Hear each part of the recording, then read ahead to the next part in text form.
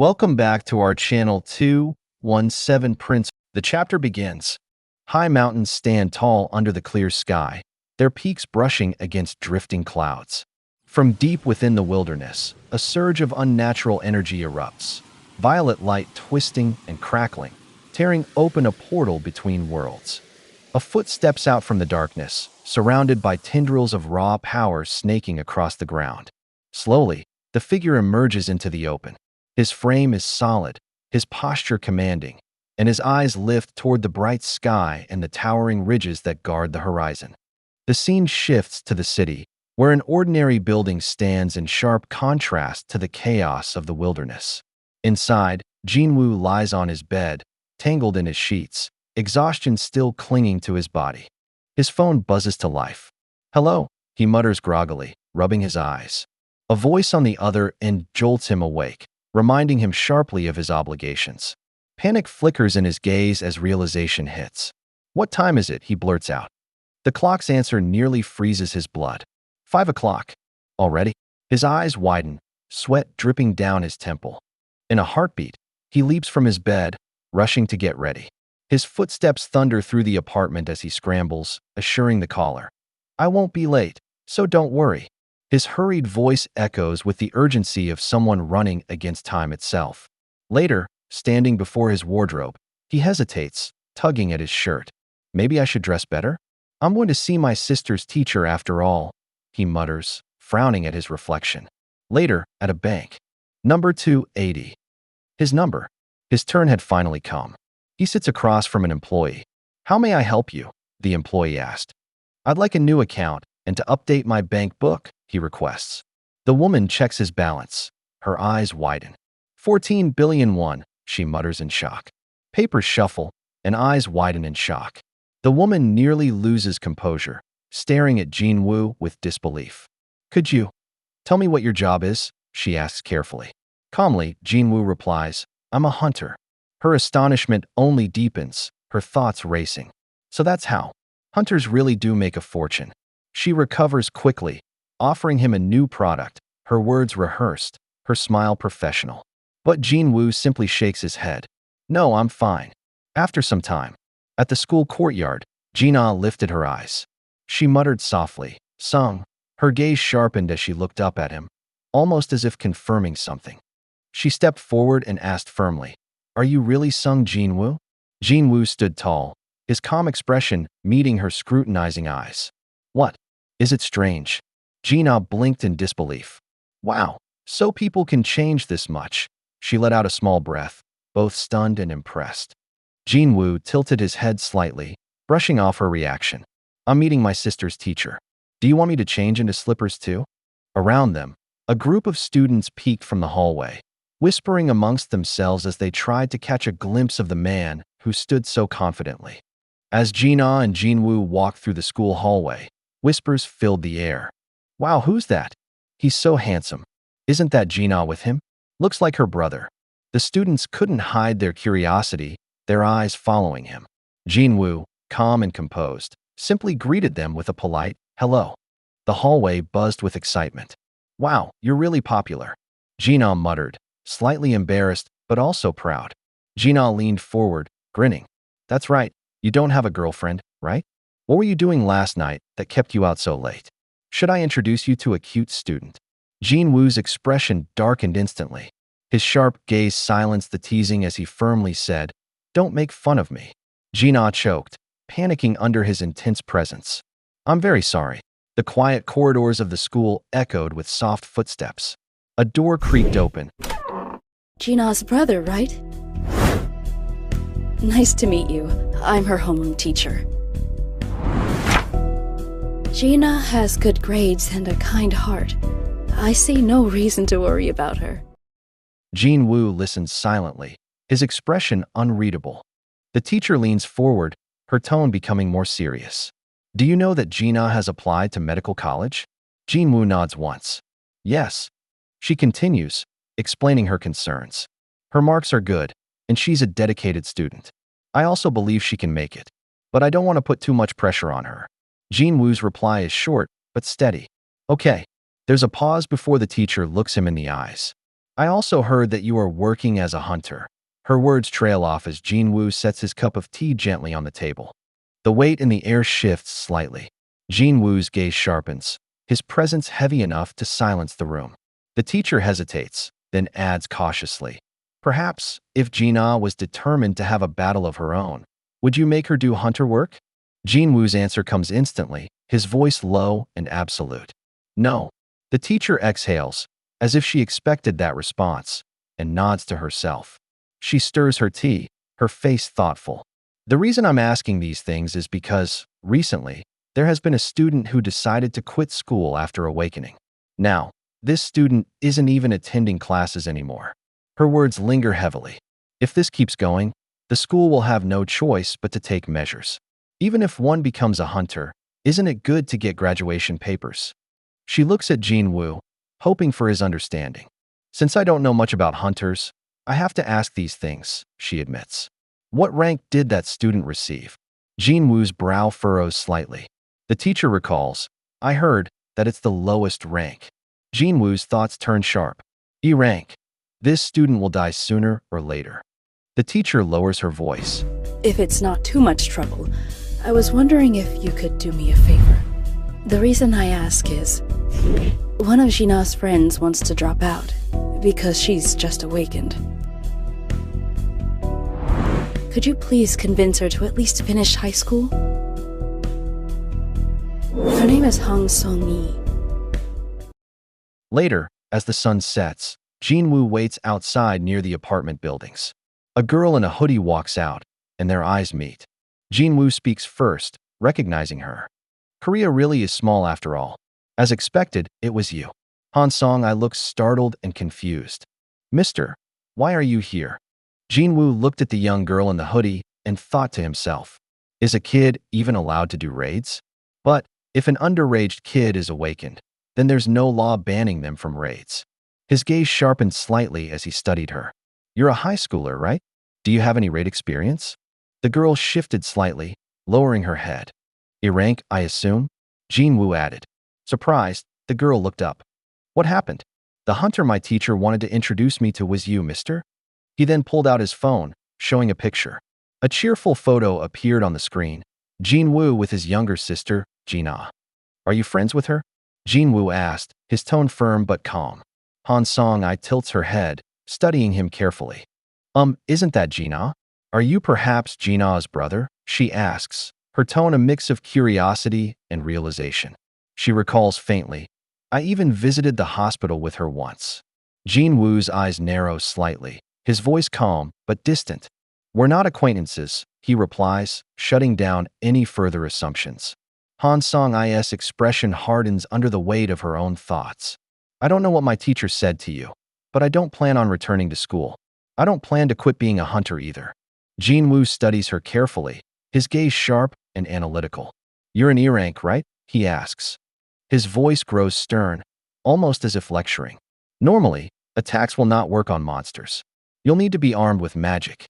If you do end up purchasing a weapon and it breaks, then you're forced to buy another. It's not a profitable business." The air is heavy with tension. "Do you plan on fighting with just your bare fists?" Jin-Woo questions her further, his words pressing against her stubborn will. He continues, "You aren't guaranteed to become a full-fledged hunter just because you manage to awaken. You still need experience, teamwork." Han Song-I cuts him off sharply, her pride striking back. "Enough with the lecture.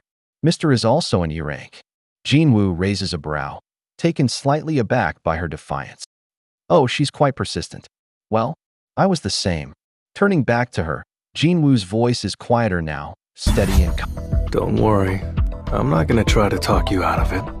Then why are you here? To help you become the best. The scene shifts to an airport. A plane lands as the sky glows with the evening sun. A tall man steps out, lowering his sunglasses. He comments that the atmosphere feels different. Confidently, he pulls his suitcase along, noting that South Korea is even more exciting than he expected. Suddenly, a voice calls out to him, "Oh, look who it is." Another man appears, sharp and composed, dressed in a suit. He greets him with a cold, "Long time no see." Woo speaks with authority, questioning why a foreign hunter has appeared in Korea. He explains it's only natural for him, as someone from the monitoring division, to keep track of awakened hunters. The air between the two men crackled with unspoken tension. How long do you plan on staying? Wu asked coldly. Wang Dongsu smirked, brushing it off. I don't plan on staying in Korea for too long. It'll just be a few simple business deals. Don't worry. But Wu's eyes narrowed. He had already pieced it together. The business, the name whispered in every shadow, involved none other than E-rank hunter Sung Jin-Woo and D-rank hunter Yu Jin-Ho. Wang Dongsu grinned, revealing his sharpened teeth. As expected, you already know. Will you stop me? He taunted, eyes glowing crimson with menace. Wu Jinchul stood his ground, his tone steady. I'm just devoted to my job. Meanwhile, at the airport, new arrivals stirred. A voice cut through the crowd. I'm out of breath from that long trip at the airport. Yeah, you're right. Doesn't it feel heavy here? Another replied, glancing around with unease. Dongsu turned, eyes glinting with interest. I like you, he said with a smirk, leaning closer to Wu. How about you join the scavenger guild? We can train you better than that old geezer. Wu's thoughts churned. S-rank hunter Huang Dongsu.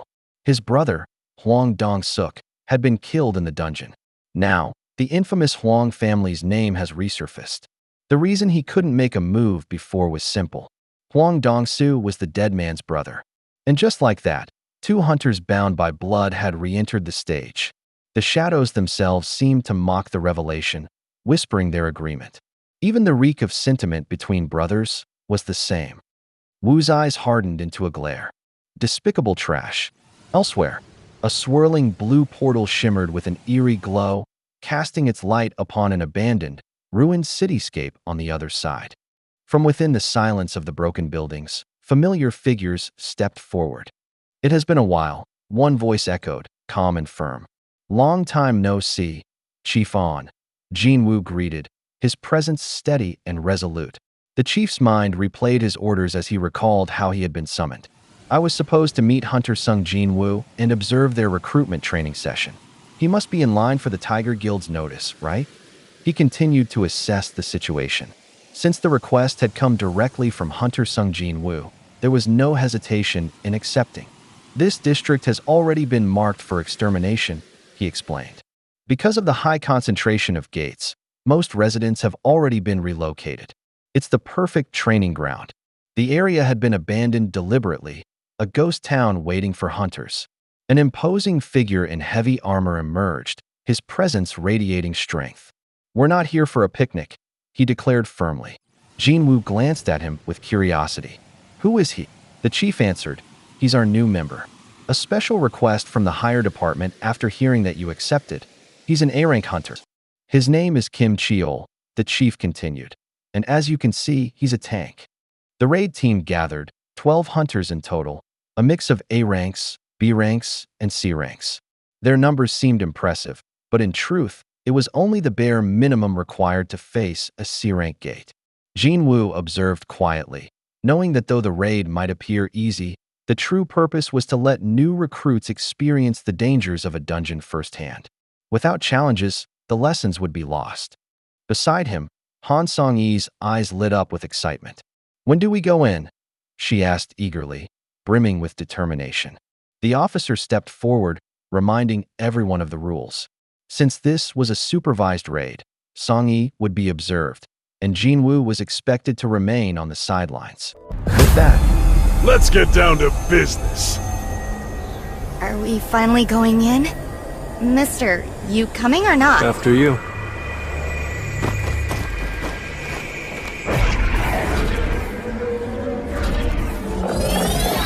Mr. On, the gate is... What the hell is this? Mr. On, call the main strike squad now!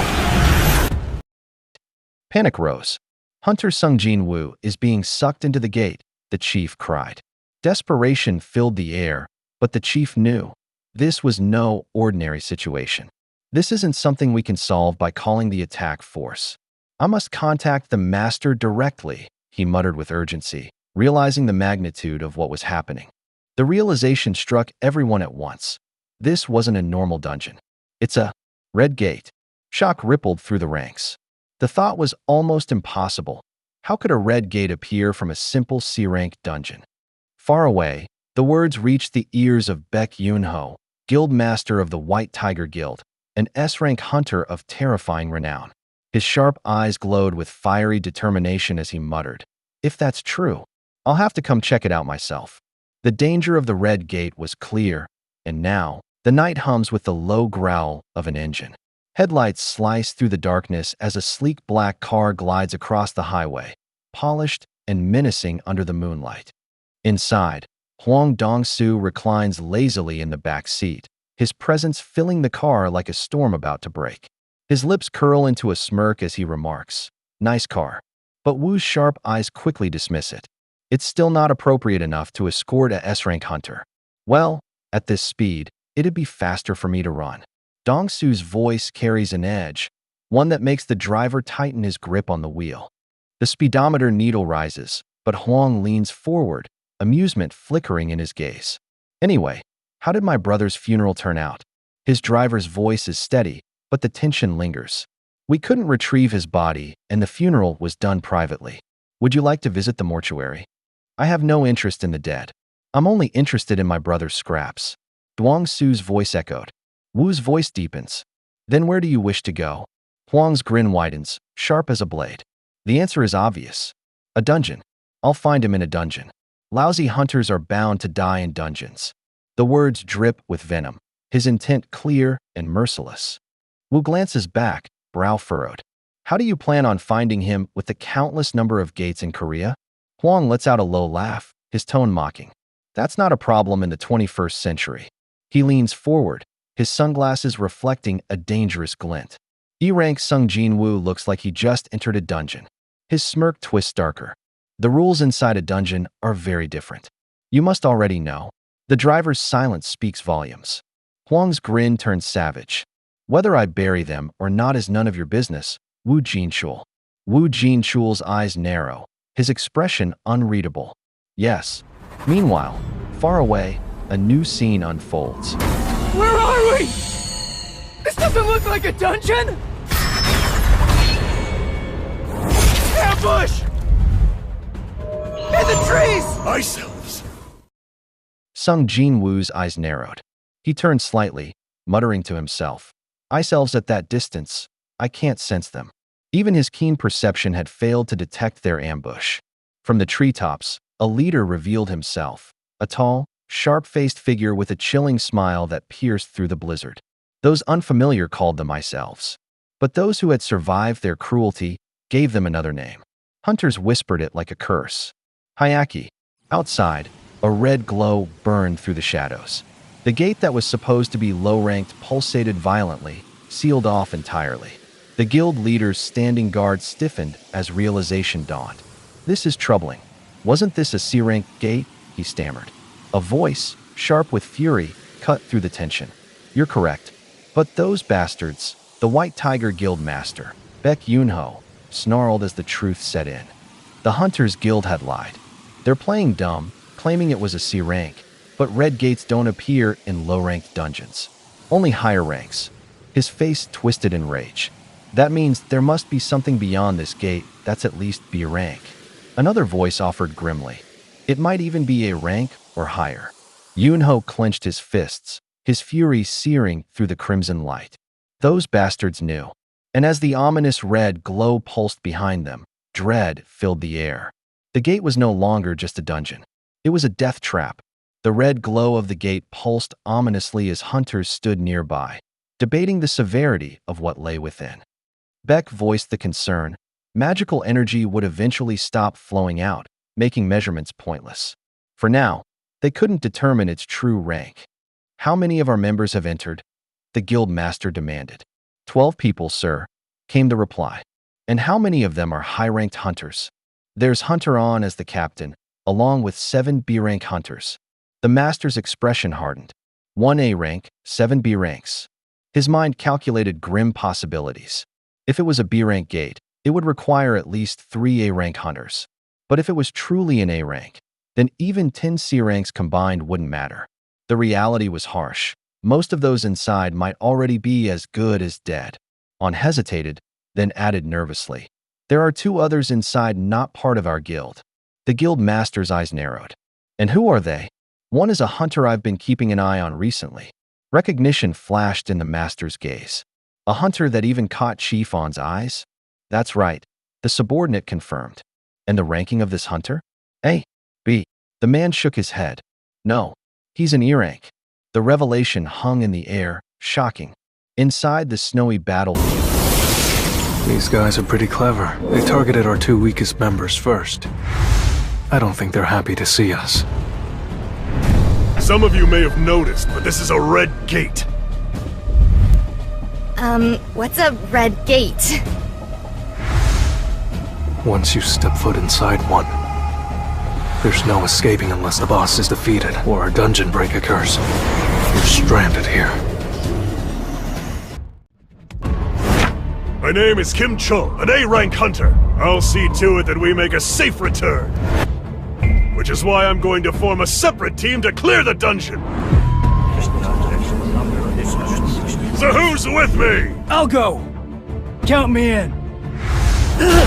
You're out. And you guys too. I can't afford any dead weight inside a red gate. Excuse me. Would you mind if I went with those guys instead? As you please. We're gonna follow this path. Then we'll head to the forest. Kim Chul didn't even see that arrow. You're not actually an E-rank, are you? Outside, Chief On's thoughts race. To gain Hunter Sung Jin-Woo's trust, I kept this as a secret, but I'm sure he's reawakened. Are you sure? Hunter Beck asks gravely. He replies, we may not have a definite answer. Well, it is speculation, but Hunter Beck exhales heavily. Then, the only person I can put my faith in is Kim Chul. The chief of the 1st Department of Management, Jo Sung-ji, steps forward with a cold expression. Kim Chul shouldn't have any problems. He adds firmly, Hunter Kim Chul's training results were very impressive. He won't bring the guild's main attack force members on a contest of strength. Thank goodness, Hunter Beck mutters in relief. The chief continues, Kim Chul is an A-rank. He's not someone that can be simply ignored, even among higher-ranked hunters. With that person as raid captain, he could command the B-rank hunters well enough to clear the dungeon. Jo Sung-ji smirks faintly, tilting his glasses. From the rumors that were whispered, an E-rank hunter with a possibility of being reawakened. Suddenly, the sound of screeching tires cut through the air. So, what's a big shot from the White Tiger Guild doing here? An S-rank hunter from the Scavenger Guild, Hong Dong-soo. It's been a while, Baek Yoon-ho. What are you doing on our turf? The air thickened with tension as Baek Yoon-ho's sharp gaze bore into the man before him. His voice rumbled with suspicion. Why are you in Korea? Dwang-soo, wearing that ever-confident smirk, replied smoothly. I stopped by to manage some business, but I didn't expect to see you here. Korea's size is small. Baek Yoon-ho's eyes narrowed, his tone like steel. Just answer the question. Why is a man that should be in the United States back in Korea and doing business in the White Tiger Guild's area? But instead of yielding, Dwang-soo's grin only widened, his sunglasses glinting. White Tiger Guild's area? I'd like to ask something as well. Do that lousy hunter you let into your guilds. What were you scheming, Baek Yoon-ho? His voice dropped lower, venomous, as he clarified. I'm talking about that E-rank kid. Baek's eyes widened, his chest tightening. E-rank? Who are you talking about? Dwang-soo leaned forward, his voice deliberate. Sung Jin-woo, who has entered the gate. Baek Yoon-ho's expression stiffened in shock. How does Hwang Dong-soo know that name? Hwang Dong-soo's eyes flashed wide as he muttered in disbelief. What this is? Is it a red gate? Inside the dungeon, Sung Jin-woo narrows his eyes, his voice calm, yet edged with a predator's focus. Then, let me ask you a question as well. How are you guys so calm for new recruits? The woman hunter meets his eyes, her expression composed as she answers. The first lesson we've been taught is never to panic inside the dungeon. Especially Hunter Kim Chul. He has received special coaching. Her lips pressed together briefly before continuing. He's destined. He'll join the White Tiger's main attack force. The hunter turns once more, her emerald eyes fixed on Jin-Woo's calm demeanor. Her thoughts tighten like a knot. Well, this man is at least A rank. She hesitates, a flicker of realization crossing her face. No, maybe. Not far ahead, Kim Chul halts suddenly. His imposing frame looms in the snow, his armor gleaming faintly in the pale light. His eyes narrow with disdain. Idiots. Kim Chul lifts his chin sharply, motioning forward. Look, over there. The scout follows his gaze, his eyes widening in horror as the shadows shift. His voice trembles as he points. That's... Kim Chul's sharp gaze swept over the frozen expanse. They should have just patiently waited here, he muttered coldly. This forest. It's ice bear territory. A hunter muttered. Because of one E rank, inexperienced people are about to die. He clenched his jaw, thoughts racing. Do you think that E rank has gotten proper coaching? Kim Chul's voice sharpened. There's no way he's just an E rank. His eyes narrowed. Wait, that team has a few C ranks, and even a B rank. Why did I assume he was their leader? But he quickly brushed the thought aside. Whatever. They'll all die soon. We'll be the last ones surviving. His massive axe slammed into the snow, the weight of it sending a dull thud through the frozen ground. Prepare for battle, he barked, leading his group deeper into the unknown. Outside, Huang Dongsu smirked, frustration and anticipation burning in his eyes. I've come all the way here, and he's stuck in a red gate. It's hard to catch even a glimpse of Sung Jin-Woo's face. Hunter Beck thoughts raced. His golden eyes flared wide in sudden realization. Why are they all so obsessed with Sung Jin-Woo? A deafening roar split through the icy wilderness as a towering ice bear erupted from the snowdrifts, its massive claws tearing through the frozen ground. The beast's fangs gleamed, and its breath spilled clouds of frost into the frigid air as it charged with unstoppable force. But Kim Chul was already moving. His armored frame crashed into the beast's advance, steel clashing against muscle and fur.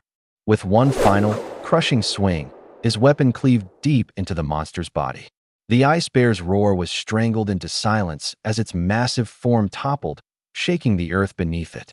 The snow turned red around its body, lifeless in the cold. Kim Chul stood victorious, his figure fierce against the frozen backdrop. Confidence rippled through the group as they surveyed their situation. I am finally strong enough to handle multiple ice bears, Hunter Kim Chul declared. Let's cut out the meat and secure food supplies.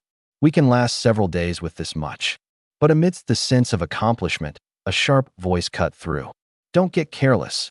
The leader's gaze was cold and fierce, his expression unrelenting. We're only alive because I'm here. At this very moment, others have already fallen prey to these monsters. The hunters stiffened, their earlier optimism evaporating. Understood, they answered in unison, voices trembling yet resolute. On the other side, deeper within the forest, a sudden cry broke out. Wait, stop here. We can't go any further, she warned, panic flashing in their eyes. Why? Jin-Woo asked. The answer came quickly, grim and undeniable. Look, the trees are marked. This is ice bear territory. The whole forest is crawling with them. A tense silence followed, broken by urgency. We need to turn back before the monsters arrive. Jin-Woo's eyes narrowed, his calm demeanor unwavering even in the face of their fear. So, you're saying this forest is full of ice bears? The hunter blinked, startled. Yes, so we should retreat immediately. But Jin-Woo's lips curled into a faint smile, his tone colder than the snow around them. That's exactly why we're moving deeper into the forest. The hunter's face paled. Didn't you hear me? Do you have a death wish? But Jin-Woo had already turned his gaze forward, ignoring the frantic protest. The snow crunched heavily underfoot as Jin-Woo walked deeper into the frost-bitten woods. His calm, steady voice cut through the icy silence. If this is an ice bear territory, then we only need to worry about bears while inside the forest. Ice bears more reasonable than ice elves. The female hunter's eyes widened at his reasoning, startled by how casually he spoke. Her thoughts raced. If there are this many ice bears, then no stronger monsters lurk nearby. She hesitated. Why hadn't I thought of that? Jin-Woo's tone remained collected, almost too calm for the deadly situation surrounding them. Anyways, aren't you cold with that clothing? Without waiting for an answer, he lifted his hand. Inventory. A faint shimmer appeared in the air, and suddenly, rows of neatly stored items revealed. He tossed warm winter gear toward the startled hunters. Everyone, put these on, he instructed, his voice firm yet pragmatic. It'll be troublesome if you die from the cold before we even meet a monster. Spatial magic? She stammered, unable to believe what she was seeing. The hunter's heartbeat thundered in his chest. But spatial magic only allows for 1 or 2 items at most. How is he summoning so many? The man beside him muttered in disbelief. Just what is he? Then, Sang-I trembled, breaking the silence. Mister, who are you really? Jin-Woo reached out and rested a steady hand on her head. Since I'm the one who brought you here, it's my responsibility to protect you. But his eyes narrowed, shadowed with authority. Don't ask me anything. The same applies to all of you. Don't ask questions, and don't demand anything from me. But before the silence could settle further, a sound tore through the stillness. A massive paw pressed into the snow, claws digging deep into the ice. Jin-Woo's head turned sharply, his sharp eyes catching the movement before anyone else. Then came the roar. An enormous ice bear, fangs glinting and steam curling from its maw, charged out from between the towering pines. Terror swept through the group. Ice bear, one hunter shrieked, stumbling back. Another panicked voice cracked through the chaos. You said we only had to worry about bears. This isn't just any bear, it's a high-ranked monster. The beast thundered closer, snow exploding beneath its weight. Before he could act, the female hunter clenched her teeth and drew her weapon. Her voice trembled, yet carried a strange resolve. I'll distract it. Find an opening, and, as Jin-Woo grabbed her arm, her voice was sharp with alarm. What are you doing? She demanded. Jin-Woo's calm eyes met hers. I'll say this clearly. I'll be hunting monsters just by myself. Before them, an enormous ice bear reared its head. No matter how strong you are, she warned frantically, that's still a highly ranked monster. But Jin-Woo's expression never faltered. If I waste the experience standing right in front of me, then what's the point? He thought coldly. His command rang out in the air, title change. A surge of power pulsed through him. Title, one who overcame adversity. A title given to those who overcome adversity repeatedly. Your stats increase proportionally to the decrease in HP. EXP stat increases every time an ally is missing. Title, Wolf Slayer. A title given to a hunter proficient in fights against wolves. You increase your strength against beast-type monsters. The ice bear roared, lunging forward with crushing force. Snow exploded beneath its weight. But Jin-Woo dashed in without hesitation. If I add the title's effect to my current level, he thought, eyes narrowing. Just with my bare hand, he met the beast's charge head-on. A blur of motion, a shattering impact. His strike landed with lethal precision. The hunters gasped, eyes wide in disbelief. The bear's massive body hit the ground, lifeless, blood staining the snow. Ice bear, in a single hit, someone cried in awe. Jin-Woo sat over the fallen beast, calm and composed, his voice low. Just as I thought, since the standard is higher, the experience gain is different. The system echoed inside him. You leveled up. The hunter, wide-eyed with shock, stammers. You, just who are you? In a crimson-lit scene outside the dungeon, a stern voice cuts through. What kind of business do you have with Hunter Sung Jin-Woo to come all the way to a dungeon entrance? Hunter Beck's voice echoes. Then, with a smirk, Dong-Su adds, none of your business. It's just entertainment. He continues, whatever your objective may be, since this is a red gate, there's nothing else we can do. Past that gate, instead of a dungeon, it could be a desert over 60 degrees Celsius, a jungle filled with poisonous vipers and insects, or an extremely cold snow area that could give you severe frostbite. His grin widens. They have a higher chance of dying than returning back alive. I would also like to see what's beyond here. I get to see something so rare while just passing by. But this is quite troublesome. He glances at the pulsing gate. I can't wait here until the dungeon opens. Woo watches the situation, his thoughts simmering darkly. Sung Jin-Woo got lucky. If it's a red gate, even Huang Dong-Su can't do anything about it. No, if he's able to come back alive, he'll be truly lucky. Meanwhile, Inside the red gate, a fire crackles. Hunters sit around roasting bear meat skewered on sticks. One smiles. The bear meat is a bit tough, but it's quite tasty. Would you like some more? Ah, thank you. Another replies. Snowflakes drift silently through the cold night as a Sangai stares into the flames, her voice breaking the quiet. Does Gina really do nothing but study at home? She asks, curiosity mingling with the crackle of fire. Jin-Woo leans back, his expression calm, yet softened by memory. At home, she's just like any other kid. She plays, eats, and naps. She's a sleepyhead who loves fried chicken. She was surprised. Lies, and she still gets those grades. Jin-Woo's eyes narrow as the flames flicker across his face. Even I can't believe it sometimes. Back when we were younger, we'd hit the arcade together. His words carry a quiet warmth, the kind only family memories can bring. By the crackling fire, one of the hunters glanced up at Jin-Woo. Where are you going? She asked curiously. Jin-Woo adjusted his coat calmly.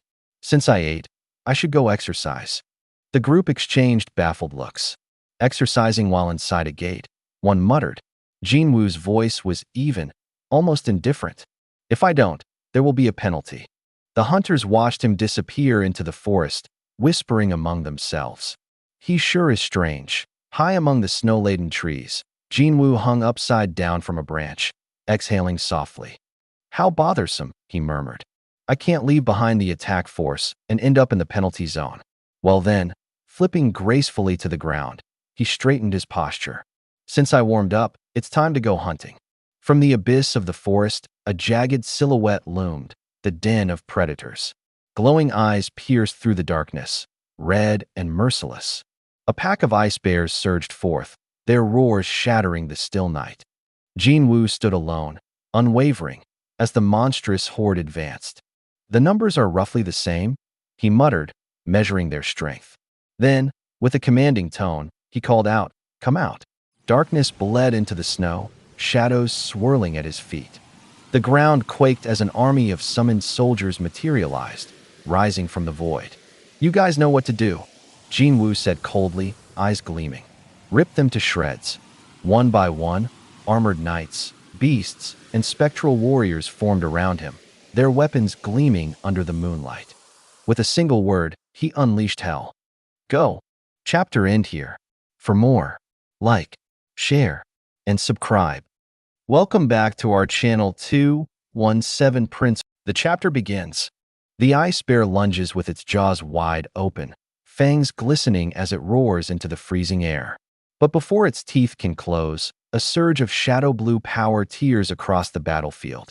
A dark blade, wreathed in crackling mana, cleaves through the air with deadly precision. The impact is instantaneous. A thunderous slice rips through fur and muscle, and the massive creature is thrown aside as if weightless. Snow erupts around them in a violent spray as the shadow soldier charges forward, silent, unrelenting, efficient. The battlefield becomes a storm of motion. Another bear leaps, only to be shattered by the collision of dark steel and overwhelming force, its body folding under the sheer momentum of the attack. From the distance, a second figure unleashes blazing power. Flames burst outward in a brilliant golden explosion, illuminating the storm. A towering shadow, engulfed in fire, roars back with hellish intensity. Sung Jin-Woo watches the scene unfold with calm precision, eyes scanning the battlefield. The regeneration, the firepower, the coordination, each shadow performs beyond expectation. Then, the ground trembles. A hulking shape emerges from the swirling snow, larger than the rest, its blood-red eyes burning with primal fury. Its bellow shakes the forest. Jin-Woo's expression sharpens. The leader appears. The ice bear leader lunges forward with a thunderous roar, its massive frame tearing through the blizzard. The creature's raw power smashes through the shadows, scattering black fragments across the snow. Jin-Woo feels the drain immediately. His mana gauge plunges to zero, the cold emptiness pressing against his consciousness. His shadow soldiers collapse one after another, crushed beneath the monster's overwhelming strength. They can no longer reform. They can no longer rise.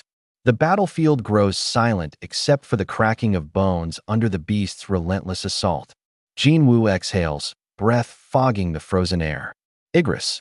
From behind him, the familiar knight emerges, dark armor gleaming beneath the falling snow, steam rising from every inch of his body, as if the cold itself recoils from his presence. The towering figure steps forward, sword in hand, answering his king's call. The forest quakes as Igris clashes with the enraged ice bear, blades and claws carving arcs through the storm. Snow explodes upward with every strike, shadows stretching like tendrils around them. The monster snaps its jaws, tearing through the air, but Igris counters with a clean, vicious slash that splits hide and muscle. Blood splashes across the snow, steaming in the frigid air. The bear roars in agony, stumbling back, but Igris is faster. He drives forward, cleaving into the beast again and again, each strike carving deep crimson lines into its massive frame. The ice bear thrashes wildly, its huge body crashing through trees and snowdrifts, but Igris holds his ground. Shadow and frost collide in a violent storm of red, blue, and black until finally, the creature falters. The knight's blade carves through its flesh with overwhelming force, and the beast's blood paints the white snow in deep streaks of red. Snow drifts around Jin-Woo as he exhales, steadying his breath after the violent clash. His hood is dusted white, his expression calm despite the battlefield. Before him, the massive ice bear, now battered, bleeding, and enraged, lets out a thunderous roar that shakes the frozen forest. From the ground, Igris rises, his dark armor cracking with lingering frost, blade already forming in his grasp. The beast lunges again, but this time Jin-Woo's knight moves first. Igris becomes a blur of black steel and crimson light, carving deep into the monster's hide. Snow explodes around them, blood misting across the air in sweeping arcs. A single stroke sends the colossal bear crashing backward, its roars turning into strained, dying cries. A final burst of shadow power erupts, and the creature collapses. Jin-Woo steps forward, watching quietly as Igris stands victorious. He can't help but acknowledge it. If this had been months ago, he never would have survived against his own knight. Now, they stand as equals. The ice bear's corpse lies at his feet, its blood pooling into the snow. Igris kneels momentarily before him, awaiting his master's next order. Jin-Woo places a hand on his knight's shoulder. "You've done well." The blizzard whisper fades around them as he turns toward the fallen beast. Its soul is already trembling at the threshold of his power. "Time to turn him into my shadow soldier as well." He raises his hand over the corpse, eyes blazing with command. "Arise."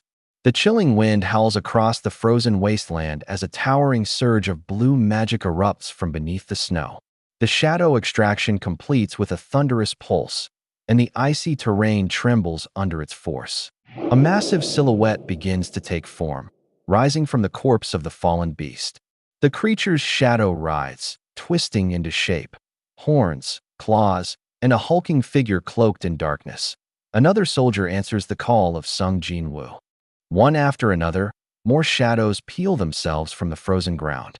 The air vibrates as each new form emerges, their eerie blue eyes igniting beneath the swirling mist. Shadow Monster. Level 1. Again and again, the army grows. Rows of newly born shadow creatures kneel toward their master, awaiting command as the snow settles around them in silence. Jin-Woo steps forward, the glow of blue flames illuminating his calm expression. The immense shadow towering before him lowers its head in submission. A faint smile touches his lips.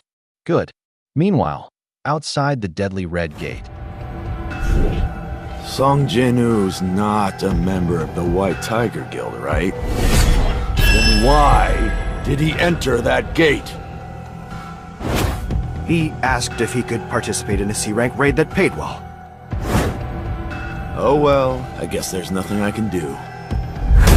Is that what you want to hear?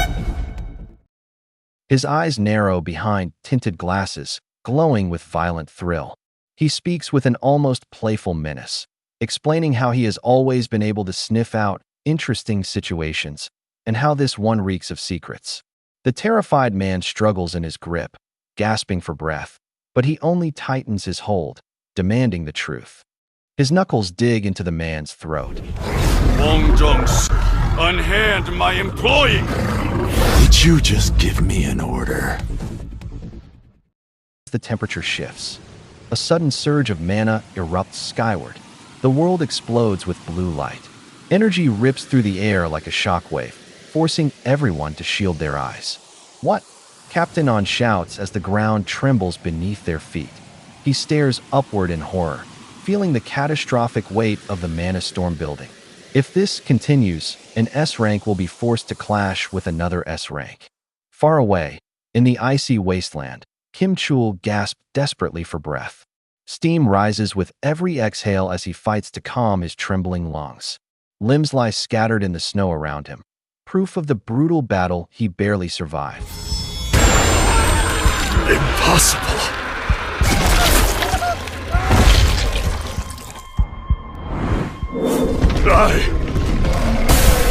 The great Kim Chul defeated! Kim! If only I had some food! Ice Slayers! Ah!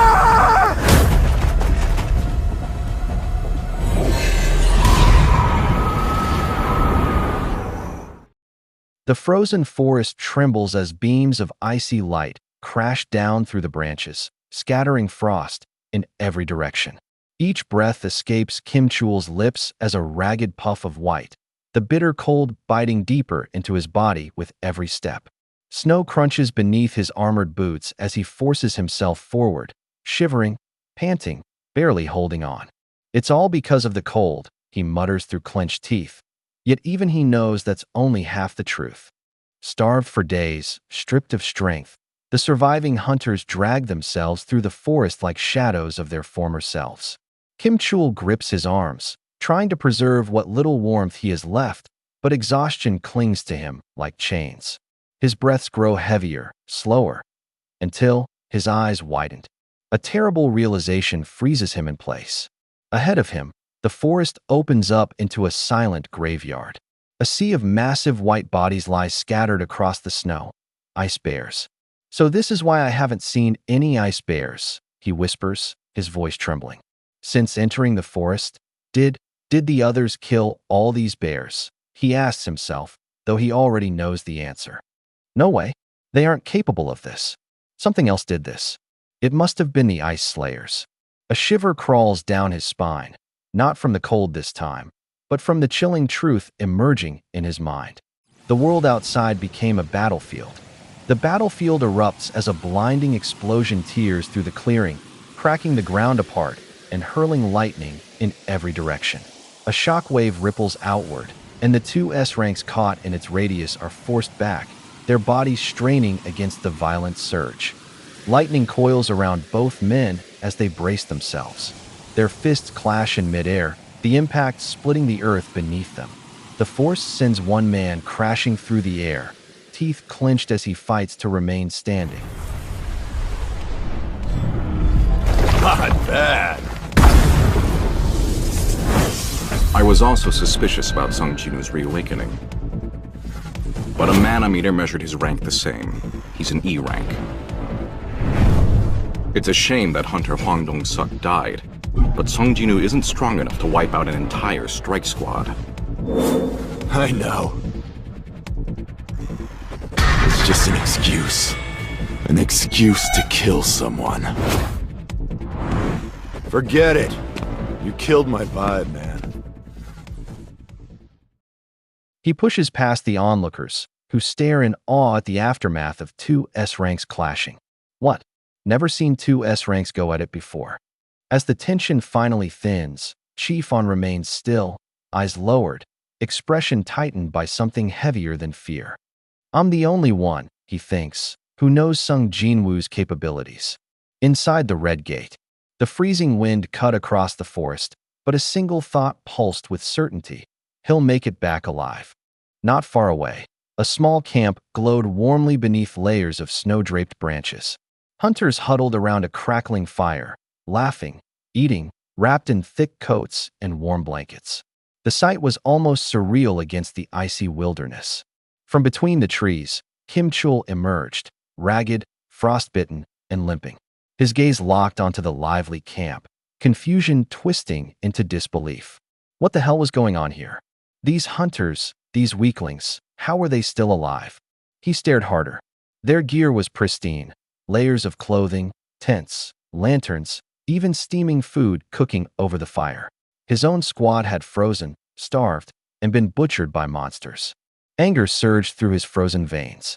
If only his hands weren't numb. If only he'd eaten properly. He could have torn through those ice elves. He should have. His teeth clenched as the truth hit him like a blade.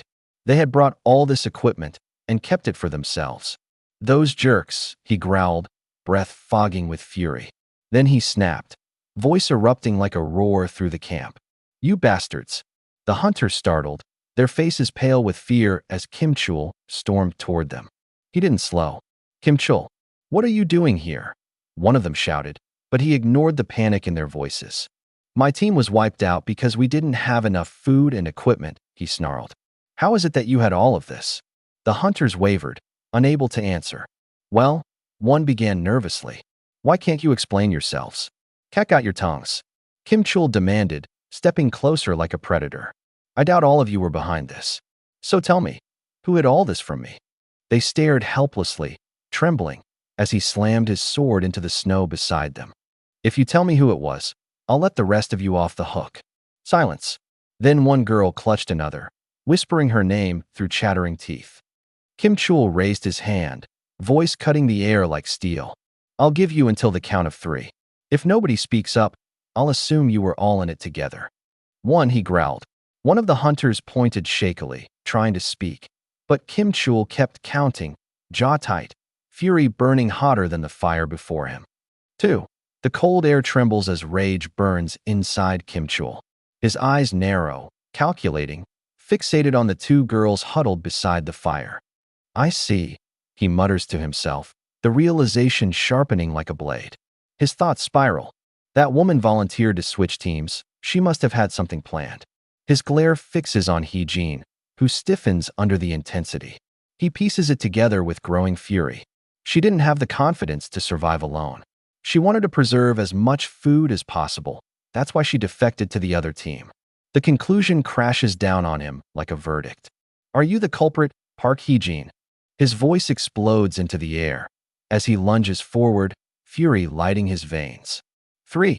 Then a voice appears, sharp and commanding. 4. A hand rises from behind, ready to strike. Before Kim Chul can swing, a sharp crack splits the air. His blade is knocked away, the blow deflected with effortless precision. Kim Chul stumbles back, stunned. Standing before him is Jin-Woo, calm, composed, and wrapped in the heavy fur coat of the ice fields. The snow swirls around him like he commands even the storm. From the camp, voices cry out in shock. Jin-Woo. Mr. Sung. Jin-Woo's voice cuts through the cold like a knife. Actually, you're the one who left us to die. So stop spouting nonsense. Jin-Woo glances toward Kim Chul. Looks like you even brought someone along with you. Brought someone? Kim Chul repeats, bewildered. Jin-Woo's gaze shifts to the treeline. Something moves, something trying to blend into the snow.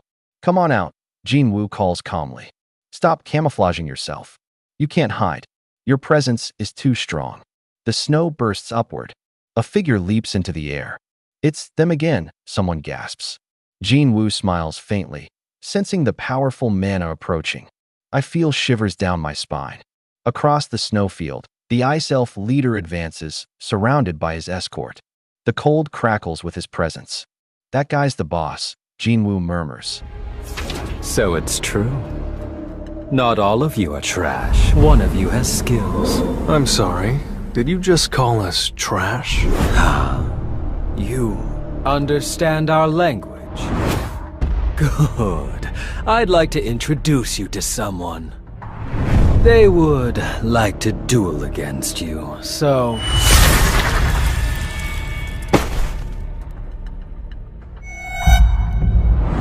Anything else? How amusing.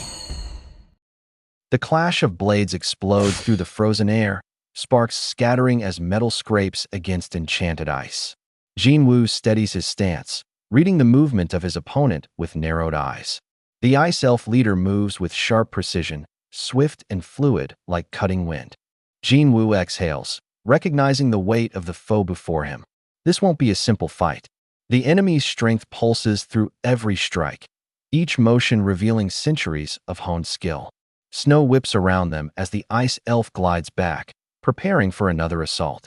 But suddenly, the creature pauses, its weapon lowering as its crystalline eyes sharpen with intent. Then, in a calm and deliberate tone, the elf speaks, offering Jin-Woo a proposal, something calculated, something that reeks of hidden motives. It steps forward through the snowfall, every movement unhurried, every breath controlled. "What are you doing among humans?" The creature presses, its smile curling with faint amusement. "You're not one of them." Jin-Woo's brow tightens, confused yet alert, unsure where this line of questioning is headed. The elf continues, more intrigued than hostile, its icy voice drifting through the blizzard. "We hear voices whispering in our minds, commanding us to kill humans. But those voices vanish when you stand before us." A silence settles between them, Jin-Woo's thoughts racing. Voices commanding them. Something like the system's orders.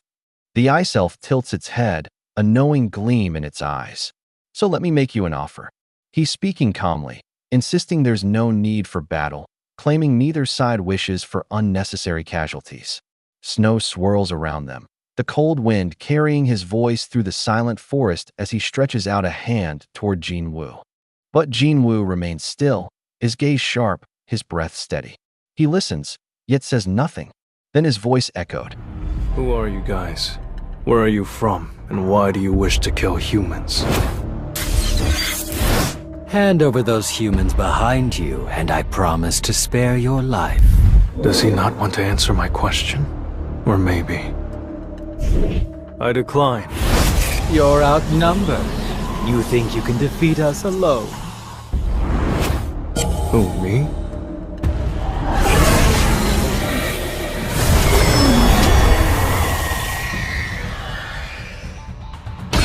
Outnumbered, you said.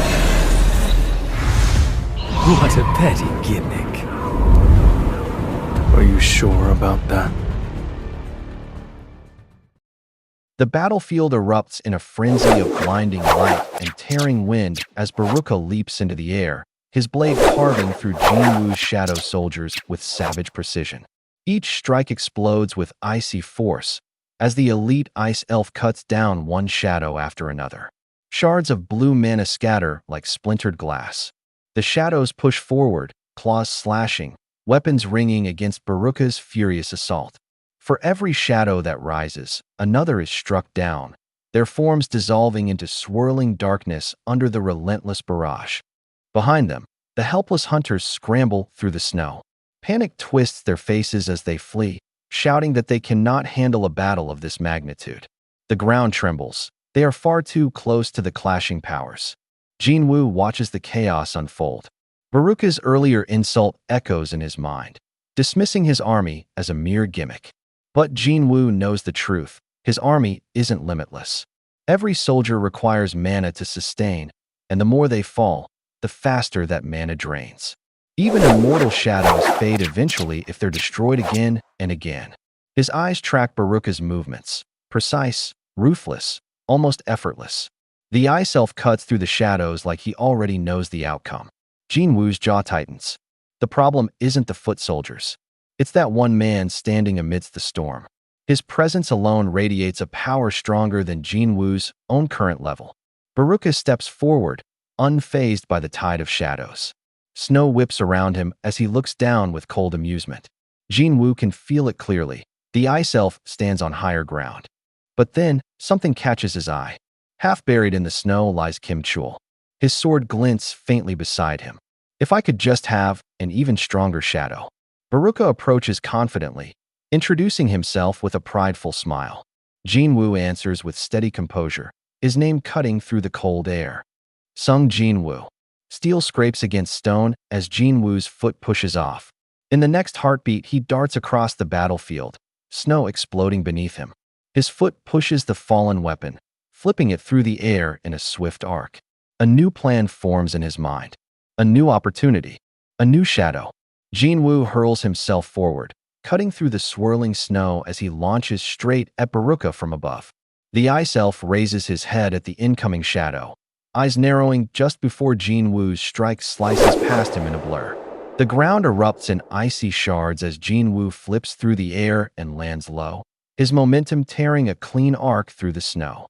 Baruka instantly retaliates. His foot slams down with crushing force, lightning-like energy rippling out from the impact. Jin-Woo narrowly slips aside, boots skidding through frost as crackling power grazes where he stood moments before. Baruka's eyes flare, sharp and glowing, locking onto Jin-Woo without a single blink. Jin-Woo closes the distance again, electricity dancing across Baruka's arm as he swings. Sparks explode between them when Jin-Woo's dagger clashes against Baruka's blade, steel grinding, ice shattering around their feet. Baruka counters immediately, twisting their weapons apart and lunging forward with frightening speed. His strike lands. Jin-Woo's body jolts as Baruka slams a powerful blow into his side, sending him tumbling back in the snow. Pain flashes across Jin-Woo's face as he grits his teeth, the cold biting into his skin while he forces himself upright. He steadies himself once more. Across from him, Baruka's smile widens with a manic thrill, his aura burning bright like a rising sun in the frozen landscape. "I can't remember the last time I felt excited about a fight," he says, eyes glowing with savage delight. A blazing explosion erupts behind him, snow dissolving into steam, the fiery blast painting the battlefield in molten gold. The shockwave rips outward, scattering ice and shadows alike, signaling that the real battle is only just beginning. The battlefield erupts in a thunderous blast, flames and debris spiraling skyward as the explosion tears a crater into the frozen ground. Through the raging firestorm, a massive silhouette rises, its entire body wreathed in black smoke and glowing blue mana, the shadow creature emerging unscathed from the devastation. Jin-Woo watches the inferno settle, the fiery light painting his face gold. He exhales sharply, relieved yet focused. "I bought some time thanks to my mages. Now then." That voice earlier was Sung Jin-Woo's. You're dead. A pillar of flames explodes nearby as Jin-Woo steps forward, unfazed by the scorching heat. "There's no way that attack was enough to kill you," he calls out into the fiery haze. "Don't leave me waiting. Come on out." From within the swirling blaze, a shadow slowly takes shape, Baruka. His outline burns into view as he emerges, snarling. He launches forward in a roar of unleashed power, spiraling flames tearing trenches into the ground. Is this really all that your soldier can do? The impact cracks the earth as he rockets toward Jin-Woo, heat waves rippling outward. Snow melts. Air distorts. Trees splinter. Jin-Woo stands his ground, unwavering, eyes narrowed with calm resolve. Behind him, a terrified scream rings out through the burning wind. Jin-Woo. The girl steps forward, panic etched across her face. Hunter Kim Chul-char. Egress.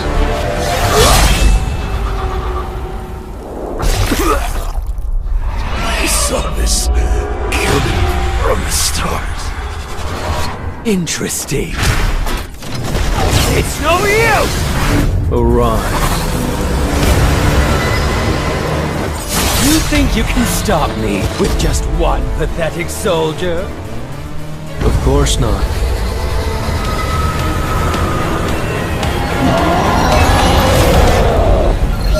Another jester in your deck? Let me make the first cut! Let's have fun. Sung Jin-Woo calmly studies the massive figure, a slight smirk forming as he remarks how much stronger it has become. The swirling darkness settles, revealing the armored silhouette of a newly born shadow soldier. Jin-Woo steps closer, his voice steady and authoritative as the system prompts him to grant it a name. He looks over the hulking knight, remembering the fallen warrior it once was. "Kim Chul," he murmurs, then shakes his head lightly. "No, you're a tank. From now on, your name will be Iron." A resonant chime echoes from the system, confirming the creation of Iron, Knight rank. Before Jin-Woo can savor the moment, a sharp warning cuts through the air as the enraged Frost Elf charges. Don't get distracted now. The enemy roars, blades slicing through the snow. The elf snarls in disbelief, mocking the idea that a single soldier could stop him. Jin-Woo answers with an amused exhale. Of course not. Iron responds with an ear-splitting roar, releasing a burst of crimson fury that shakes the battlefield. The shockwave provokes the dungeon boss, its eyes spiraling with madness as it shrieks in rage.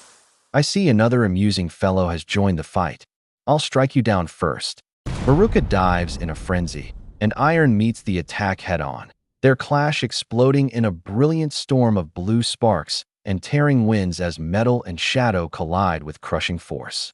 The ice field trembles as Iron surges forward, blue flames rippling off his body. His axe carves through the snow-filled air, forcing Baruka back with sheer pressure. Baruka snarls, baring its teeth in frustrated rage. You don't stand a chance against me with this slowpoke. It roars, convinced of its own superiority. But the shadow does not stop. It accelerates, charging in with a speed no ordinary creature could track. Jin-Woo watches from behind, eyes glinting with a sharp, confident glow. Oh yeah?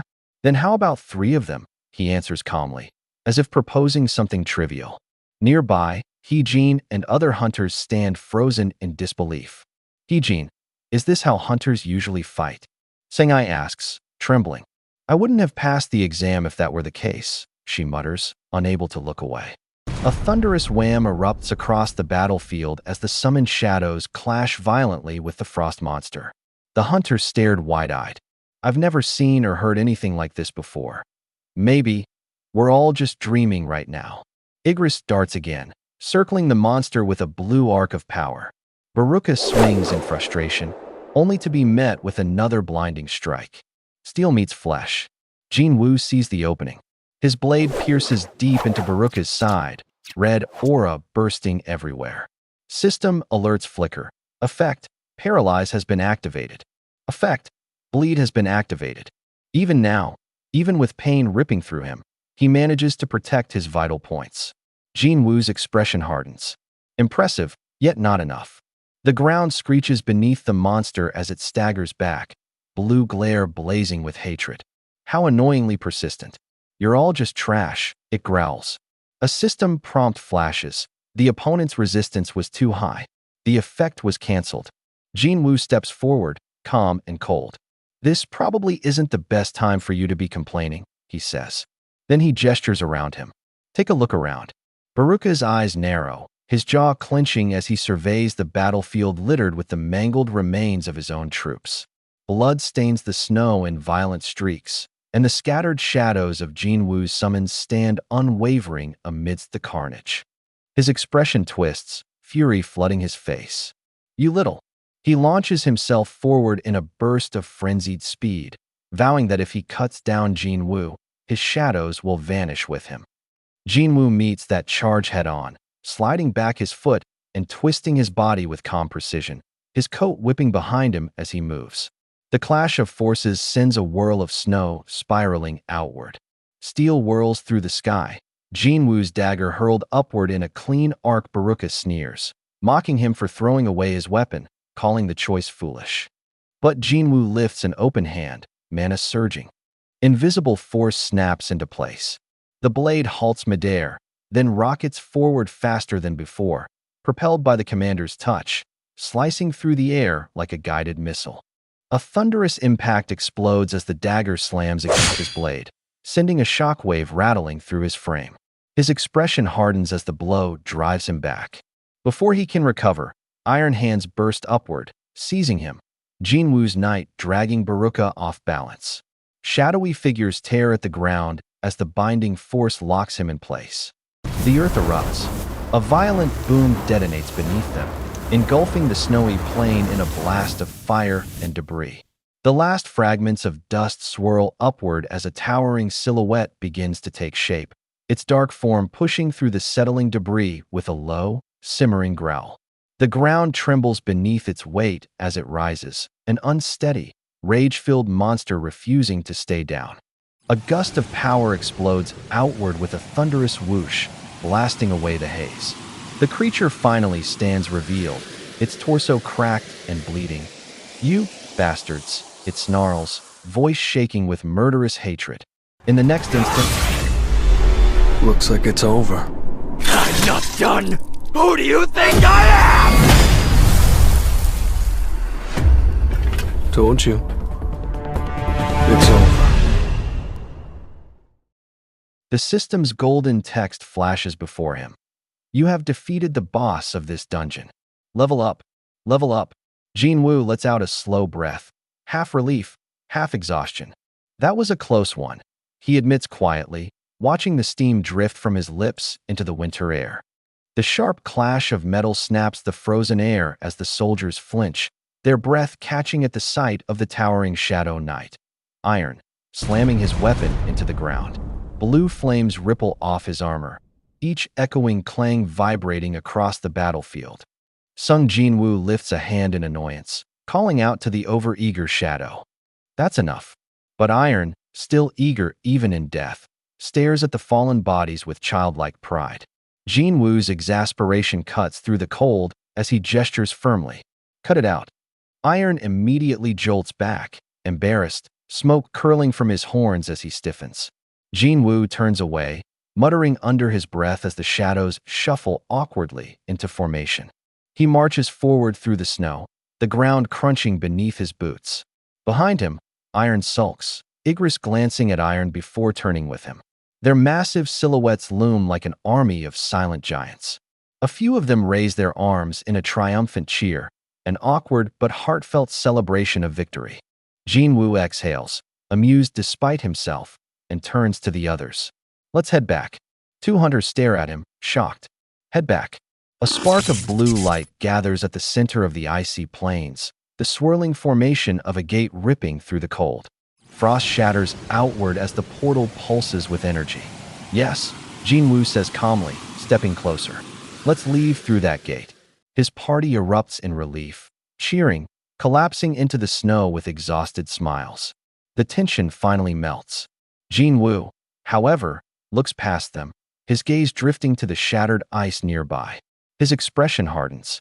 Now, he steps toward the frozen crater, where the massive body of the defeated boss lies sprawled, limbs cracked into the ice.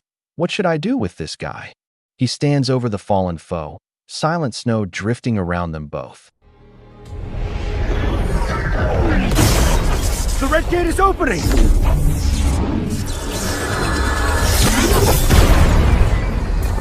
Our hunters! They're exiting the gate!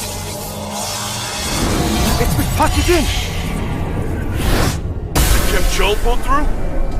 Mr. Kom Young-wan! Mr. Yoon Gi-jung! And Mr. Sung Jin-Woo! The gate has vanished! Wait, are you four the only survivors? Just the low-rank hunters made it back? Let's go. I'll drop you off. Hold on. I need to have a word with you. I'm exhausted. We've just lost 9 guild members. Surely their guild master has the right to ask a few questions, no? At least I rescued 3 of your hunters. As the guild master, shouldn't you be thanking me right now?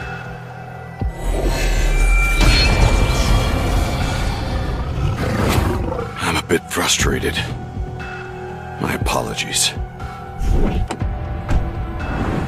He had the guts to speak his mind in front of me. Beck approaches Ms. Park, asking why Jin-Woo is in such a foul mood. She explains that ever since he killed the boss, he's been acting strangely, even shouting 3 times in front of the corpse. Chief-on tries to defend Jin-Woo, saying he's probably just tired. But Beck isn't convinced.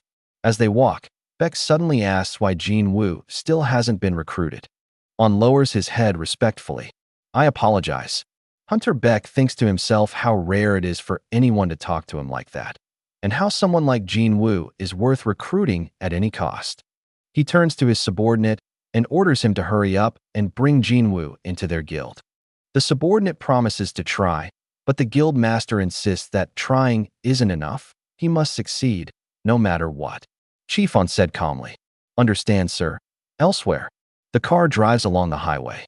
Jin-Woo sits silently behind the wheel, thinking about the shadow extraction he failed 3 times. He realizes the strength difference was too great and accepts that there's nothing he can do about it now. Relaxing in the car, he examines the dagger. I'm glad I at least got his weapon.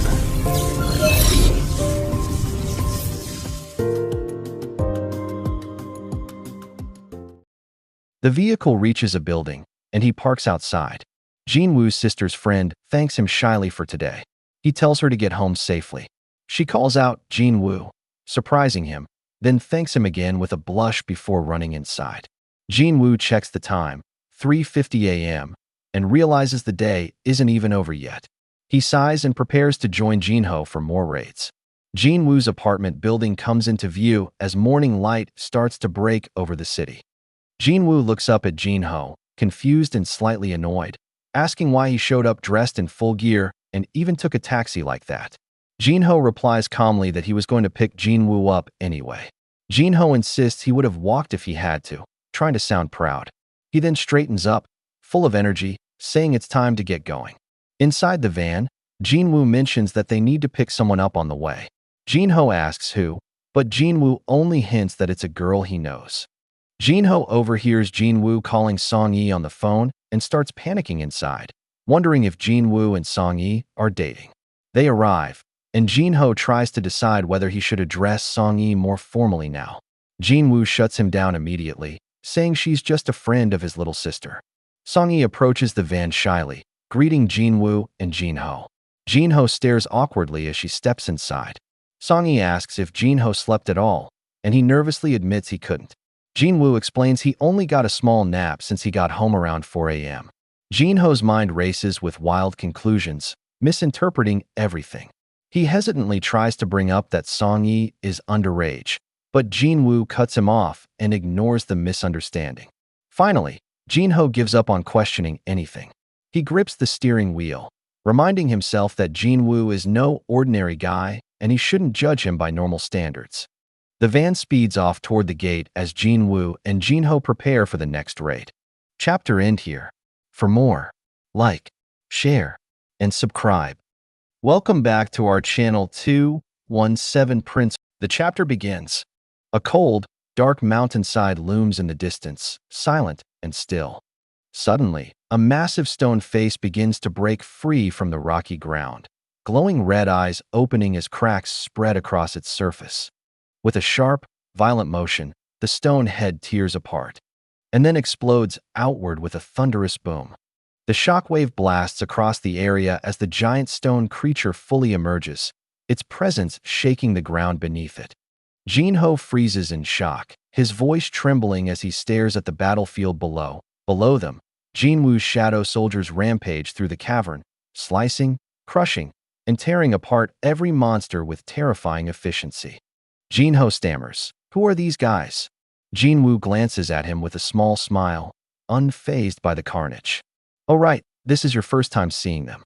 He explains casually, "Let's just say I used one of my skills." Jin-Ho's eyes widen as he connects the dots. You have a skill that lets you summon shadows." Jin-Woo shrugs. "It's a long story." He gestures toward his soldiers, tearing through monsters like a well-oiled machine. "They're resourceful. They do all the hunting for me, and all the busy work, too." Jin-Ho raises a trembling hand. "Sir, could I at least pick up the essence stones?" Jin-Woo looks at him blankly. "Why?" Jin-Ho hangs his head, face full of sorrow. "I'm upset because it feels like my job has been taken away from me." Jin-Woo watches him silently, thinking to himself, "He's so weird." Then he looks back at the cave. "I guess this is my last raid with him. Come tomorrow, it'll all be over." Down below, one of the shadow soldiers hands Jin-Ho a glowing stone, and Jin-Ho accepts it with fear and gratitude. "Thank you, so scary." The scene cuts to the next day. Jin-Woo finishes the 19 raids he promised. The story shifts to the east coast of the USA, a peaceful landscape hiding an A-rank dungeon. Inside a cave, a terrified scream echoes from the darkness. James shakes as he stares into the darkness, unable to believe what he saw. Their entire strike squad was wiped out. It shouldn't be possible. His eyes widen further when a massive figure steps into view, its presence alone heavier than the mana of the entire A-rank dungeon. James trembles, realizing just how outmatched they are. The humanoid beast approaches in silence, and James panics, screaming for it to stay away. But the man just scratches its ear calmly, annoyed by the noise. It tells him not to worry. His comrades aren't dead, only knocked out because they attacked first. James shivers, unable to process the situation. The man sighs and struggles to explain itself, finally raising a hand and declaring, almost casually, "I'm Korean." Then, with a tired smile, he says he just wants to go home. The scene shifts to a quiet restaurant exterior, the evening calm settling over the sign that reads Pork Belly Grill. Inside, Jin-Woo and Jin-Ho sit across from each other at the table, a grill sizzling between them. "Here's to our last raid," Jin-Ho says. "I'm sorry, sir," he continues, voice nervous. "I wanted to take you somewhere fancy to celebrate." Jin-Woo shakes his head lightly. "Don't be. I'm more worried the food might not suit your taste buds." As their drinks clink together, Jin-Woo leans back slightly. "Now that our raids are over," he asks, "what are your plans?" Jin-Ho straightens, his expression turning serious. "I'm going to take the written exam at the association and get my guild master's license. After that, I'm going to try and strike a deal with my father." He pauses. But the promise I made to Jin-Woo is also on the line. Thoughts swirl in Jin-Woo's head. Owning a building worth 30 billion won would be nice, but that wasn't his real goal. His true goal was to level up. He watches him quietly, thinking, "I've already accomplished my goal, so there's no reason for me to continue this relationship." The glowing interface of Jin-Woo's status window hovered before him, golden light reflecting softly in his eyes. His stats had climbed far beyond anything a normal hunter could dream of, proof of how far he had come. Across the table, Jin-Ho watched him chew quietly, hesitation tightening his expression. He finally gathered the courage to speak, asking Jin-Woo about his future plans. But Jin-Woo's attention had already shifted to the weight in his palm, a long, ornate key forged from eerie, demonic metal. The key to the demon castle.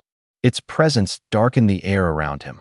Shadows rose behind his back as if the castle's demons were whispering his name. Jin-Woo's hand clenched around it. He spoke without looking up. "You won't be able to contact me for a while. I have somewhere to be." Jin-Ho swallowed hard, unsure what that meant. He took a drink, one shot, then another, before blurting out an anxious plea. "Sir, if I'm a nuisance, just tell me. I won't bother you anymore." Jin-Woo sighed, noticing how easily Jin-Ho misunderstood him. He hadn't meant to push him away. "This guy," he thought, shaking his head. "Jin-Ho." He immediately straightened. "Yes, sir." Jin-Woo met his eyes. "What is your honest opinion of me?" The question struck deeper than expected. Jin-Ho lowered his gaze, voice trembling as he opened up about his past, about an older brother who was more than 10 years apart, cold and distant, someone who never treated him like family. They had never shared a connection growing up. Jin-Woo listened silently, expression unreadable. Jin-Ho continued, voice softer. "In comparison, not only have you saved my life, but you've helped me achieve my goals." The sizzling of meat on the grill filled the pause between them. "You're more of a brother to me than the one I grew up with." Jin-Woo looked at him, taken aback by the sincerity in his voice. Something softened in his gaze. After a long moment, Jin-Woo replied quietly, "If you think of me as your older brother, then I'll think of you as my younger brother too." Jin-Ho froze. His eyes widened, glistening. "Sir." Tears spilled uncontrollably, his face twisting as overwhelming emotions surged through him. "Sir, can I give you a hug?" Jin-Woo nearly jumped. "Whoa, you're drunk." But Jin-Ho already staggered forward, crying loudly, ready to embrace the man he now saw as family. Jin-Ho drunkenly screams that he's not drunk at all, insisting he's totally sober right now, while Jin-Woo sighs, wondering what he's supposed to do with him. Then the voices rang out. Reporters crowd around Baek Yun-ho, asking about a rumored accident during hunter training. They bring up claims that all the high-rankers died, and only low-rankers survived. Baek denies that anyone rescued them, saying the association has already completed its investigation. The reporters continue pressing questions, but Beck finally rejects further interviews. Jin-Woo listens, thinking the reporters seem to be talking about him. Inside his office, Beck complains about reporters sniffing around for stories. His subordinate informs him that Min Byung-gu wants to talk. Beck agrees to take the call. Min asks why Beck's phone was off. Beck explains he's been avoiding reporters. They briefly joke about the Red Gate incident being shown in Japan. Min says he has bigger news. A week ago, someone from Japan contacted the Korean Hunter Association. He flew to Korea to check the situation and discovered it's worse than expected. Beck asks why Japan would reach out. Min explains, Japan wants to speak to someone who participated in the Jeju Island raid. Beck's expression hardens. Explain to me in more detail. Min recounts that 4 years ago an S-rank gate opened in Jeju. After hunters failed 3 times, the Korean government abandoned the island. Even now, it's still swarming with ants. He reminds Beck that they nearly died in that raid. Beck agrees, saying it's a nightmare he wants to forget. Min reveals his alarming discovery, a mutation. Beck is confused, asking what that has to do with anything. Min says the ants may now be capable of migrating to other countries by flying across the ocean. The corpse of a winged ant washed ashore in Japan. The revelation closes with a chilling truth. The ants have been evolving at an alarming rate. The morning light spills across the front of the apartment building, calm and ordinary. Inside the hallway, Gina watches her brother with growing suspicion as he swings a travel bag over his shoulder. "You've been going out a lot lately," she says, narrowing her eyes. Jin-Woo barely glances up, tightening the strap. She folds her arms and presses further. "Now you're suddenly going on a trip?" Jin-Woo answers casually, "I'll be away for a week," as if disappearing for days is the most normal thing in the world. Gina's curiosity spikes instantly. "Who are you taking? When did you get a girlfriend, dear brother?" She grins, leaning forward with mischief.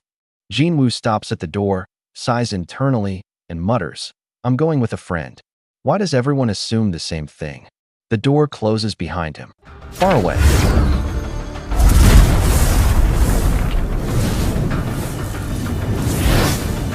Since then, my level has increased 3-fold, so I won't run into as many difficulties as before.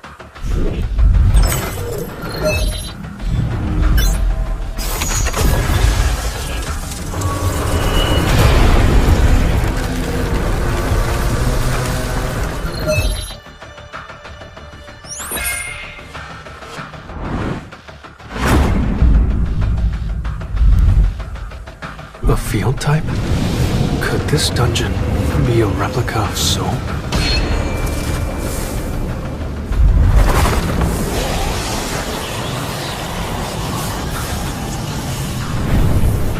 "10,000 demon souls.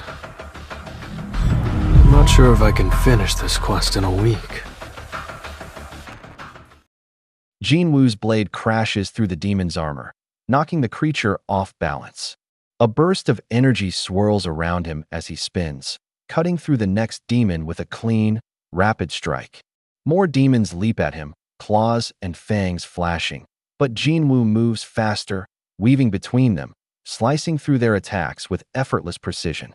A towering demon roars, shaking the burning air, but Jin-Woo charges straight in, his blade carving deep, swift arcs until the monster collapses. He glances at the notifications hovering beside him. Even though they're strong, fighting them feels easy. Experience points rise. Demon souls pile up. Jin-Woo smirks. This quest is going to be a race against time. Outside the dungeon, someone places chopsticks down with a quiet clack. "So," the chairman calmly asks his son if he truly intends to become the next master of the Eugene Guild. Jin-Ho responds with confidence, declaring that he does. As the chairman reviews Jin-Ho's documents, his guild master's license and raid records, Jin-Ho wonders why his father still hesitates between him and his older brother. Jin-Ho tries to argue, insisting that giving such power to an outsider would be risky, but the chairman cuts him off and says there's someone he wants Jin-Ho to meet. A man enters the room, Go Myung-hwan, a hunter. He nervously greets them and takes a seat. The chairman explains that Myung-hwan is a survivor of the recent Red Gate incident.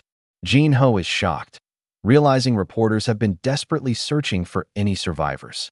The chairman asks Myung-hwan to tell Jin-ho who else survived that day. Myung-hwan reveals that a young female hunter who looked to be a high schooler was there, and also Sung Jin-woo. Jin-ho freezes at the mention of Jin-woo's name, stunned that his secret involvement has been exposed. Myung-hwan continues, saying the guild members survived the Red Gate thanks to Jin-woo. Jin-ho awkwardly laughs, piecing together the situation and remembering how Han Song-yi and Jin-woo suddenly became close.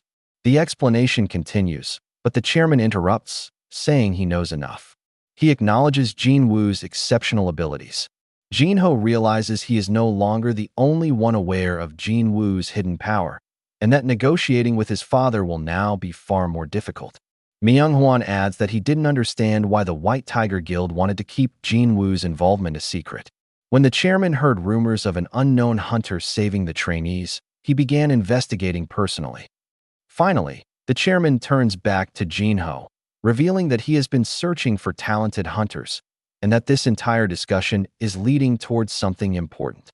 Steely silence hung between father and son as the chairman flipped through the documents, his expression unreadable.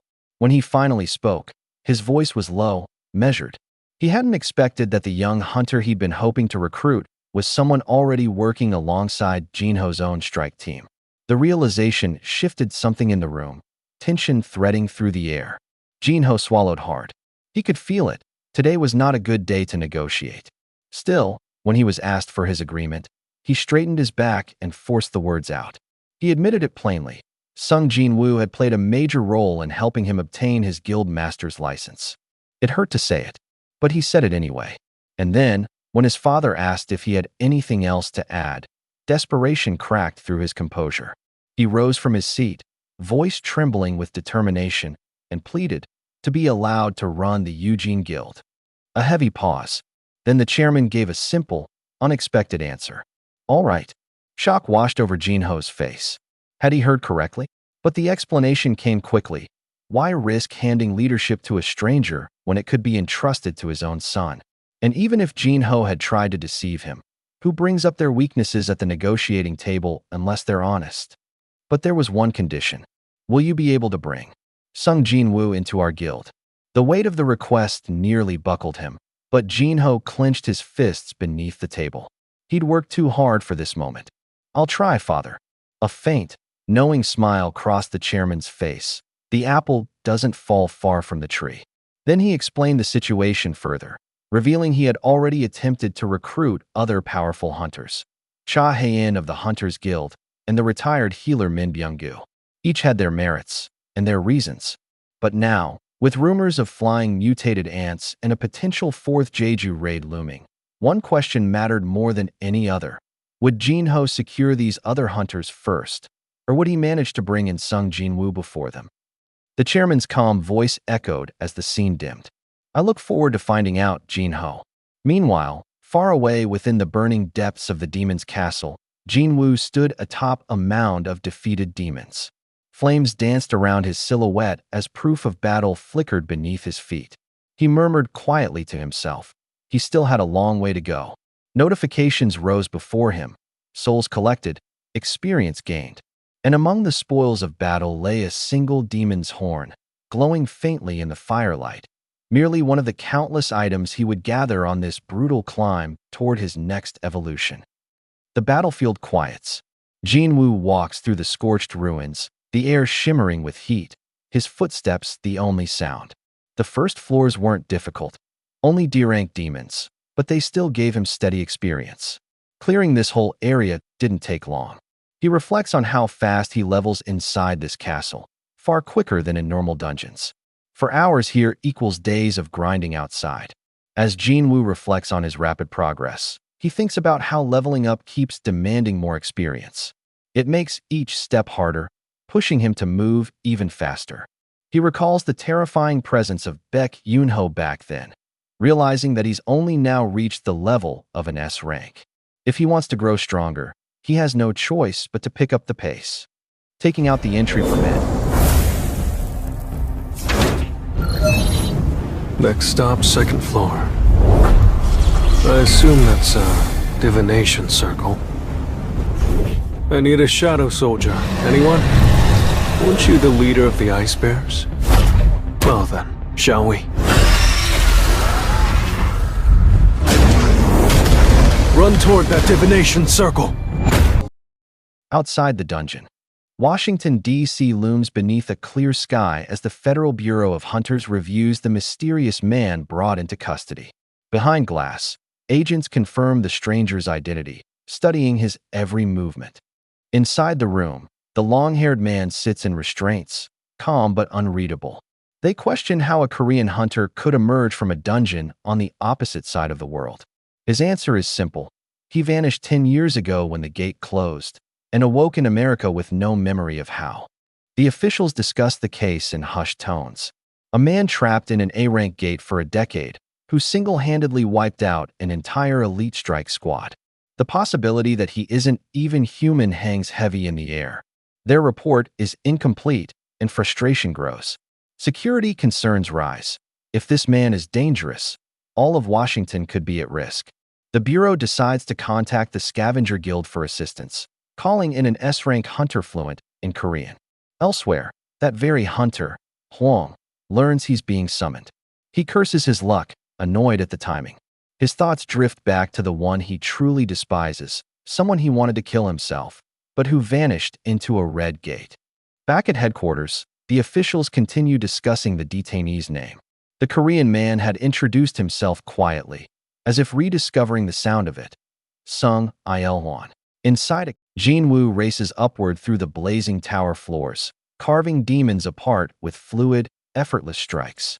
Each floor falls behind him faster than the last, kills stacking, souls absorbed, his pace accelerating. Sung Jin-Woo reviews his progress as he climbs the demon castle. He notes that every level he gains now requires far more experience than before, making each step slower and more difficult. Determined, he decides he must accelerate his pace if he wants to grow stronger quickly. As flames swirl through the demon castle, Jin-Woo pushes forward, realizing this trial is becoming a race against time. If there are truly 100 floors, reaching the top within a week might be impossible. He remembers the fear he felt when he first received the key, wondering if this would lead him into an S-rank dungeon. But each fight so far has been manageable, allowing him to relax slightly as he advances. He clears floor after floor, 47th, 48th, 49th. Then the gate to the 50th floor opens, and his progress is displayed. Before long, he stands on the 50th floor, flames roaring around him as the air trembles. A massive presence unfolds ahead, a hulking demon king, Vulcan, rising with burning eyes and a crown of twisted horns. His guards swarm forward, weapons raised, forming a wall of living flame and steel. Jin-Woo narrows his eyes, recognizing a boss-level demon. He draws a breath, shadow flickering around his feet. No hesitation, no fear. The magicians launched forward with explosive force, fire bursting around them. The battlefield erupts, shockwaves, and roaring flames crossing in overwhelming clash. As the blaze clears, Jin-Woo disappears. "Take care of the rest," he orders calmly. The shadows rush past him, tearing through Vulcan's guardsmen as they charge toward the intruder, the man who stands untouched at the center of the inferno. Jin-Woo's quiet command sends his shadow soldiers surging forward, their blades clashing with Vulcan's elite guards. Steel and flames scatter across the battlefield as the shadows carve through the demons with ruthless precision. He watches them fight, calm and calculating. Each soldier moves faster, stronger, growing alongside him. His boosted intelligence lets him preserve more shadows, their mana recovery nearly effortless now. But the massive Demon King hasn't moved yet. This'll be easy.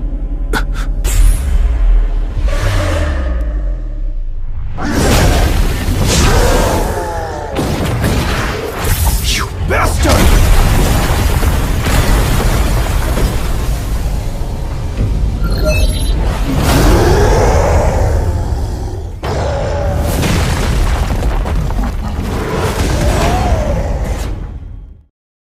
The ruler of the lower floors has activated rage.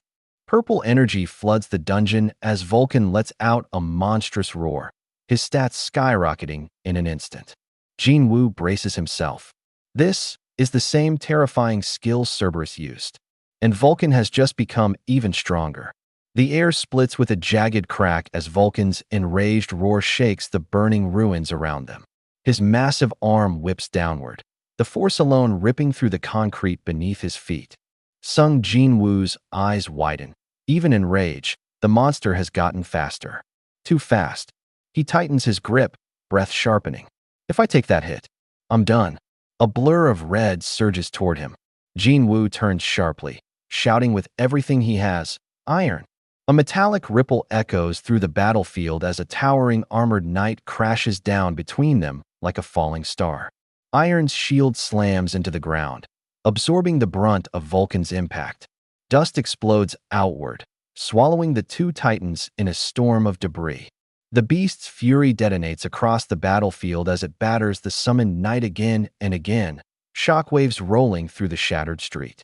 The ground shatters under the force of Vulcan's attacks, each strike sending shockwaves through the battlefield. Debris erupts around Jin-Woo as he braces himself, his shadow aura coiling tightly around him. He crashes through the dirt, skidding backward, but his body holds strong, fortified by his immense strength stats. Even so, Vulcan's relentless barrage keeps him pinned down, the explosions pounding against him again and again. Jin-Woo narrows his eyes behind the storm of debris. I can withstand his blows thanks to my strength stats, but I have to find the right time to fight back. He steadies his breath as Vulcan roars and lifts his weapon for another devastating smash. The moment the demon's massive limb shifts position, Jin-Woo sees it, an opening. I'll strike when his chain is at its peak. Vulcan's body twists, his enormous weight carrying the attack in a sweeping arc. Rocks tear from the ground as the blow races toward Jin-Woo. Now, Jin-Woo leaps, his body cutting through the dust-filled air as he flashes across the battlefield toward Vulcan's exposed flank. But Vulcan reacts faster than expected. Jin-Woo's eyes widen. He predicted my move? The monstrous fist sweeps upward, forcing Jin-Woo to retreat midair. Another thunderous blow crushes the spot where he was just standing, sending cracks ripping through the earth. Jin-Woo grits his teeth. I can't dodge his attacks midair. If I could just move my body somehow, an idea snaps into place. The commander's touch flares to life, frost blue energy wrapping around his arm. The moment Vulcan lunges again, Jin-Woo hurls a burst of force from his palm, not at the demon, but behind himself. The recoil blasts him backward at incredible speed, evading the killing blow by inches. I can move backwards by using the recoil of my own attack. He breathes out sharply. I did it. That was a close one. Landing firmly, he stares up at Vulcan's massive frame. With this dagger, I can only inflict injuries on Vulcan's head. I'm gonna have to make sure. First, I need to figure out how to slow him down. That's it.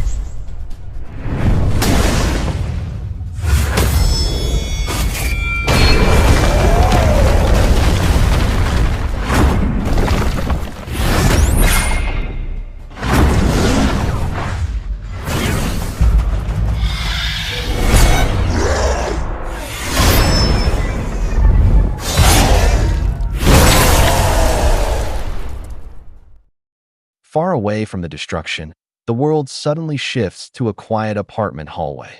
A confused neighbor peers out, mentioning she hasn't seen the tenant of Unit 902 in days. The hunters whisper among themselves, trying to piece together where Jin-Woo has vanished. Where the hell did Mr. Sung go? Chief-on mutters, "Ms." Park crosses her arms. His little sister said he went on a trip with his friend for about a week. Chief-on raises an eyebrow. How do you know that, Miss Park? I've kept in touch with Song-yi, she replies. Her expression tightens. Still, something's not right. They step deeper inside the building as she continues her report. He exhales, the weight of his worry settling in. There's no evidence he left the country. Mysterious, isn't it? Maybe he's been kidnapped? Miss Park suggests quietly. Chief-on scoffs. Mr. Sung? You'd need an elite squad of top-tier hunters to pull that off. Like the Chinese Special Forces. Even so, uncertainty clouds his eyes. Where on earth could he be? The scene snaps back to the inferno of the demon's castle. Vulcan's massive body twists, jaws wide in a murderous roar. But descending from above is Jin-Woo. His expression is calm, almost playful. A faint, confident smile curves across his lips.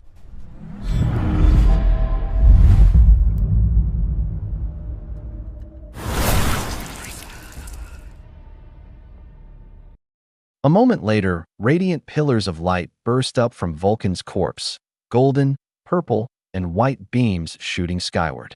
Loot rewards, shimmering with power, descend toward Jin-Woo. He watches with a small nod as they settle at his feet. I've gotten some amazing rewards for taking down this boss, he thinks, eyes reflecting the falling lights.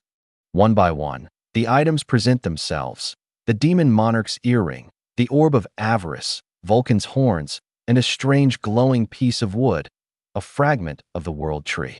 Jin-Woo lifts the wooden shard, studying its smooth, untouched surface, its faint pulse of ancient magic. Would that can craft a high-quality magic tool, huh?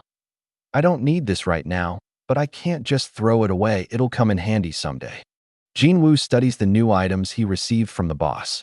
He realizes the orb's power is extraordinary. It can massively boost magic damage to AS. He tests its effects. A group of demon corpses tremble nearby, intimidated by the surge of energy. Igris kneels before Jin-Woo again, acting overly dramatic, which makes Jin-Woo sigh in irritation. Because Igris is doing it. Iron starts kneeling too. Jin-Woo looks at the wreckage around him and admits he defeated the boss, but Iron's shield was helpful. Then something clicks in his mind. Shield? Maybe. He calls out to the Shadow Mage, telling him to stop messing around and come over. The Shadow approaches, and Jin-Woo hands him the glowing orb. Attack!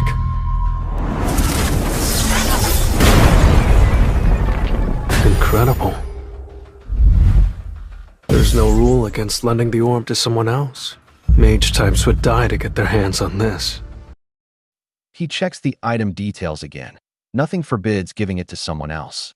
Mage hunters would kill for this, he thinks, already imagining the chaos it could unleash. Far away in the Hunter Bureau, an interrogation begins. Wang Dongsu smirks down at the unkempt prisoner. A magic beast that speaks human languages, he says, amused. The prisoner insists he isn't a beast, begging them to run a DNA test, but he only leans closer. When something crawls out of a gate, caution comes first. His eyes narrow. You could be pretending to be human. The prisoner exhales. The interrogator taps a form on the table. I'll determine whether you're human or beast. He starts the questioning. Did he die in the dungeon? Is he undead? How did he survive? No. The prisoner answers steadily. Then his voice softens. So, is it possible for someone who died inside a dungeon to return to life? The prisoner replies. No, that's impossible. The room falls silent. The interrogation room grows colder.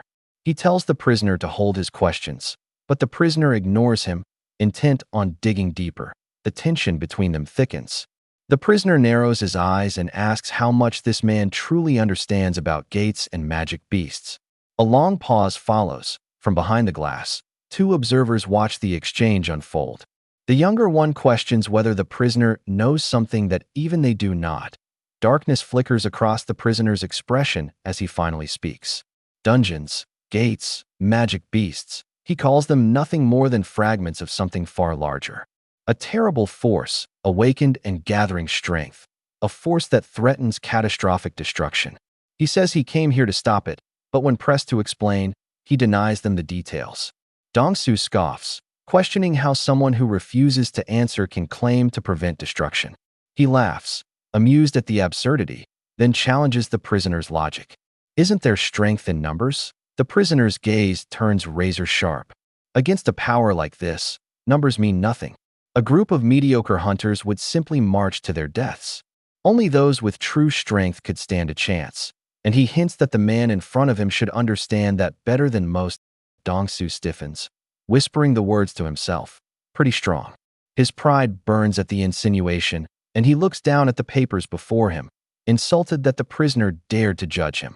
The file reveals the prisoner's name, Sung Il-hwan. He studies the photo, recognizing the similarities, but noting the impossible. After more than a decade trapped inside a dungeon, the man has hardly aged at all. He flips the page and comments on the impressive history laid out before him.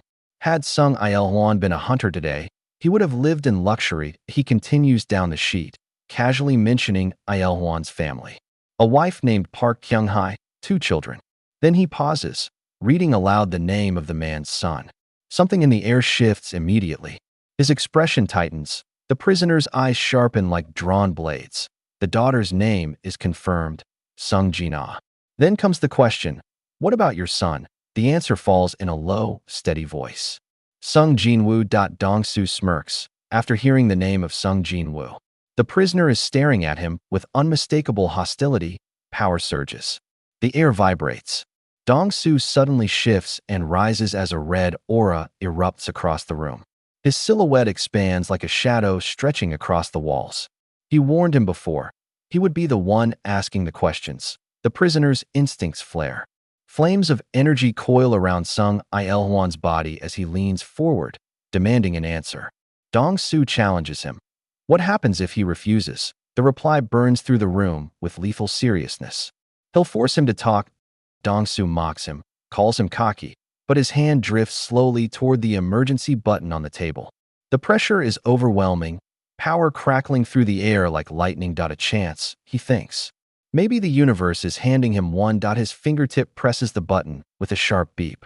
He straightens his posture and speaks with cold finality. All right then. He declares Sung Il-hwan a magic beast. A suffocating silence hangs in the interrogation room, until the deputy director rushes in, panic bleeding through his voice. As the alarm blares, he shouts that the man before them is no longer classified as human. The order is clear. Evacuate before the inevitable happens. Dong-soo's body begins to smolder with red-black aura. His voice rumbles low, the threat buried beneath each syllable that he mentions Korea, then quietly delivers the truth. He knows what happened to the prisoner's son, and then he declares it. He's dead. The words shatter the prisoner's composure. His smile turns twisted, venomous, eyes glowing with malice, teeth bared in a grotesque grin. Far away in dungeon,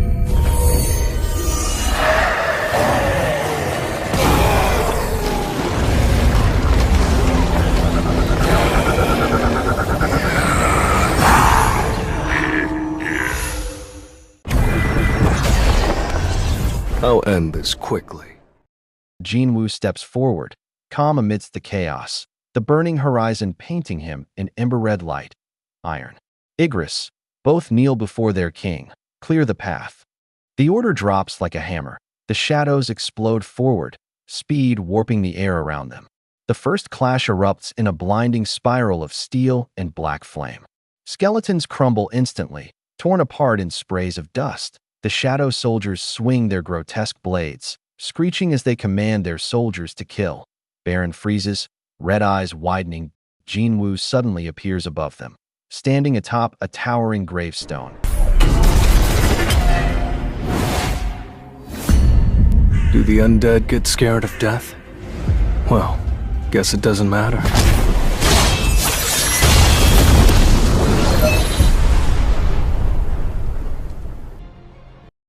Chapter end here. For more, like, share, and subscribe. Welcome back to our channel 217 Prince. The chapter begins. The battlefield is littered with bones beneath a burning red sky. A beam of golden light shoots upward from the center of the graveyard, illuminating the remains of countless fallen creatures. From the cracked ground, the skull of Midas lies split and defeated. A system message appears, announcing that the soul shepherd, Midas, has been defeated. A cascade of notifications follows. Spring water collected, experience points gained, demon souls retrieved, and the discovery of Midas' pendant. The massive gain is enough to level up twice instantly. Standing atop a mountain of bones, Jin-Woo thinks about Midas' power, the ability to summon hundreds of beasts and wield strong magic. He wishes he could turn such a powerful monster into a shadow soldier. More alerts appear, warning that Midas' mana is contaminated. Shadow extraction cannot be used on this target. Jin-Woo kneels to inspect the corpse, questioning why demon shadows cannot be extracted. He realizes the truth. Boss-level demons drop items that are part of a set. Holding the demonic necklace, he checks the item window. The stats are impressive. but the set effects are still locked. A flash of light fills his vision as the necklace reacts. The system informs him that the first set effect is now active. His stats rise sharply. It feels like he's gained several levels in an instant. But one last set piece remains, which means there's still another boss somewhere inside the castle. Before he can think further, the system window appears again. He's collected all 10,000 demon souls required for the quest. He lowers himself onto a pile of bones, exhausted but satisfied. The quest is complete. The system presents his rewards. He scans each option, thinking carefully. Items worth billions could be useful, but equipment can always be found in dungeons. He decides to choose something practical, something he needs right now. His finger hovers over the selection. A cursed random loot box. He smirks. A gamble, but one worth taking. A shining black and gold box materializes in his hands. It emits an ominous glow as he remembers the last time he saw one. Back during a daily quest. That time, the blessed version had given him the key to the demon's castle. Thanks to that, he'd obtained countless rare items. He watches the cursed box brighten in his grip, curiosity rising. Whatever is inside, he's ready for it. Jin-Woo turns his attention to a small, glowing object that forms in his hand, a strange, newly obtained key. He examines it closely, surprised that its name, difficulty, and type are all unknown. There is no information at all. He wonders what this unfamiliar key is used for and decides he'll eventually need it for something important. He stores it away in his inventory, thinking that the cursed loot box must have given him exactly what he needs most. Jin-Woo then chooses his next reward, selecting reward number 2. System messages confirm he has obtained bonus stats, and he immediately assigns all of them to his intelligence stat. Finally, he prepares to select the third reward, knowing it is an undisclosed one. He accepts reward number 3, watching as the system processes his choice. Jin-Woo looks down at the glowing light forming in his hand, not expecting much from this second random reward. A scroll appears, opening with a soft shimmer, the blueprint for the holy water of life. He repeats the name quietly, trying to understand its purpose. Outside, flames engulf a building as fire crews rush to put out the blaze. The destruction is immense, the aftermath of a terrifying clash. Firefighters shout commands, struggling to contain the chaos. Onlookers whisper about S-rank hunters, how their battles reshape the land itself. One firefighter comments that it's a miracle this is the only damage. An officer agrees, adding that it wasn't even a real fight. He names the one responsible, Hwang Dong-soo. Amid the rubble, Dong-soo's body lies broken, defeated before he could cause more damage. A dark caption reveals the truth. He lost before the battle even truly began. The scene shifts to a quiet hospital. Jin-Woo's mother lies unconscious in a bed, motionless and pale, as the sunlight fills the room softly. Jin-Woo stood silently beside his mother's hospital bed. Seeing her lying there, unchanged, made his chest tighten. He slowly sat down, taking a quiet breath. A soft glow formed in his hand, the blueprint he earned inside the demon's castle. It unfolded, showing the recipe for the holy water of life, a potion said to cure any illness. The full bottle had to be used at once for it to work. He looked at it closely. Maybe this could really help Mom. The blueprint showed 3 required materials. He already had 2 of them, the World Tree fragment from Vulcan and the spring water from Metis. Only one item was left, purified blood of the Demon King. Jin-Woo thought for a moment. He hadn't found it yet, but he knew where it would be, at the very top of the demon's castle with the final boss. He clenched his hand. If he cleared that place, he could finish the holy water of life. He had leveled up rapidly, 16 levels in a week. He wasn't afraid anymore. He looked at his mom one more time. Just a little longer. Hang in there. No more pretending. The scene shifted to the Korean Hunters Association. News anchor talking about the recent explosion in Washington and rumors of 2 S-rank hunters fighting. One of them called, "Mr. Young, someone's here to see you." Others whispered that it was probably another hunter wanting a second chance, someone looking to redo their evaluation. "Just tell him the fees and send him in," Young said casually. He opened the registration page and read the name on the file. His name is... The White Tiger Guild's building stands tall in the morning light. Inside, Baek Yoon-ho answers a call, looking bored as he sorts through paperwork. The man on the other end speaks nervously, and Baek's expression sharpens as he hears the news. Sung Jin-Woo has shown up. The caller repeats it with certainty. Jin-Woo actually came in person. Baek Yoon-ho shoots up from his chair, eyes wide and intense. He confirms again, shocked, that Jin-Woo is really there. Sung Jin-Woo is here for a reevaluation. Jin-Woo walks calmly beside a staff member, following her guidance without hesitation. She announces, "Please come this way." Jin-Woo simply answers with a quiet, steady, "Okay." The waiting room is quiet. A few people sitting around anxiously as they wait for their turn. Jin-Woo sits calmly among them, his expression unchanged. A staff member steps out from behind the door and calls, "Next, please come inside." Jin-Woo muttered to himself. The process hasn't changed much. Another hunter nearby tries to comfort as well. "Don't be so nervous." He talks casually, saying that some hunters' lives change after getting a new rank, but most people stay the same. He continues explaining how scouts often look for D-rank hunters in the lobby, pointing out the groups of agents from different guilds. They're always looking for newly evaluated hunters because their own guilds don't get many applicants. He warns Jin-Woo to stay away from small guilds, saying the mortality rate is high because those guilds take risky raids. Jin-Woo quietly thinks about the situation. He realizes that small guilds often take on risky, low-rank raids because they don't have the strength to clear higher dungeons. That's why they get into so many accidents. He remembers that back when he started, things weren't like this.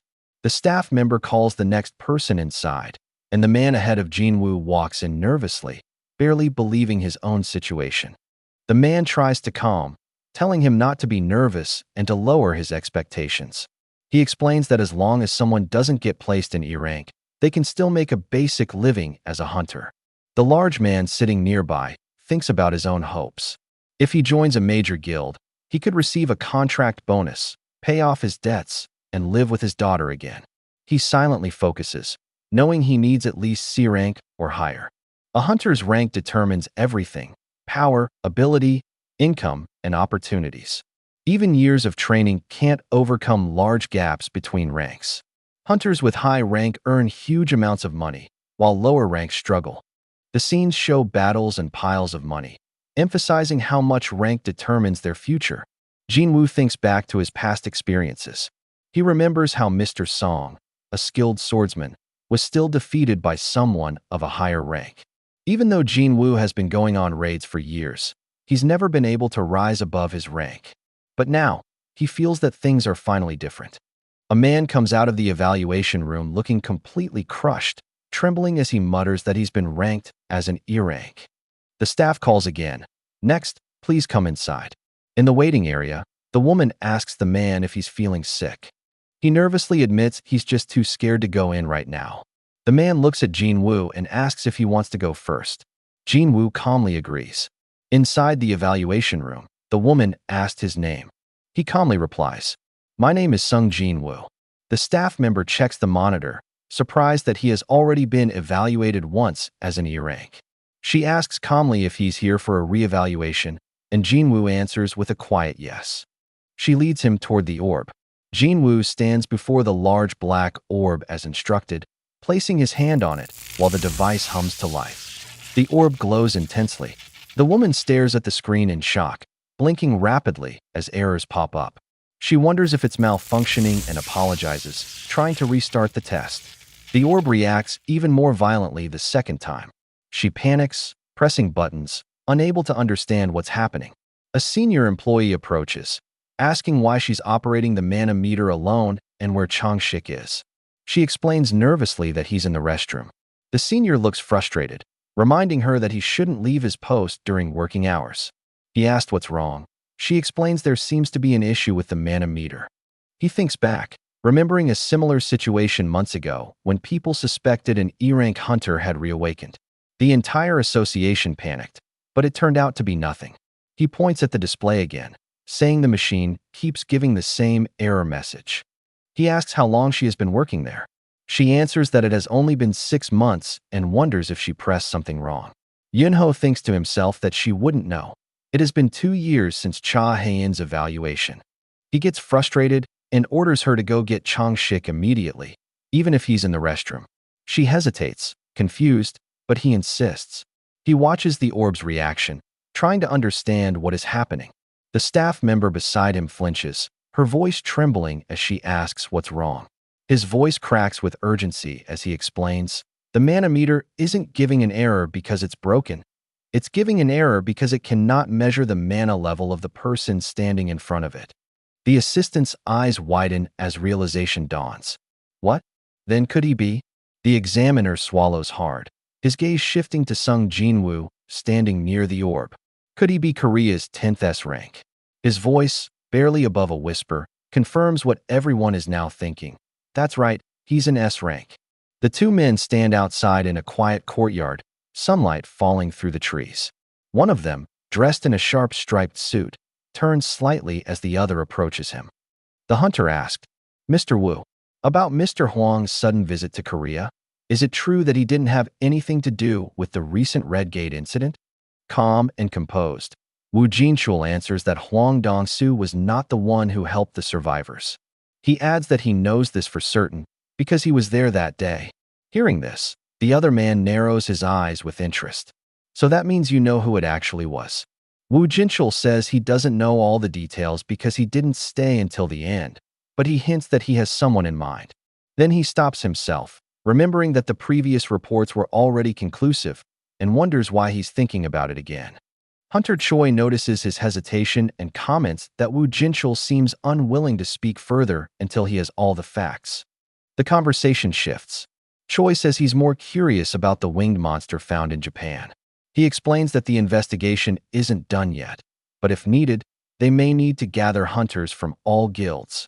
Choi agrees, noting that everyone will cooperate if required. Suddenly, Choi senses something unusual coming from another building. He doesn't hear anything, but Choi says he's sensitive to disturbances like this. He thinks it might be a hunter causing trouble during an evaluation. He decides to go check for himself. Choi realizes he might be sensing something special again and decides to join him. Back inside, the staff nervously reports that according to the machine, Jin-Woo's mana levels are unmeasurable.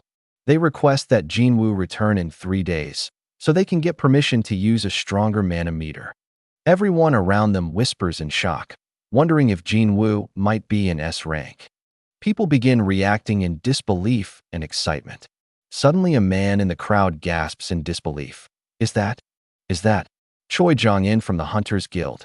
Choi Jong-in suddenly appears. Everyone instantly recognizes him, the ultimate hunter. A brief description reveals his status, an S-rank hunter and the leader of a guild famous for having 2 S-rank members. Jin-Woo looks ahead calmly as he recognizes the man who just appeared. That's Choi Jong-in. Jin-Woo watches the fiery aura around Choi Jong-in as people whisper about him.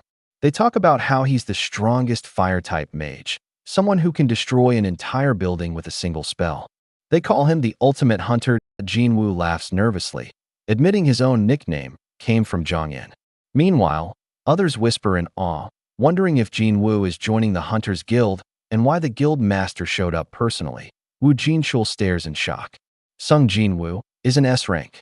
Choi Jong-in stands silently, listening to the rumors and realizing what's happening that he adjusts his glasses, thinking to himself. Everyone is talking about the mana meter error and the overwhelming energy it detected. There's no doubt, Jin-Woo must be Korea's 10th S-rank hunter. The association won't even need to borrow another mana meter. Jin-Woo is undeniably one of the strongest. He steps forward with a polite smile, introducing himself as the master of the Hunters Guild. He asks Sung Jin-Woo if he already has a guild in mind after being evaluated, and if not, he'd like to talk about an opportunity with him. But Jin-Woo simply walks past him. Sorry, but I'm busy, he says without hesitation, leaving Choi Jong-in frozen in surprise. People nearby whisper in shock. Did he really turn down Choi Jong-in? Jin-Woo thinks to himself, there's too much he needs to finish before the re-evaluation in 3 days. His priority is reaching the demon's castle to make the antidote. Mr. Wu approaches quietly. Choi Jong-in watches him leave, puzzled. Mr. Wu, did I forget to introduce myself to him? He sighs, wondering if he failed to leave a good impression. Perhaps I didn't try hard enough. Choi Jong-in looks around the lobby, surprised that Jin-Woo has vanished so quickly. He realizes Jin-Woo disappeared without leaving a trace and guesses he must be an assassin-type hunter. Thinking to himself, Choi imagines the potential.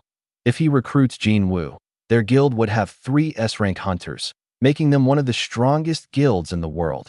Baek Yoon-ho bursts into the building, running at full speed. He spots Choi Jong-in and Woo Jin-chul and immediately becomes tense. He wonders why Choi is here and if something happened. Baek studies Choi's expression and feels like he's been caught red-handed. He is panting heavily. He must have transformed to get here quickly. Baek realizes Choi Jong-in already knows everything. Choi Jong-in's thoughts race. Could the mysterious hunter who saved the survivors actually be Sung Jin-Woo? Choi Jong-in quietly thinks to himself, and then confirms it. It must have been Sung Jin-Woo. Baek Yoon-ho understands something important now. He didn't let Jin-Woo go. He just couldn't stop him. Baek Yoon-ho is frustrated that things are getting complicated. Down the hall, someone celebrates loudly after receiving a C-rank result. Baek ignores it and steps outside, staring at the parking lot and thinking about how unpredictable things have become. The scene shifts to a hospital at night. Inside, Jin-Woo's mother lies unconscious in a bed, breathing softly in the dim light. Jin-Woo sits beside his unconscious mother, speaking softly. He tells her it feels like she'll wake up any moment, even though she remains still. The panel explains eternal slumber, the illness preventing her from regaining consciousness. Jin-Woo quietly promises he'll save her and asks her to hold on a little longer. Determined, he thinks about becoming even stronger to cure her. Jin-Woo steps out of the room, planning to keep leveling up in the demon castle. He recalls how tough the mid-level boss was and knows the top-floor boss will be far stronger. As he thinks, Woo Jin-chul appears behind him, asking if Jin-Woo was the one who defeated the beasts in the double dungeon. Woo Jin-chul admits he underestimated Jin-Woo. Jin-Woo answers calmly, saying they keep running into each other. Woo Jin-chul explains that the surveillance team isn't meant to fight monsters, but to watch over hunters and punish those who break laws. Jin-Woo says he doesn't want anything to do with the surveillance team. Woo Jin-chul replies that their job is to keep hunters in check, though they're useless against S ranks. He then tells Jin-Woo someone wants to meet him and asks him to come along. He reveals that the person waiting is Go Gun-hee, the chairman of the Hunters Association. As Jin-Woo walks down the dark hallway, he wonders in surprise. That's the chairman? Go Gun-hee greets Jin-Woo warmly, introducing himself. He offers a handshake and invites Jin-Woo to sit and talk. As they shake hands, Jin-Woo notes how strong the chairman feels for someone his age. Gun-hee congratulates him for becoming an S-rank hunter. Jin-Woo mentions he still needs a reevaluation, but Gun-hee tells him it won't change anything. The meter can't measure someone whose mana levels exceed the limit. Even if they added more S's, the results still wouldn't reflect his true power. Gun-hee explains that reevaluation exists as a grace period. Time for the association to meet hunters with exceptional abilities before guilds try to recruit them first. He adds that he can't offer Jin-Woo money, but he can help him in other ways. Gun-hee leans forward with seriousness, telling Jin-Woo that he can offer him an entirely different career path. Jin-Woo listened, silent and steady, as Gun-hee revealed the unspoken truth. The Hunters Association wasn't just an organization, it was the backbone of the entire nation. Without them, society would crumble. And then, with the kind of confidence only someone of his status could hold, Gun-hee leaned forward slightly and offered the words Jin-Woo never expected to hear. I can make you one of us, Mr. Sung. The room seemed to shrink around him as Jin-Woo's eyes narrowed. Was this an offer of power? Authority? Influence? His thoughts churned quietly beneath an expressionless facade. Then he finally broke his silence, lifting his gaze. Why would someone with such influence go to these lengths just to recruit him? The chairman's voice echoed, asking whether the young hunter understood the power structure of the 5 major guilds. His tone was steady, but beneath it lay a weight shaped by decades of experience and responsibility. Jin-Woo listened in silence as Go Gun-hee spoke of the guilds, hunters, fame, White Tiger, Fiend, Knights, each represented by its emblem, each holding their own massive influence. Together, they maintained a fragile balance of power, a delicate equilibrium that held the chaos of the hunter world at bay. But the chairman's voice shifted, deepening with the gravity of what would happen if Jin-Woo joined one of them. Jin-Woo narrowed his eyes, thinking to himself, magic beasts aren't the only monsters in this world. The room fell into a thick silence as Go Gun-hee asked, "What is your decision, Mr. Sung?" Jin-Woo lowered his head, thinking deeply. It wasn't a bad offer. He knew what aligned with the association meant. He acknowledged to himself how remarkable the chairman truly was, respected. A man with overwhelming influence and unmatched experience. But even admiration has its limits. He was nearing the end of his era. The association needed someone new, someone capable, someone strong enough to stand against the guilds growing greedier by the day. Jin-Woo looked up, seeing the chairman calm and composed. "I'm sorry." Go Gun-hee looks shocked for a moment, thinking Jin-Woo is turning him down for money. Jin-Woo calmly says he wants only one thing, to fight. Go Gun-hee studies Jin-Woo closely, surprised. Jin-Woo clarifies that he wants to fight magic beasts. He explains that if he joins the association, he'll be stuck fighting weak, low-rank dungeon monsters and won't be able to grow stronger anymore. He says he needs to continue leveling up and that he belongs inside the dungeons. Go Gun-hee quietly absorbs Jin-Woo's words. He realizes Jin-Woo is completely serious, his eyes full of determination. The chairman's heart pounds with excitement. He can't remember the last time he felt this impressed or energized by someone. Go Gun-hee thinks that if he were only a decade younger, he would want to fight beside hunters like Jin-Woo.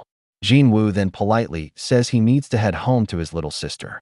Go Gun-hee thanks him for his time, and as Jin-Woo walks away, he remarks that Woo truly has a good eye for people. Jin-Woo calmly explains that he wasn't the one who defeated the monsters inside the double dungeon.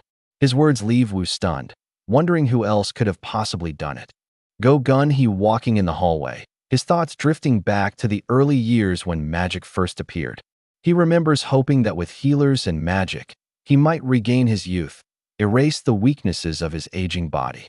But that hope eventually faded. Even the strongest healing spells couldn't turn back time. Looking out the window, the chairman reflects on how quickly the world evolved. Major guilds grow stronger every day, recruiting more hunters, gaining influence like private armies. If the association were to lose power, those guilds could run wild. Wu reminds him that despite all this, he is still the leader of the association. The chairman admits he once believed staying in power was the only way to prove the association's worth. But now, he realizes things have changed. He pauses, thinking about Sung Jin-Woo's words echoing in his mind. A hunter belongs in the dungeons. With renewed resolve, he orders Wu to clear his schedule for the day. His assistant hesitates. There's supposed to be a meeting with government ministers. But the chairman waves it off, uninterested in dealing with old geezers right now. Instead, he suggests getting drinks together, surprising his assistant. As the chairman walks away, a rare spark of excitement rises in his chest. Something about Sung Jin-Woo rekindled a fire he thought was long gone. He wonders with a faint smile just how well Jin-Woo can handle his liquor. The scene shifts, an explosion erupts somewhere. A powerful figure bursts from rubble, eyes blazing, charging forward as chaos unfolds. And then Dong-Su's swollen eye opens slightly. He stares upward in shock. He lies in a hospital bed, his entire body wrapped in casts and bandages. He thinks to himself, so it wasn't a dream? Memories of the brutal attack flash through his mind. The explosion. He glances to the side, still trembling from the memory. Quietly, he mutters, "What business do you have with a loser like me?" His voice is weak, filled with frustration and shame. He adds, "If you have something to say, just say it and be on your way." The deputy director steps into the room, calm and composed. "I've been waiting to ask you something in person," he says. He stands beside the bed, looking down at Dong-Su with a serious expression. He asks, "Are you sure? Sung Il-hwan is a beast." The question leaves the man stunned. Dong-Su's eyes widened. "Are you implying that I attacked a human being?" He snaps back. The deputy director remains steady and pulls out a tablet. "Here, take a look," he says. It's footage from a nearby security camera that recorded what happened that night. He stares at the device. The footage flickers with flames and destruction, revealing the silhouette shielding a human beneath its arm. He speaks steadily, declaring that never in his life has he witnessed a magic beast protecting a human being. He turns his gaze back to him, his tone sharpening as he asks whether he truly still believes the figure in the video is a beast. The question lingers, heavy and uncomfortable. Then, with a quiet shift, Dong-soo asks whether he has ever heard of a person emerging from a gate. The room falls silent. The Bedouin man stares ahead, his expression crumbling as uncertainty sinks in. His lips part, but no words come. Only a stunned, hollow breath escapes him. With a low growl, he insists that there is no mistaking it. The creature was undeniably a beast. The deputy director accepts the answer with a nod, rising to his feet. He tells him to stop by the bureau after he recovers. There are documents he needs to sign. When the deputy director is about to leave, Dong-soo glances toward him and asks about Sung Il-hwan. The answer he receives carries an uneasy weight. The man disappeared shortly after the fight, and no one knows where he went. Dong-soo thinks. It was a humiliating defeat. The memory of the fight flickers back. Humiliation, defeat, and the stinging words left behind. A voice echoing through flames, telling him never to set foot in Korea again. Not for his own sake, but for the sake of a son. A threat, a warning, and a promise that he would never know peace, even in death. His teeth clench. His pride smolders. He refuses to accept it. He already knows where the man fled. But he will need equipment first, artifacts to even the playing field. He mentally notes to contact the guild once he is well enough to move. Darkness burns in his eyes as a vow forms deep inside him. As soon as he recovers from his wounds, he will pursue him. And this time, he will tear him apart. Meanwhile, Sung Jin-Woo scrolls through the hunter's auction market, reading the descriptions of countless weapons, armor pieces, and resources. The system explains that this is where hunters buy and sell items gathered from raids, with thousands participating across Korea. He looks at the expensive equipment on display, realizing just how costly even basic gear can be. Good equipment can save a hunter's life, but D and E rank hunters usually cannot afford it. They rely on strike squads to get better gear after regular raids that he's thinking about the cost of equipment. He remembers how Mr. Kim bought his sword for 3 million won. He can't afford anything like that, so he decides to use what he has for now. He checks the inventory system and wonders if he can store random things inside. He continues browsing. Higher-ranking hunters earn a stable income, allowing them to buy expensive protective gear. Jin-Woo questions why everything is so expensive, realizing he doesn't have enough saved that he thinks ahead. There's a good chance he'll face fire-type demons in the upper floors of the demon castle. The field itself burns everything, so he needs fire-resistant equipment. He browses the shop but finds nothing helpful. He considers selling the Orb of Avarice, a powerful magic item that boosts magic damage. It's rare and valuable, something only a top demon would drop. Even the best artifacts increase strength by only up to 30%, but this orb doubles magic damage. He knows it will sell at a high price, but listing it would require him to explain how he got it. People will talk if an E-rank posts a rare item like this. He realizes his S-rank license will take some time to process. Jin-Woo thinks. If only he had a record of being an A-rank or something higher, there would be no suspicion. But as an E-rank hunter, nobody will let him join a high-rank raid team. He continues clicking through the market page, uncertain of what to do next. Then a sudden alert draws his attention. Someone is looking to recruit a low-rank hunter in the Hunter Association. A file is being laid gently onto a polished desk. This is the file you requested, sir. Go Gun. He studies the file, his sharp gaze softening with memory. Was this photo taken 4 years ago? He asks quietly, noting how different Jin-Woo once looked. Fragile, exhausted, human. Woo Jin-chul's voice echoed. Sung Jin-Woo was considered the weakest even among E-rankers. This file contains every miserable raid he's endured for the last 4 years.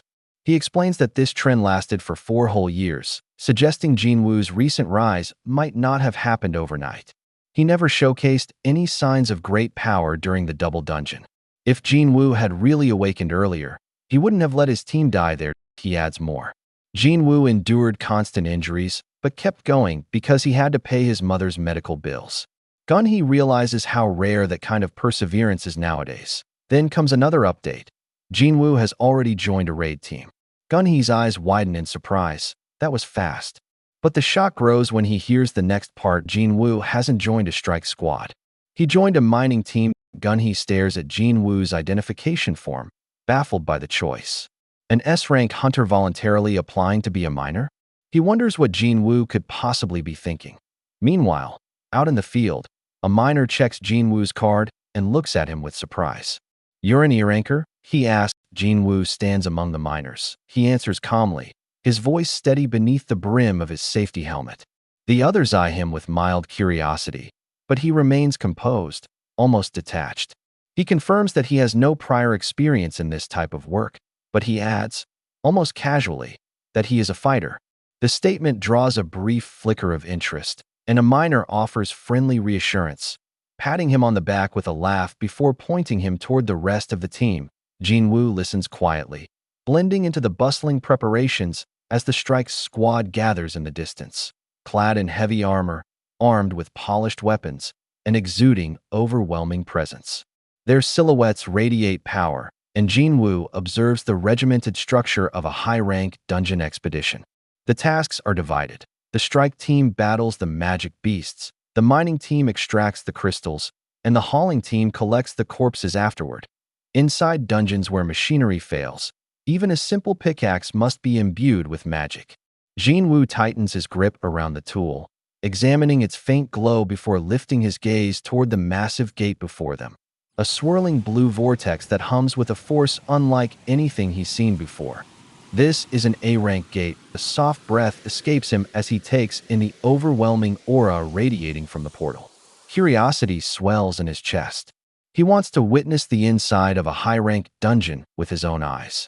He came here deliberately, knowing he will eventually need to step into places like this, whether as a miner, a fighter, or something far more dangerous.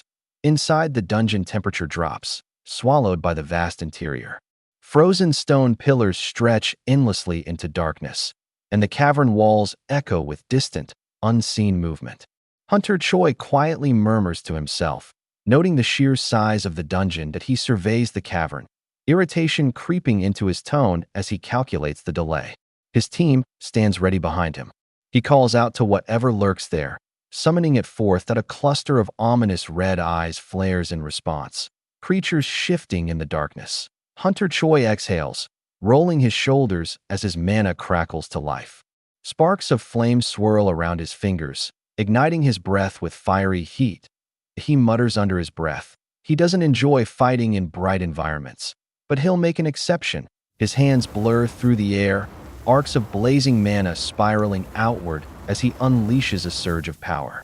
Flames erupt like a miniature sun, engulfing the cavern in a blinding flash that ripples through the ranks of monsters ahead. Heat rolls outward in waves, shaking the tunnel walls. The explosion detonates with a thunderous roar, scattering charred fragments as he forces out every ounce of destructive force. The blast continues to bloom, swallowing the writhing shadows in an ever-expanding inferno. The cavern trembles again as another barrage hits, one eruption after another, burying the howls of burning beasts beneath the relentless storm of explosions. Smoke and sparks billow through the tunnel, and when the flames finally begin to settle, the ground is littered with roasted remains. He lowers his hand, embers curling lazily around his fingers. "Tanks, get ready," he commands, eyes narrowing as the dust begins to clear. A storm is on its way. Ahead, the shield-bearers slam their massive enchanted guards into the earth, forming a fortified wall of golden armor. Then the next wave of magic detonates and a massive column of fire sweeps down the tunnel, hitting the shields with explosive force. When the echoes die, Hunter Choi surveys the destruction. "We may not be able to use corpses that are cooked until well done, so I held back a bit. I'm not sure how deep this dungeon goes," he continues, "but all the beasts in the vicinity have probably turned into ashes by now." The warriors behind him exchange looks, feeling the heat still radiating from the scorched stone. From within the shattered remains of the battlefield, Hunter Choi steps forward. He offers to escort the workers to safety. Far from the front, the miners anxiously eye the swirling blue vortex of the gate. Their impatience grows, wondering when the strike squad will finally emerge. Their concerns spill out in nervous chatter, but an officer reassures them. noting that the assault team is nearly finished clearing out the last of the monsters. Minutes stretch like hours before faint silhouettes take shape behind the brilliant blue glow. Then, finally, the strike squad returns. Figures carved from strength and confidence stepping through the gate with unmistakable authority. The miners stare in stunned admiration, Jin-Woo thought to himself. They are finally done. These are the elite. The country's most formidable strike force. The hunters. Among them is a man whose presence radiates unmistakable power, Choi Jong-in, the flame-wielding magician responsible for the inferno that wiped out the dungeon's beasts. Then another figure appears, a woman with a hardened expression, her armor gleaming with cold light. Gasps ripple through the miners as they recognize her. She steps out with controlled poise, every movement sharp and lethal. She is the Hunters Guild's vice guild master, a force to be feared and respected. Chapter end here. For more, like, share, and subscribe. Welcome back to our channel 217 Prince. The chapter begins. Cha Hayan steps forward from the gate, her presence radiating a quiet but overwhelming force. I wonder how many women in the entire world carry such weight in their very posture, such effortless dominance. The glow of mana behind her outlining her frame. The truth becomes undeniable. She's strong, perhaps as strong as Choi Jong-in, possibly even stronger. Maybe she even rivals Chairman Go, a thought that sends a ripple of disbelief through Jin-Woo as he stares up at her. Cha Hayan turns her head slightly, a soft flick of blonde hair brushing across her armor as if something had brushed against her senses. What was that? She pauses. I felt a strong presence just now. Was it just my imagination? For a second, I thought Chairman Go was here. Her gaze sweeps the cavern, searching for any trace of that overwhelming pressure she sensed. But there's no trace of it now, she thinks. Well, a busy man like Chairman Go wouldn't pay us a visit without prior notice. A sudden sting hits her senses, and she instinctively covers her nose and mouth, wincing from the sharpness in the air. Her senses are sharper than I expected. Jin-Woo watched quietly among the workers. All right, everyone, it's our turn now. Let's get cracking. Miner shouts, rallying the group. What are you doing, son? It's time for us to go in, he calls out. Jin-Woo nods. Yes, sir. Inside, darkness stretches endlessly. The interior feels like an entire world carved underground, a vast maze of twisting tunnels and echoing chambers. Jin-Woo's thoughts. The interior of an A-rank gate is enormous. A gate's rank is measured by the mana waves emitted from it, not by the beasts inside. The two factors that raise a gate's rank are its size and mana levels. Low-ranking beasts can't emit mana strong enough for an A-rank gate, but an A-rank gate is filled with high-ranking beasts. Jin-Woo pauses, feeling a cold breeze brush past him. These waves, they're coming from the dungeon boss. Whispers spread among the workers. From the shadows, a few of them glance toward Jin-Woo, the new guy, an E-ranker. Confusion mixes with irritation. Why would a team leader bring someone so low into an A-rank dungeon? The murmurs continue as some don't even try to hide their frustration. One wonders aloud if an E-ranker can even contribute at all. Another replies coldly, exactly. Jin-Woo listens in silence, his expression unreadable behind the dim headlamp. He's heard it all before. E-rank hunters rarely find a place where they're welcomed, but his steps remain calm, measured. He already knows he won't be staying with this team for long. Suddenly, one of the miners shoves him, barking at him to move. The narrow path doesn't allow delays. As Jin-Woo slowly turns his head, Jin-Woo's eyes glint like something far more dangerous than an E-ranker. The man freezes. His bravado evaporates instantly as sweat beads on his forehead. He stumbles over his words, telling Jin-Woo to forget it, to never mind. But the question lingers in the back of his mind, trembling. Is he really an E-ranker? The scene shifts deeper into the dungeon where the hauling team already struggles with massive loads, hauling beast corpses into large containers. Their arms strain with effort as they work in sync. The dungeon's internal operation flows like a machine. The strike squad clears the monsters, the hauling team gathers the bodies, and finally, the mining team extracts the crystals. Profits rely on every step being executed perfectly, and in these depths, beast corpses gleam with vibrant colors. Every part of these high-ranking creatures holds value. Nothing is wasted here. Everything, even within danger, has its price. Jin-Woo stands before the massive monster. He murmurs that even its corpse is worth a lot of money. After everything of value is taken from the dungeon, the boss will finally be defeated. Only then will the gate close. The boss chamber erupts in a bright blue light as the strike squad finishes preparing. A miner comments that all these steps must be completed for a high-ranked dungeon to be considered fully cleared. Jin-Woo looks around nervously, admitting that the beasts inside the A-rank gate are much bigger than expected. The in-charge explains that even though the strike squad killed all the other monsters, the boss is still alive. The boss can only be killed after all hauling and mining work is done. Then Jin-Woo asked, what would happen if the boss suddenly left its lair? The reply is grim. If that happened, everyone still inside would probably die. They continue walking through the glowing crystal tunnels as the danger of the living boss looms behind them. They walk deeper through the glowing dungeon. Jin-Woo glances back nervously and asks if the terrifying creature might be right behind them. But the in-charge replies calmly that he isn't scared at all. He explains that he's been working for the Hunters Guild for 3 years and nothing like that has ever happened. Jin-Woo silently observes the surroundings, noting that the mana waves being emitted by the boss are strong enough to make his body tremble. He compares it to Vulcan or Metis, but this one feels even stronger. He thinks to himself that he's impressed Choi Jong-in and Cha Hae-in are going to take on such a dangerous monster, and he's equally impressed by the rest of the A-rank raid team. Even if they're not all strong fighters, each member plays an important role.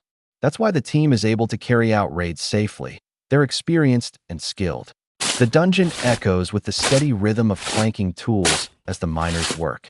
Their pickaxes strike the mana-infused crystal walls, chips scattering across the ground. Sweat drips down their faces as they continue mining non-stop. 2 miners pause, watching Jin-Woo.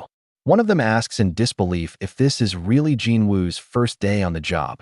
The other replies that yes, it is, still shocked by how skilled he looks already. Sung Jin-Woo swings his pickaxe with precise, powerful motions, shattering chunks of crystal with ease. Nearby miners watch him, whispering to each other in disbelief. Is he really an E-ranker? He doesn't look like a rookie at all. One miner explains that he checked Sung's license himself, but the others stare at Jin-Woo, wiping out crystals faster than anyone. Then how do you explain that? One mutters, clearly, Jin-Woo was born to be a miner. Another smirks proudly, I've always had an eye for talent. A voice calls out from deeper inside the cave, lunchtime. Let's go eat. The workers head out. I ate before coming. Okay. Left alone, Jin-Woo looks around and thinks, finally, I'm alone. I can't waste this chance. He rushes off deeper into the dungeon. I'll just take a quick look. Is that a giant? I can tell it's strong, much stronger than Metis. I know I'll be able to take it on, but I also know that I'm not supposed to defeat the boss. Should I just go for it? Hey, what are you doing over there? I got lost and ended up here. You got lost? Get back. That's where the boss lives. Please leave right now. My apologies.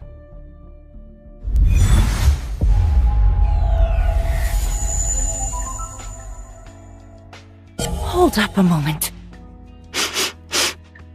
He doesn't have a foul stench! Are you really a hunter? E-rank. Sung Jin-Woo. Fine, just be careful on your way back. He actually smelled quite nice. Deep in the dungeon, the mining team continues working. When Jin-Woo returns, the in-charge laughs and teases him about getting lost and meeting Cha Hae-in. They say he's lucky. Most hunters never even get a chance to talk to her. They explain that Cha Hae-in always stays near the boss's lair to ensure it doesn't escape, and that she's extremely meticulous. Jin-Woo listens as they explain her condition. She can smell a strange scent that only hunters give off, and she finds it disgusting. That's why she always covers her nose. Jin-Woo quietly realizes that this is why she questioned him so intently, because he doesn't have that scent. He starts connecting the dots. Baruka once said something similar, that he didn't smell like a hunter. Jin-Woo understands now. The sensations hunters feel, the voices ice elves hear, none of it affects him. Because he isn't a hunter. He's a player. He thinks to himself, the only one blessed by the system. What does it really mean to be a player? Later, after finishing the day's work, the miners praise Jin-Woo. Nice work today, Sung. Thanks to you, we were able to finish 2 hours early. Can you come back tomorrow? That raid will be carried out by Strike Squad B instead of A. Strike Squad B?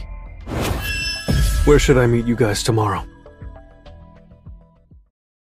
The miner, excited, promises to talk to the supervisor and make sure he gets paid double. Jin-Woo smiles politely and accepts. Later, in a lively restaurant filled with food, a voice complains loudly that he was summoned all the way just for pork belly. Jin-Ho slams a hand on the table, calling this place sacred for him and Jin-Woo. Across from him, a woman asked why he called him here. He answered with a serious expression. His talk with his father went well. Yu Si-yoon's eyes widen, asking if that means he's becoming a guild master. He admits he'll need Jin-Woo's help for that. But he also reveals a problem. Jin-Woo hasn't been answering his calls. Trembling in frustration, he shows his phone filled with unread messages. Si-yoon cringes at the sight, asking if they're secretly dating or something. On the TV screen as the news plays, showing the bright smile of Lee Min-sung posing for the cameras. His voice carries through the speakers, full of charm and careful polish, insisting he needs another evaluation. The headline announces his upcoming ranking test, as if it were some remarkable event. But across the table, Si-yoon immediately snaps, annoyed at the sudden distraction. Their conversation is abruptly derailed as the others turn their attention toward the broadcast. Jin-Ho squints at the screen, recognizing the celebrity instantly. They're talking about Lee Min-sung, he mutters. The Hallyu star.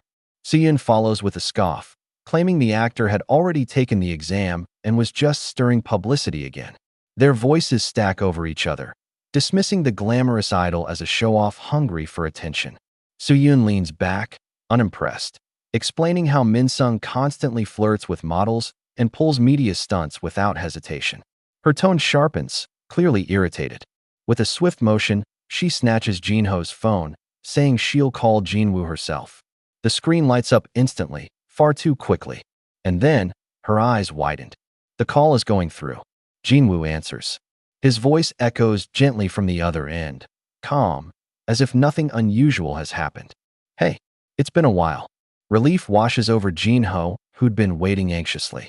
He rushes to explain how he couldn't reach Jin-Woo, how he'd started worrying. Jin-Woo's response is simple and unbothered. He'd been inside a dungeon. Jin-Ho hesitates, then shifts the topic to something more serious, mentioning news about his father and asking if tomorrow would be a good time to meet. Jin-Woo agrees without hesitation. Tomorrow? Only if you're okay meeting late at night. Jin-Ho brightens immediately. Some distance away, in a high-rise apartment lit only by moonlight, Cha Hae-in stands alone before the window as the city sprawls beneath her. The phone pressed to her ear captures only her quiet, steady breath. She rarely calls at this hour. But tonight is different. When the man on the line answers, she doesn't waste a second. Her tone is cool, clipped, but determined. She asks for information, something specific, something important. She wants everything they can find. About a miner named Sung Jin-Woo. Cha Hae-in walked through the quiet hallway, her thoughts looping back to the same impossible question. He said he got lost, yet of all the places inside that massive dungeon, he somehow ended up in the boss's lair. That wasn't something she could simply brush off. It didn't add up.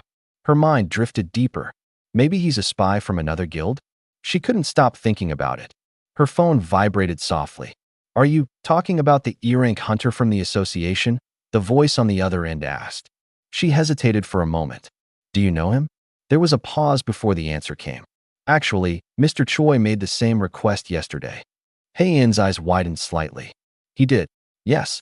He asked me to look into Sung Jin-Woo's file. Her breath caught. Things were lining up in strange ways she didn't like. Do you know why? She pressed. No. Sorry. Heian drifted toward the window, overlooking the glowing city beneath the moonlit clouds. Her informant continued, I've been trying, but the association has classified his file. I've never seen that done for a hunter who isn't even high-ranking. She lowered the phone slowly, the unease spreading through her chest. The master of the Hunters Guild wants to know who he is, while the association is trying to conceal his information. And all this over an E-rank hunter. Her fingers tightened around the phone. I think I'm on to something, she murmured, pressing the call button again as a decision solidified inside her.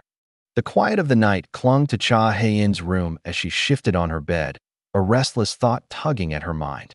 Why was he the only exception? Her brows narrowed. Out of all the hunters she had ever encountered, countless faces, countless scents, not one except him.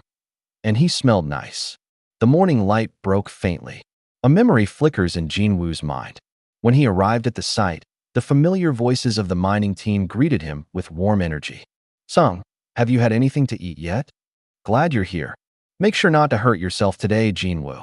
Then the real voices echoed. Hey, Sung, let's do a good job today. Jin-Woo's expression softened. A small, sincere smile tugged at his lips. The miners called out to him with a grin. Oh, and join us for lunch. Hope you didn't eat before coming here again. He watched the miners stretch and sigh contentedly. I've forgotten about this feeling for quite some time now, he muttered. It's been a long time since I worked with so many good members. The miners relax as the work wraps up, enjoying a brief break after their progress. One of the raid members approaches the group, looking around as he explains the situation. They were supposed to have a porter carry their bags, but that person never showed up. He asks if someone among the miners could fill the role, but the mining team immediately pushes back. Haulers are stronger and better suited, they insist. Why ask the miners? A miner reminds the raid member who worked non-stop for 3 hours and barely finished even after doubling their effort. They can't spare anyone. He explains they're in a tight spot, but the miners remain firm. Strike squad or not, they're stretched thin. Sun Ki-hoon stepped forward once more. Is there anybody willing to come with the strike squad? As soon as the raid is over, we'll pay you a bonus for the extra risk that must be taken. Murmurs rippled through the miners, but not a single hand rose. None of them wanted it, no matter the pay. The miners look uneasy as they explain the real problem. Entering an A-rank dungeon is dangerous even for B ranks, and the mining team has mostly D ranks and even E ranks. A single accident could wipe them out. No one wants to risk their life for a little extra pay. Silence hangs in the air as the strike squad member asks if no one is willing to volunteer. The crowd avoids eye contact. Then, suddenly, a hand rises. Sung Jin-Woo stands confidently among them. I'll go. Everyone turns toward him in shock. The raid member stares wide-eyed. What? Questions fly at him. Why he'd want to enter an A-rank hunting ground as an E-rank. One miner shouts, worried he'll throw away his life. But Jin-Woo calmly reassures them, saying he'll only be carrying bags and observing the raid, nothing reckless. His eyes sharpen with determination as he repeats that he'll be fine. The strike squad captain, Sun Ki-hoon, watches quietly, then smiles. He accepts Sung as their porter. The two shake hands, introducing themselves. Sung stands ready, carrying the giant backpack with ease. Ki-hoon notices Sung isn't struggling with the weight at all. The squad gathers near the massive glowing gate. Ki-hoon observes that today's gate looks even bigger than yesterday's, though its mana levels seem lower. The team analyzes the conditions, noting that a secondary strike squad being sent means the risk is lower. The strike squad members prepare as the portal hums brightly. A lineup of the Hunters Guild's second-tier strike squad stands ready, A ranks and B ranks in full gear. They march toward the gate. Jin-Woo studies the portal, sensing something unusual. Despite the lower mana reading, he feels the same eerie foreboding as he did in front of the red gate. The portal swirls violently, emitting a strange, ominous energy.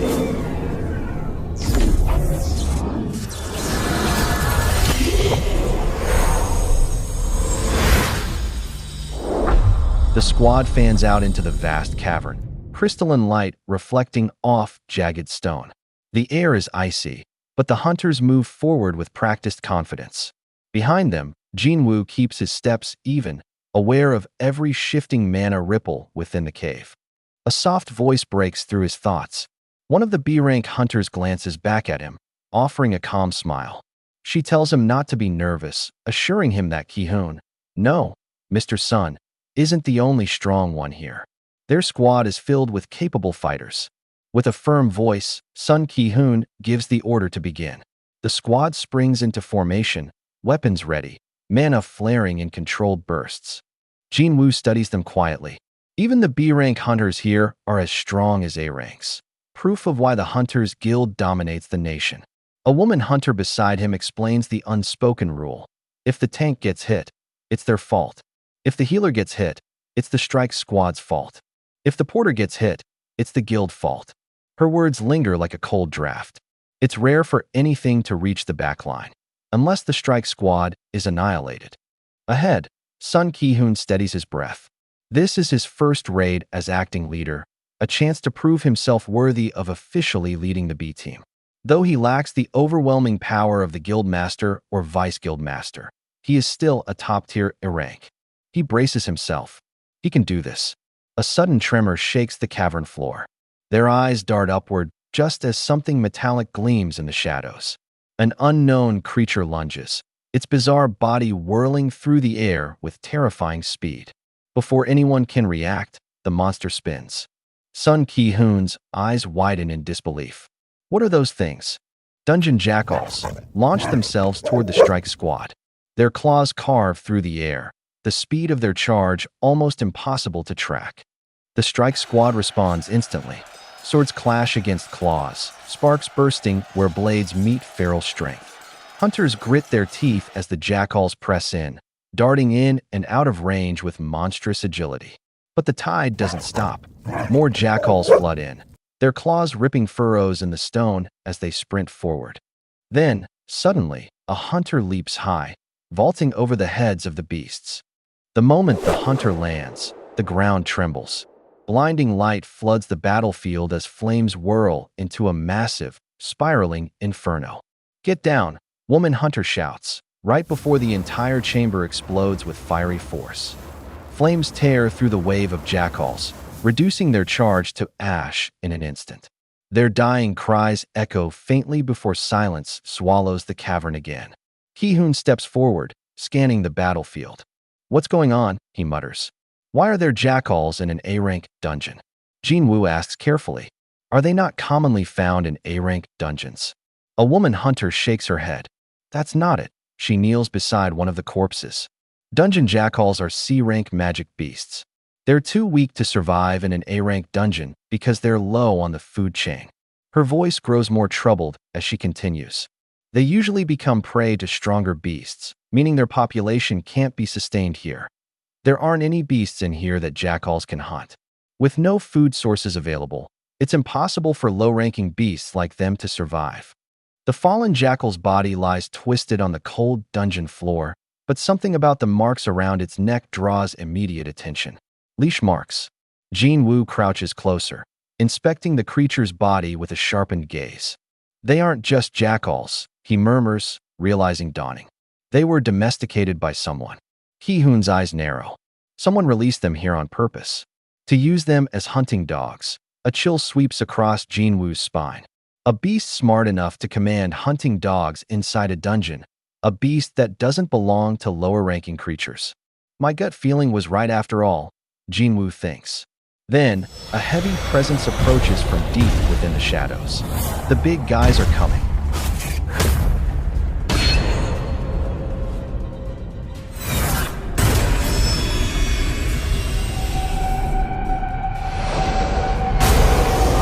A whole pack of high orc warriors steps forward. Before anyone can react, spears thrust. A blue streak cuts the air. The high orc's massive spear comes crashing down with enough force to split stone, but Ki-hoon braces himself with his shield, the impact exploding outward in a deafening kaboom. The shockwave ripples through his arm, numbing it, but he doesn't falter. His eyes widened. Their strength is unbelievable. Before he can fully recover, the next orc lunges, swinging downward with murderous precision. Ki-hoon reacts instantly and dodges the attack. The threat doesn't stop. More orcs leap into the fray, their giant axes and halberds flashing with deadly intent. The hunters counter with a shield bash and narrow dodges, but they're relentless. Then, another one leaps straight at him, weapon raised. The hunter gasps as the truth sinks deeper into his gut. My provocation skill isn't affecting them at all. Behind him, more shadows move, closing in on the mages. Mages, they're aiming for you. Watch out, he shouts, pivoting sharply. But before panic can take hold, a flare of fiery light ignites behind him. We won't go down without a fight. Don't worry about us. Fire erupts from the hands of a mage, crackling across the cavern. Blazing arcs sweep through the battlefield, detonating against the charging orcs. Still, not all fall. Through the inferno, a surviving high orc bursts forward, its hulking silhouette outlined in flames. One of the mage's voices trembles as the truth hits him. His attacks aren't doing anything. They're completely immune to magic. A towering high orc suddenly halts mid-charge, violet energy coiling around its limbs. The caster's face twists with strain. The beast is too strong. 5 seconds, that's the longest he can hold it. But 5 seconds is all their other mage needs. The mage's body ignites with radiant power as he gathers everything he has. Light bursts from his hands, swirling into a glowing sigil above his head. That's long enough, he roars. I call upon thee to behead my foes. A colossal beast of fire takes form, roaring as it lunges forward. He focuses desperately, pushing his depleted mana into the summon. His thoughts race. He can summon up to 2 beasts, each as strong as an A-rank hunter, but it drains him completely.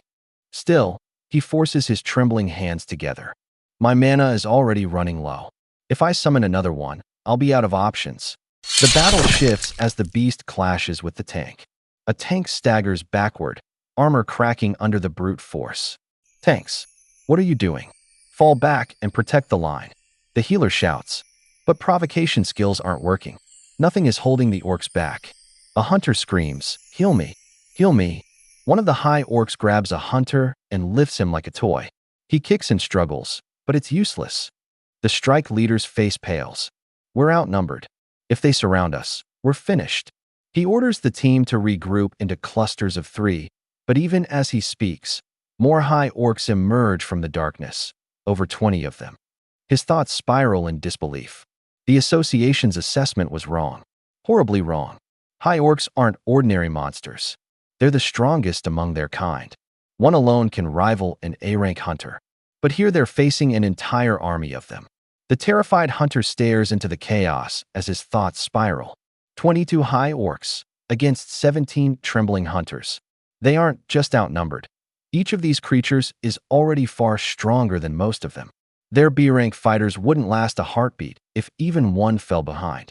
His dread becomes reality as a towering high orc swings its massive axe downward. The light crashes across his armor. Blood explodes outward. The frontline mage shouts, forcing everyone back as she slams her staff into the ground, conjuring a spiraling barrier of glowing sigils. Dark tendrils of mana coil around the orc as it roars, breaking through with overwhelming force. The wounded hunter collapses, coughing blood as the healer rushes to him, desperately weaving green light with trembling hands. Her healing glow spills across his body, but it's barely enough. Above her, another high orc approaches, massive, snarling, its eyes lit with savage hunger. She looks up, breath freezing in her chest. The mage's scream cuts through the cavern. She tries to tighten her grip on her staff, but the high orc surges again, still alive, still furious. It raises its blade, the killing blow descending.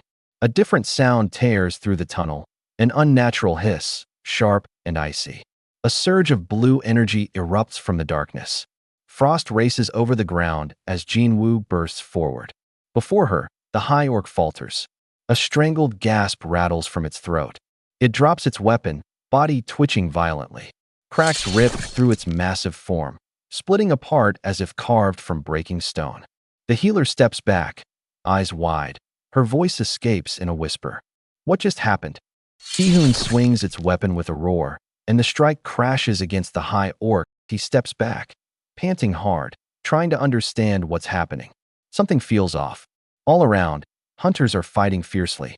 Blades clash. Explosions ring out. This battle isn't as overwhelming as before. The high orc's leg is suddenly cut, a quick slash marking its flesh. More wounds immediately follow, slicing across its body before it can react. Jin-Woo watches from behind, analyzing the battlefield calmly. He decides to weaken the high orcs quietly without getting noticed, using the chaos to his advantage. But a few high orcs turn. They sense something is off. Just then, a hunter from the strike squad leaps forward with a battle cry, slashing the orc and pushing it back. A female hunter punches forward with massive force, sending shockwaves through the battle. As the dust settles, she proudly shouts that she defeated one of the high orcs. Jin-Woo looks down at the blood splattered on him and sighs quietly. He studies the hunters, thinking to himself that Sun Ki-hoon and the others are elite members of the Hunters Guild, the strongest guild in the country. Even so, Jin-Woo knows these high orcs are not to be underestimated. They're far more dangerous than normal ones. The high orc that almost killed the healer, its body sliced apart. Jin-Woo watches, realizing he can't just let someone die, not when he has the power to step in. A faint chime echoes. He's surprised. He leveled up simply by helping the party instead of defeating the monsters himself. He thinks quietly to himself. Yes, he could have gained even more experience by doing everything alone. But this dungeon raid was paid for by the Hunters Guild. Since the permit belongs to them, he shouldn't interfere too much. Still, given the situation, supporting them from the shadows was the best choice. As the battlefield grows quiet, the hunters look around cautiously. Did we win? Someone asks. The surviving hunters gather, checking each other. No one is seriously injured, thanks to the healer. It's a miracle, considering they faced an entire army of high orcs. Jin-Woo walks over with the others. They talk among themselves, confused but relieved. One hunter glances at Jin-Woo. That porter, he's not ordinary. They begin discussing the strange moment during the battle. A healer steps closer, recalling what she saw. When I was cornered, the high orcs suddenly ripped apart in midair, as if someone cast a powerful spell. Ki-hoon was confused, did not understand. Gina, was it you? He asks their mage. She shakes her head. Her magic can't do anything like that, and explains that it wasn't their team's doing. They have no mages capable of such power. Their strike squad uses mostly melee fighters. No fire magic, no assassin-type hunters either. Another woman hunter concludes the same thing. It must have been an outsider. The mage with glasses looks at Jin-Woo, thoughtfully realizing something. It seems like he has a reason for hiding his true identity, so maybe I should keep quiet for now. Another mage keeps to himself, relieved. If he had summoned another beast, he would have collapsed from mana exhaustion. He joins the group just as Sun Ki-hoon addresses everyone. They all agree on one thing. During the second half of the battle, the high orcs suddenly started acting strangely, and that's the only reason they survived without losing anyone. The group gathers, still tense after the battle. One of the hunters quietly asks if they should continue deeper into the dungeon, but doubt is already spreading among the team. Another hunter admits he feels the place is far too dangerous. Another mutter they ran into high orcs right from the start. Who knows what else could be waiting further inside? Murmurs of agreement ripple through the group as fear settles in. The tank finally speaks up, reminding everyone that now that they know high orcs are here, they must inform the guild master or vice guild master. If they push forward blindly, their entire strike squad could end up in serious danger. He suggests pulling out entirely, or returning later with more healers and mages. He tries appealing to Ki-hoon personally, knowing it's his first time leading a strike squad. He tells him it's okay to go back. Ki-hoon stands still, conflicted. If he completes this raid successfully, he'll officially become the leader of the strike squad. He might never get another chance like this. But risking everyone's lives isn't something he can ignore. He clenches his fist, struggling with the decision. Sung Jin-Woo watches quietly from behind, thinking that it's not an easy choice. Every hunter wants to clear a dungeon, but a good leader must also know when to retreat. After a long silence, Ki-hoon finally nods. Okay then. He turns to his squad and orders firmly, let's retreat for now. The team lets out a collective sigh of relief. They had been afraid he'd insist on pushing ahead. Ki-hoon gives a small smile and says he's not stupid. But when he shows them his trembling hand, they realize how much pressure he was holding in. Still, He pulls himself together and tells everyone, "All right, enough whining. Let's get out of here." The group follows the dimly glowing lights deeper into the cave, unsure of what lies ahead. As they reach a wider chamber, a strange energy fills the air, and something feels wrong. Suddenly, Ki-hoon shouts for everyone to stop. The entire team freezes as a powerful surge of magic erupts before them. A swirling, bright barrier forms across the passage, blocking their path completely. Confused voices rise. No one understands why this is happening or what triggered it. The hunters stare in shock as the glowing barrier suddenly fills the passage, sealing off their only way out. Confusion turns to dread when the entire space begins to distort with powerful magic waves. A sudden burst of blinding energy surges through the cave, hitting everyone at once. The hunters freeze, their vision warping from the overwhelming mana.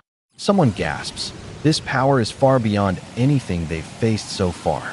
Realization spreads quickly. This is no ordinary magic. This is the power of the dungeon boss. The hunters panic as the barrier tightens. Their mages step forward, desperately trying to counter the spell. Gina and the other spellcasters channel all their strength, but the strain quickly overwhelms them. Mana crackles violently through their bodies. A sharp, terrible sound rings out. Gina collapses, blood splattering on the ground. The others cry out in horror. A curse has struck the mages alone. Someone shouts for a divine spell. Anything to stop the curse before it spreads. Ki-hoon steps forward, terrified but determined. The air around him grows heavy. Footsteps echo in the red-tinted darkness as a new presence approaches. The cursed energy swirls. Something dangerous is coming. Chapter end here. For more, like, share, and subscribe.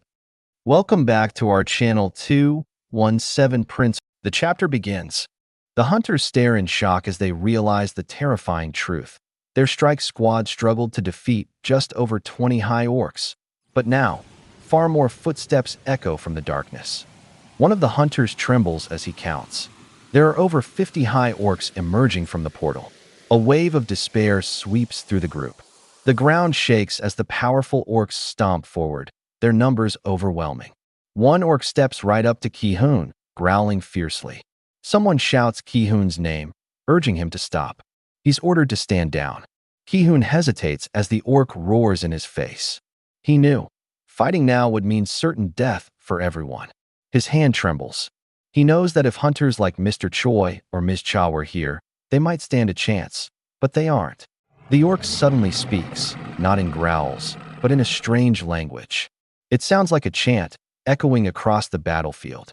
More orcs join in, their voices rising like a ritual. This isn't a normal attack. Something is controlling them. One orc's eye flashes as if someone else is behind it. Then its body cracks and bends in unnatural ways.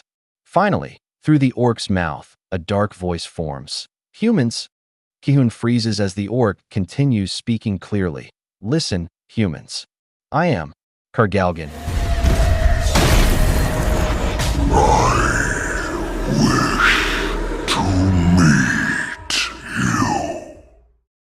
The hunters are stunned. An orc is speaking their language. Someone quickly realizes it's not the orc talking. The creature is only a puppet. Someone far stronger is using it to communicate. A mage confirms it. Someone else is speaking through him. Ki-hoon hesitates, unsure if the creature's words can be trusted. His teammates warn him that it must be a trap and urge him to fight instead. But Ki-hoon steps forward, determined to hear the creature out. He asks the orc if it was the one who sealed the cave. The orc slowly responds, its voice echoing through the chamber. Yes, I am the almighty shaman of the proud orcs. Ki-hoon listens quietly as the orc's strange voice echoes through the cave, its words heavy and unsettling. The creature speaks of human strength, how even powerful humans cannot break the magic barrier it created. Its ominous tone makes everyone tense. Ki-hoon swallows hard and asks the question everyone fears. Is there another beast even stronger than you in here? The orc's glowing eyes flare with anger. It demands to know who would dare to oppose it, who would be bold enough to stand against the mighty shaman of the orcs. Then its tone shifts. The cavern falls silent as the creature gives them a chilling ultimatum. They can die fighting the army gathered behind it, or they can follow. Ki-hoon hesitates, sweat running down his face. The choice is terrible, but the alternative is certain death. Finally, he breathes out a quiet acceptance. His party members call his name anxiously, but stand with him. The orc turns and commands, "Follow me, humans." As they begin walking, Jin-Woo silently observes. If more high orcs are waiting deeper inside, their odds of survival are even worse. Ki-hoon's expression hardens. Negotiation might be the only path left. He turns to Jin-Woo and quietly says the only thing he can, "Jin-Woo." Jin-Woo glances up. Yes. The plan becomes clear. Ki-hoon explains that they will launch a surprise attack on the boss the moment they see it. Whether they succeed or fail, the boss will be forced to maintain the magic barrier, giving the others a chance to escape. You must slip away during the chaos, find the exit, and contact the main strike squad. But Jin-Woo points out the obvious problem. The battle will be over long before backup arrives. He asks if Ki-hoon is really asking everyone here to risk their lives just to defeat the boss. Ki-hoon answers calmly. Their goal is to close the gate, not to survive. Too many people have invested in this mission. They cannot give up now. Then the healer hesitates and calls Jin-Woo. She hands him a dairy. She asks him, if he survives, to deliver it to her family. She explains they're all just doing what they were trained to do, but Jin-Woo is different. He isn't one of them. So she begs him to make it out alive. Jin-Woo quietly accepts it for the time being, though he plans to give it back himself rather than deliver it. He senses the boss's power growing even stronger. The mana waves are almost overwhelming. Still, the battle isn't over. Outside the dungeon, Cha-haen wonders where Jin-Woo is. She didn't see him with the mining team. Another miner casually tells her that Jin-Woo filled in for the strike squad's porter today. Cha is stunned. An E-rank hunter, subbing for an A-rank raid. She recalls the strange chills she felt yesterday. Something isn't right. She heads toward the gate. Other miners ask if something happened, but she says it's a personal matter and they shouldn't worry. As she prepares to enter, she realizes she forgot her weapon. A miner offers to lend her his equipment. They bring her a pickaxe. Cha stares at it silently. She asks the miners if they have any other weapon she can use, something like a sword or a spear. They explain they're only a mining team, so all they have are basic tools. Cha pauses, then calmly says she'll just go without one. She starts walking toward the gate, the miners watching her in silence. One of them hesitates and calls out, worried she's heading in unarmed. Cha keeps staring forward, determined. Then she suddenly reaches out and grabs a mining pickaxe. She tests its weight, gripping it fully. The miner comments that it's better than going with nothing, and Cha agrees politely before heading toward the gate. Inside the dungeon, a grand hall reveals itself. I'll overpower you! The hall is filled with countless high orcs watching from every level. Torches burn along the walls, banners hang from pillars, and rows upon rows of red-eyed warriors stare down at the intruders. This is the heart of the dungeon, the orcs' throne room. Their entire army gathered in one place. At the throne, the orc king sits, surrounded by his elite guards. He speaks slowly, glowing eyes fixed on the humans. With a deep, resonant voice, he welcomes them into his domain.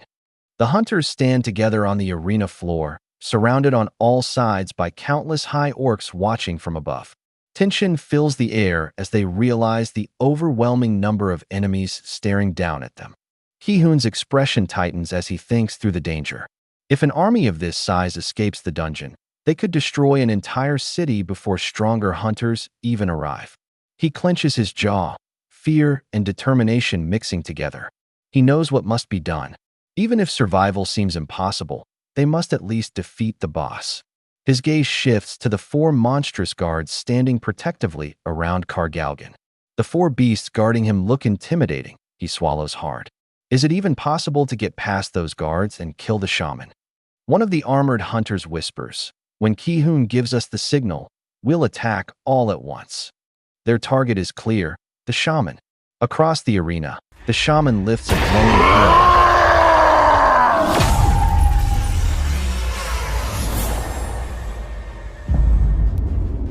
and speaks mockingly. Do you fear me, humans? His voice echoes through the chamber as his power begins to surge forward. The hunters stare in shock as Kargalgan's overwhelming power fills the arena. His magic radiates like nothing they have ever faced before, leaving them frozen with fear. Even the squad's best maid shakes, realizing she is completely outclassed. Ki-hoon trembles, whispering why. He can't understand why they've been brought here instead of being killed immediately. The shaman answers coldly, they're doing this for fun. Suddenly, the high orcs roar in excitement, revealing that they have been waiting to slaughter the hunters one by one. Ki-hoon's face twists in horror as he realizes the truth. To the orcs, they are not enemies, they are toys. His fear turns into rage. He shouts, ordering everyone to prepare. With desperation fueling him, Ki-hoon screams, now! Everyone charge! But the hunters didn't rush forward, hearts pounding. Fear still grips them. Ki-hoon pushes ahead. The pressure of the moment overwhelms him. Then chaos erupts. A scream cuts through the battlefield, and the battle truly begins. Kargalgan casts a powerful protection spell. Without warning, he launches a wave of force that slams into Ki-hoon, sending him flying backward. He crashes violently onto the ground, rolling across the floor from the impact. Kargalgan looks down at him with cold disdain, calling him a foolish human. Kargalgan lifts him with levitation magic. Then quickly, use gravity acceleration to slam him back down, creating a massive explosion of dust and debris. Ki-hoon struggles on the ground, barely conscious. His teammate shouts his name in fear as Ki-hoon is thrown again and again, Kargalgan preparing another attack. But then Ki-hoon's body disappears into a burst of speed. Jin-Woo landed on the ground holding Ki-hoon as the battlefield shook around him. His blurry eyes lift just enough to see a lone figure stepping toward him. With blood flowing down his face, Ki-hoon whispers Jin-Woo's name, struggling to speak. Jin-Woo apologizes, admitting he knows the dungeon technically belongs to the Hunters Guild and he shouldn't interfere. But with the high orcs overwhelming them, he pleads, his squad won't survive without help. He crouches down and asks just one question. Do you give me permission to kill all the monsters in this dungeon? Before Ki-hoon can answer, an orc charges toward them. Jin-Woo reacts instantly. With blinding speed, he smashes the attacker into the ground with thunderous force. The impacts shake the arena, explosions echoing one after another as the orc is crushed repeatedly. Ki-hoon's vision blurs as he watches, stunned by Jin-Woo's power. Jin-Woo turns back to him, asking again, firm, calm, and terrifying, do I have permission to take care of everything in this dungeon? With tears, Ki-hoon whispers the only answer he has left. Please, I beg you. And with that, he gives Jin-Woo full permission. Kargalgan mocks Jin-Woo from atop his throne, radiating violent purple energy. He laughs at Jin-Woo's attempts, certain that a mere human's tricks won't work against him. But Jin-Woo calmly rises, surrounded by swirling energy. He notes that this is the strongest aura he's ever felt, yet his expression stays steady. Kargalgan grins menacingly, thinking the fear is mutual. Jin-Woo looks down at his foe and says this matchup is terrible for the shaman. Jin-Woo steps forward with a slight smile, telling Kargalgan that the one who should be worried isn't him. He raises a hand. He quietly commands, come forth. A dark mist spreads, and from within it, shadow soldiers materialize. They surge outward, crackling with blue light. A wave of energy floods the arena, ready to strike. The shadows explode forward like a charging army, tearing through the battlefield.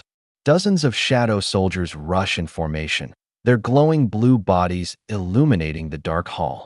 In the center of them stands Jin-Woo, unmoving, calm, while the shadows storm past him toward the Orc Legion.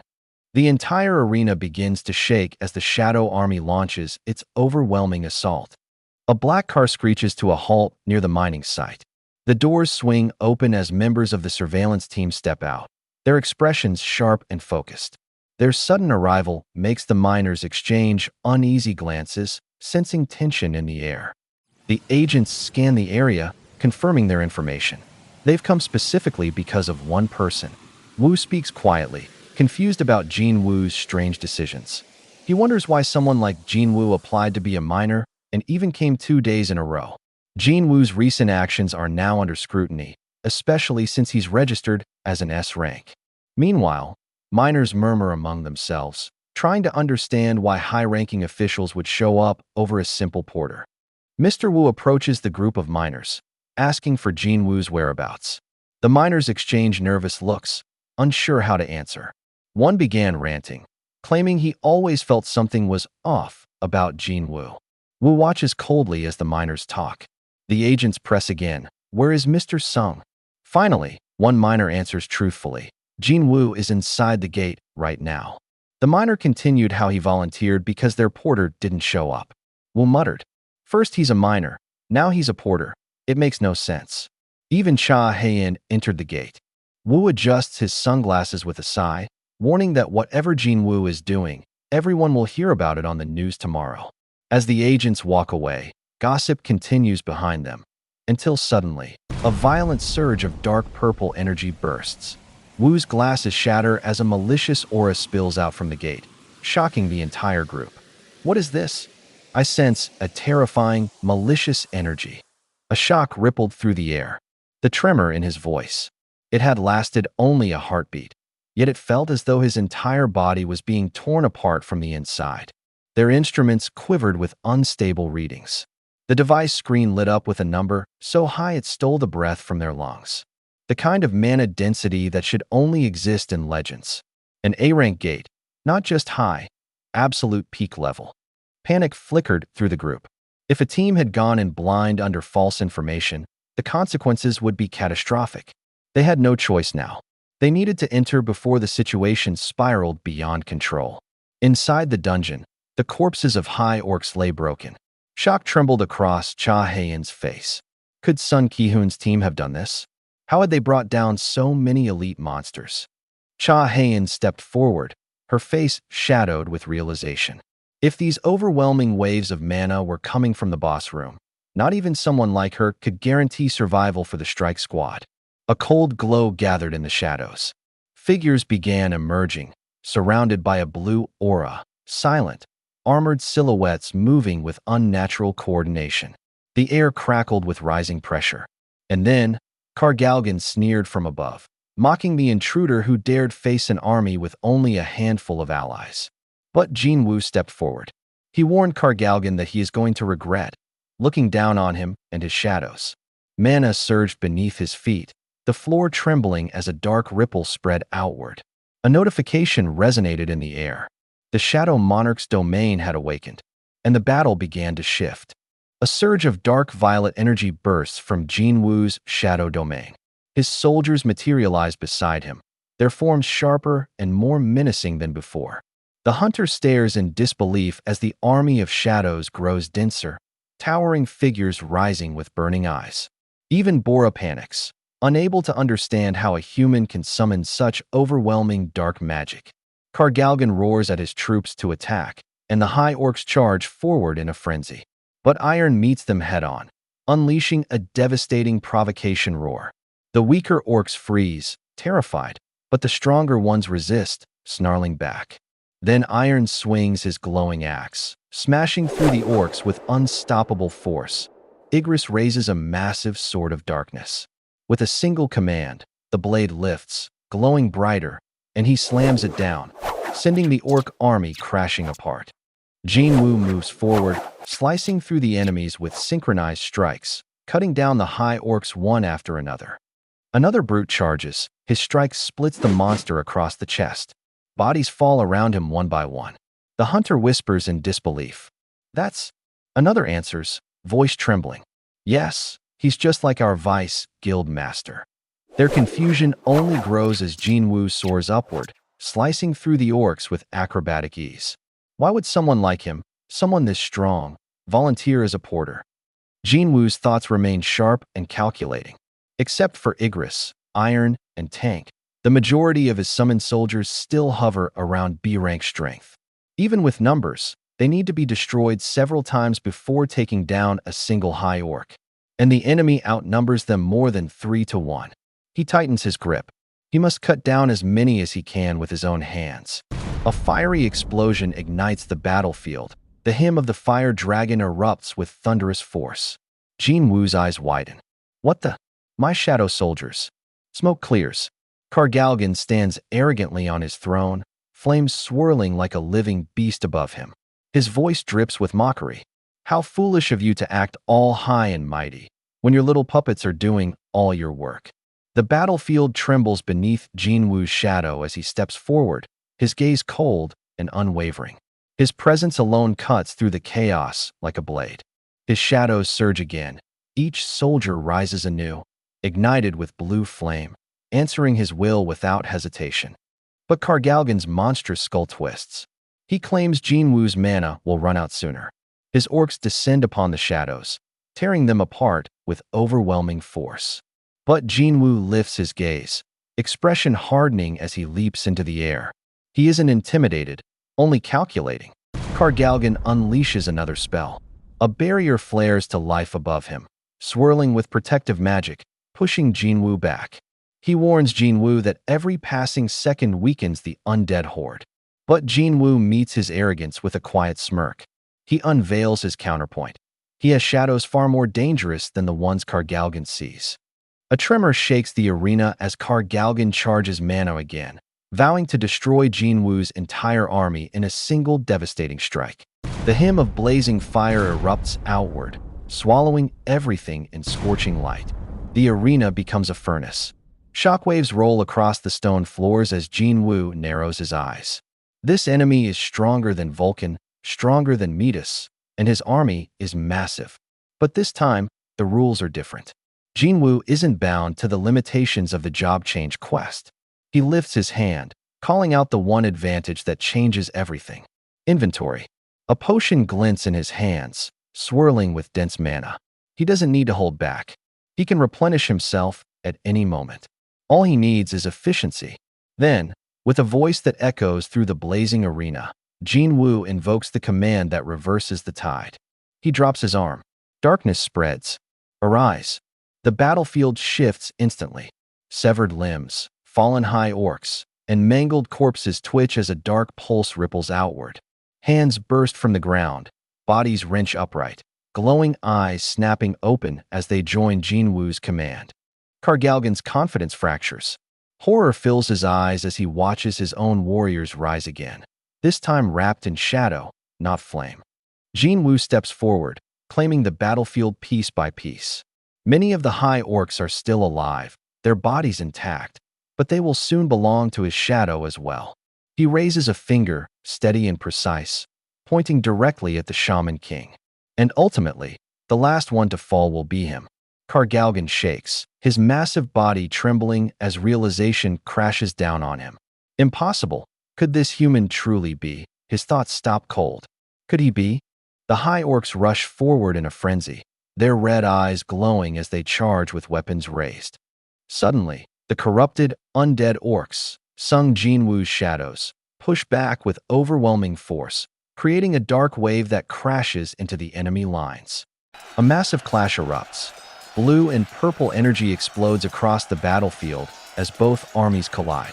Swords slash, bodies fall, and the entire hall shakes under the weight of the battle. Then, everything pauses for a moment. A strange, dark aura begins to gather, as if something deeper is about to awaken. Kargalgan pauses, confused, its voice trembling as it wonders why it and the others were dragged into this place. A memory echoes, waking inside a dark dungeon, hearing nothing but a single command forced into their minds: hunt the humans. It never mattered why. They were created only to obey. The scene shifts. He gives a cold order to his generals: go, slaughter him, and bring me his corpse. The armored generals leap forward, descending toward their target. Jin-Woo watches them come, a faint smile on his face.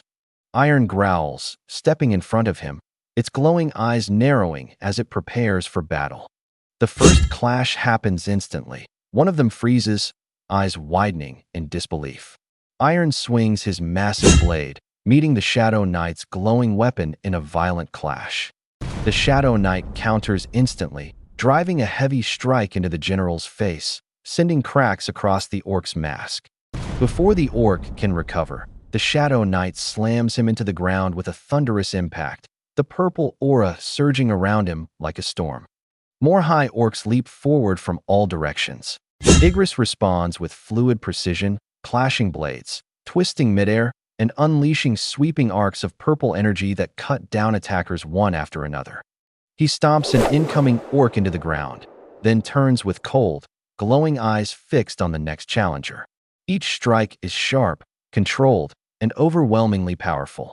The orc commander tries to retaliate, but Igris's blade meets his, sending shockwaves through the arena before slicing cleanly through his defenses.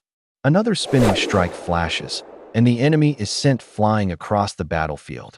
The orc flies back from the impact, crashing hard into the ground as the iron slams him again with overwhelming force. Another massive purple fist comes down, shaking the battlefield, leaving the orc stunned and barely able to process what's happening. Jin-Woo watches calmly from a distance, assessing the situation. It's clear, his shadow generals are overpowering the enemy, but he knows his mana is limited.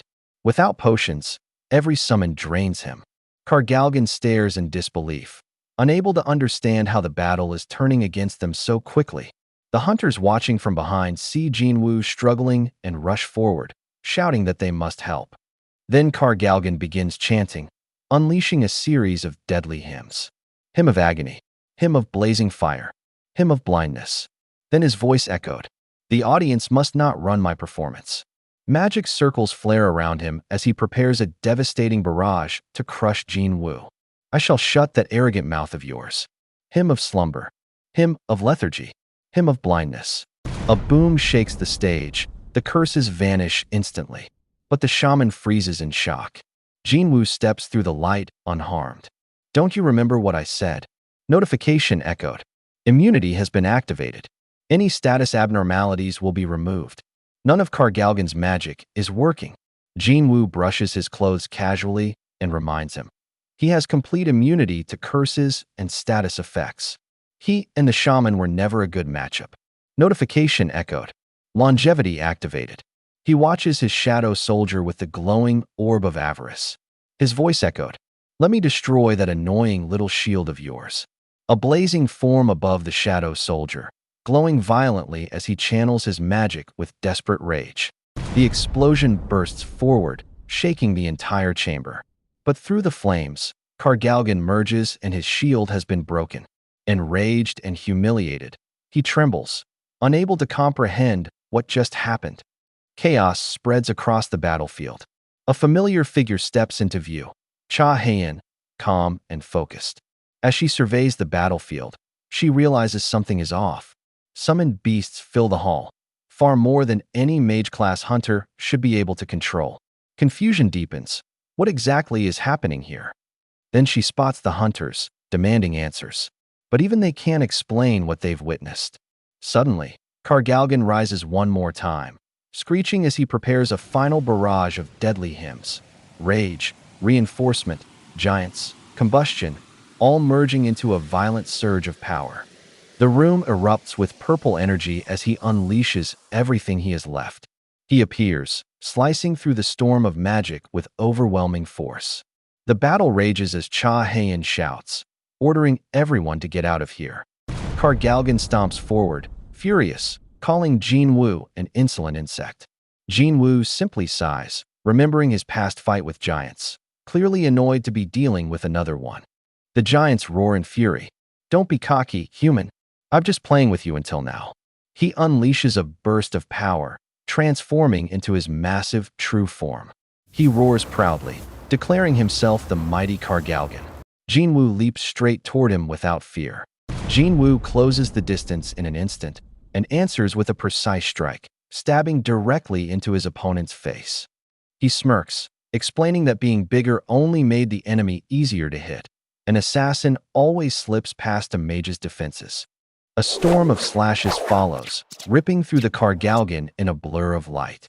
The surveillance team halt in shock, their eyes widening as they stare at the battlefield. Wu stutters, barely forming the words. What in God's name is happening right now? The chaos is overwhelming. Monsters colliding, dust exploding, the arena turning into a war zone. Cha Hayan steps forward, calm but alert. "They're beasts summoned by that hunter," she explains, eyes fixed ahead. Wu turns to her in disbelief. Miss Cha, before she can answer, another attack erupts. Sung Jin-Woo moves like a shadow, cutting through the Kargalgan with precision. Jin-Woo looks at the dagger in his hand, knowing it won't be enough to kill something this large. At times like this, he clenches his fist tightly, gathering strength. This should do the trick. With explosive force, he leaps forward and strikes the giant straight in the face, sending shockwaves across the battlefield. He slams the giant boss into the ground with overwhelming force. Wu and Cha Hayan watch in shock. Cha Hayan freezes, stunned. She realizes even the surveillance team knows about Jin-Woo. Wu admits he came to help after sensing strong mana waves. But seeing this, he wasn't needed at all. Jin-Woo is single-handedly clearing an A-rank dungeon. He watches Jin-Woo walk away, thinking about his strength. He fights like a top-tier fighter-type hunter, yet also commands countless summoned beasts. Cha Hayan asks him if he knows him. Wu responds, a little. Just a little bit. Meanwhile, Jin-Woo stands over Kargalgan, telling that the moment it dropped its guard was the moment it lost. The giant tries to deny reality, but its body begins breaking apart. Jin-Woo's words echo, there was never any chance of victory. With a roar, Kargalgan tried to attack. But Jin-Woo's shadow soldiers quickly landed the last strike in a burst of motion again and again. The giant collapses, its massive frame shaking the ground as its strength fades. A system window flashes. Jin-Woo has defeated the dungeon boss. Levels rise as he surveys the battlefield, his shadow soldiers finishing off the remaining high orcs. The battlefield grows still as Jin-Woo steps toward the fallen boss, eyes fixed on the glowing loot. He reminds himself that the dungeon belongs to the Hunters Guild. Taking the A-rank boss's drops would cause trouble. But shadows are his to claim. The team kneels beside the corpse, whispers a single command that echoes with power. Arise. Dark energy erupts, swirling violently around the monster's body. A monstrous roar bursts out as the transformation begins. The hunters nearby freeze in shock, staring wide-eyed as the red-skinned high orc begins to rise again. This time wreathed in black smoke and glowing markings. The shadow solidifies, taking shape, and Jin-Woo's newest soldier stands tall, reborn under his command. Sung Jin-Woo calmly looks at the newly risen shadow, noting how different it feels now that it has become one of his soldiers. He thinks through the shadow ranks, standard, elite, knight, and realizes he has encountered a new rank befitting an A-rank dungeon boss. A prompt appears, asking him to name the shadow. Jin-Woo tries to recall the giant's original name, but shrugs it off. Deciding to choose a new one instead, he speaks a single word, Tusk. The system confirms, Tusk, level 1, elite knight rank. Seeing the army of high orcs he gained, Jin-Woo reflects on how valuable this win is. He calculates that he can maintain 127 shadows and prepares to return the remaining ones into the void. Before the watching hunters, all shadows vanish in swirling darkness. Suddenly, Wu Jinxiol approaches and formally calls out, Mr. Sung Jin-Woo. Jin-Woo is shocked to see him, and even more so to notice Cha Hayan standing there too. He hadn't sensed any of them. The squad walks toward him, questioning how a simple porter could do all of this. Jin-Woo panics internally, unsure how to escape the situation. The surveillance team introduces themselves with authority, explaining they're here to protect Jin-Woo's identity. This is a top-secret matter, and no one is allowed to reveal anything seen today. They ask Jin-Woo to follow them out for his own safety. Other hunters protest, astonished that Jin-Woo fought an army alone. But the team insists that further questions must go through the association. Someone calls out for Jin-Woo to wait. Ki-hoon steps forward, thanking him sincerely. He explains that he won't question Jin-Woo's hidden identity or why he acted as a porter, because Jin-Woo saved all their lives. The entire strike squad bows and expresses their gratitude. Jin-Woo stops and tells the healer to deliver her, well herself now that she survived. The tension dissolves. Jin-Woo calmly says, let's get going, and walks away with the surveillance team. Cha Hayan watches him leave, quietly stunned. Bora approaches Cha Hayan and asks why she brought a pickaxe into the dungeon. Flustered, she blushes brightly and panics internally, embarrassed at the thought of looking strange. When asked who she's thinking about, she stammers and turns even redder before muttering, never mind. Chapter end here. For more, like, share, and subscribe. Welcome back to our channel 217 Prince. The chapter begins. Inside the quiet cafe, Jin-Woo sits alone by the window, staring outside as if waiting for time to move faster. The weight of the decision ahead presses down on him. In his mind, he knows that what happens next will decide his future. He leans forward in his chair, anxiety clear on his face. He rubs his temples, reminding himself why he chose this path in the first place. Everything now depends on Jin-Woo's answer, and that thought makes his chest feel tight. Jin-Woo looks up just as Jin-Woo enters the cafe. Jin-Woo stands there calmly, dressed in worn clothes that clearly show he came straight from a dungeon, his expression unreadable and steady. As Jin-Woo approaches, Jin-Woo can't hide his reaction. Surprise and admiration mix on his face as he realizes Jin-Woo is still training in dungeons despite everything. The two sit across from each other at the table, the air between them heavy, as Jin-Woo prepares himself to finally say what he's been holding back. At the table, the conversation continues calmly as details from the past are brought up again. Jin-Woo listens as the situation with his father is mentioned, along with the events surrounding the Red Gate. It's clear that everything Jin-Woo did left a deep impression. When the question is finally asked, whether Jin-Woo needs Jin-Woo's help to become the master of the Eugene Guild, the mood shifts. Jin-Woo panics slightly, waving his hands and insisting that the decision is completely Jin-Woo's, not something he wants to force. Jin-Woo softly calls Jin-Woo's name, and the room falls silent. Jin-Woo swallows hard, his eyes widening as tension builds. Then the news hits all at once in the Hunters Guild headquarters. Jin-Woo has joined one of the raids. Shock freezes Choi Jong-in in place. His mind races, confirming it's true. Hee-hoon expiration hardens why Jin-Woo would do something like that. But the answer is simple. Jin-Woo never intended to interfere. He only acted because he had to.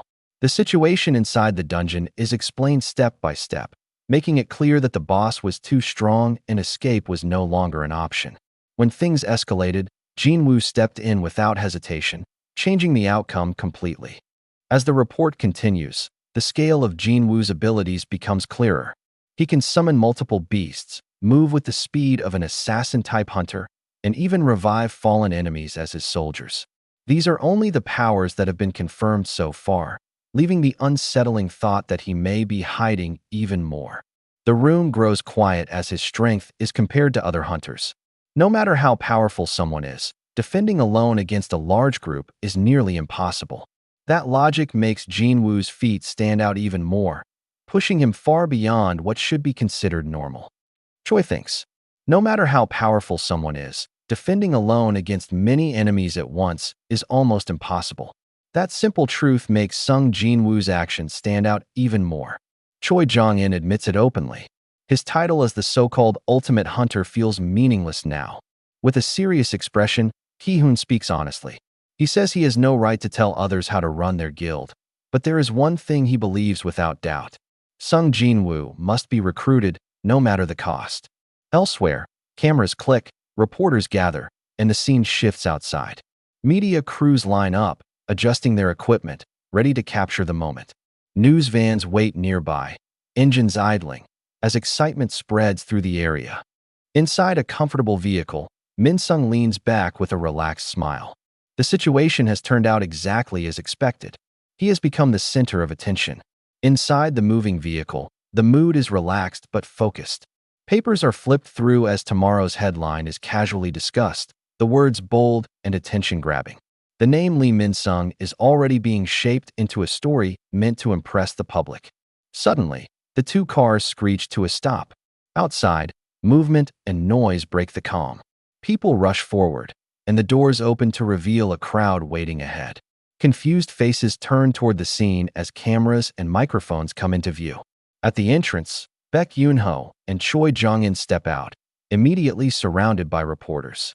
Flashes go off non-stop as questions are thrown at them from every direction, all focused on Lee Min-sung and his future as a hunter. As they move forward, it becomes clear the press is not here by accident.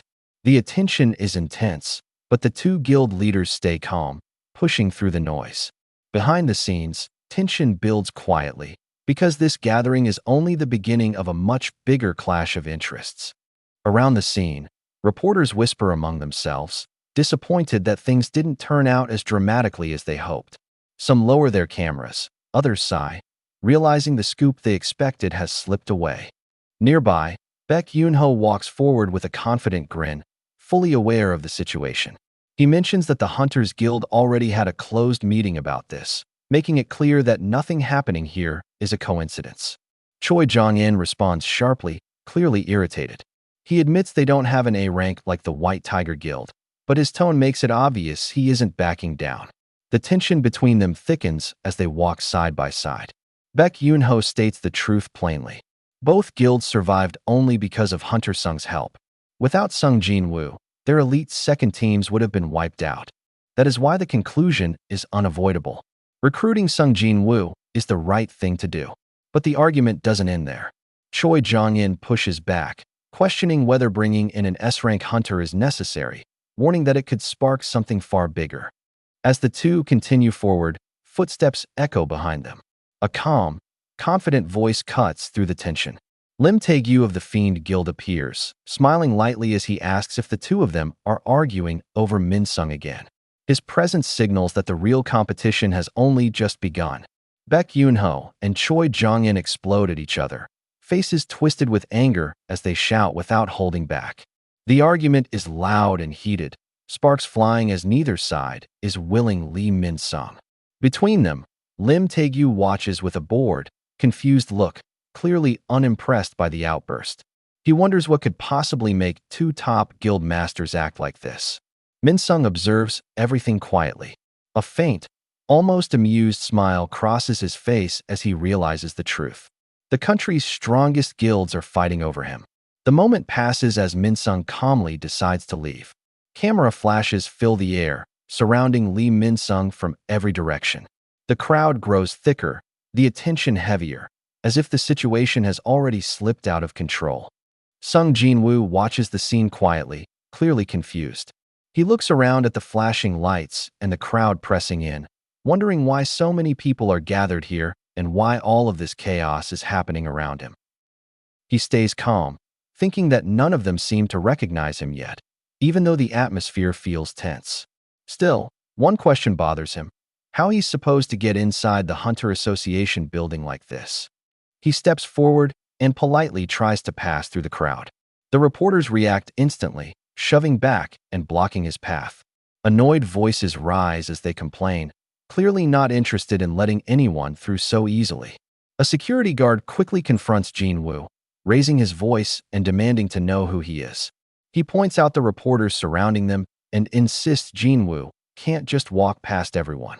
Before things can escalate further, another voice cuts in. Go Gun-hee appears, calm and composed, and states that the young man is his guest. The tension breaks instantly, and the crowd falls silent as the chairman personally steps forward to escort Sung Jin-Woo inside. Lee Min Sung smiles brightly as he greets the chairman. He agrees to hold the press conference, certain that everything is going according to plan. The chairman turns and calmly walks inside, gesturing for Sung Jin-Woo to follow him. Outside, frustration spreads fast. Reporters whisper among themselves, confused and irritated, wondering who this unknown man is and why the chairman is personally escorting him. Min Sung grits his teeth, anger flashing across his face as he realizes his moment is being stolen. Trying to regain control, Min Sung thinks quickly. He decides to move things forward on his own, announcing that he'll skip ahead and begin the evaluation schedule. With a confident wave and a practiced smile, he turns back toward the cameras. Suddenly, a sharp rush of air cuts through the space. Min Sung freezes, his smile fading as something unexpected interrupts him once again. From the entrance, a familiar figure appears, and the mood shifts instantly, leaving Min Sung wondering what could possibly go wrong next. Mr. Woo steps forward and announces that another hunter is currently undergoing a reevaluation.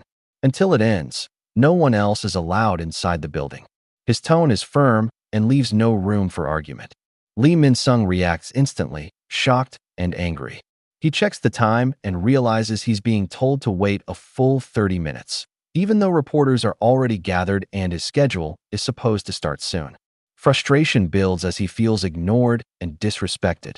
He raises his voice, reminding everyone who he is and boasting about his connections and influence.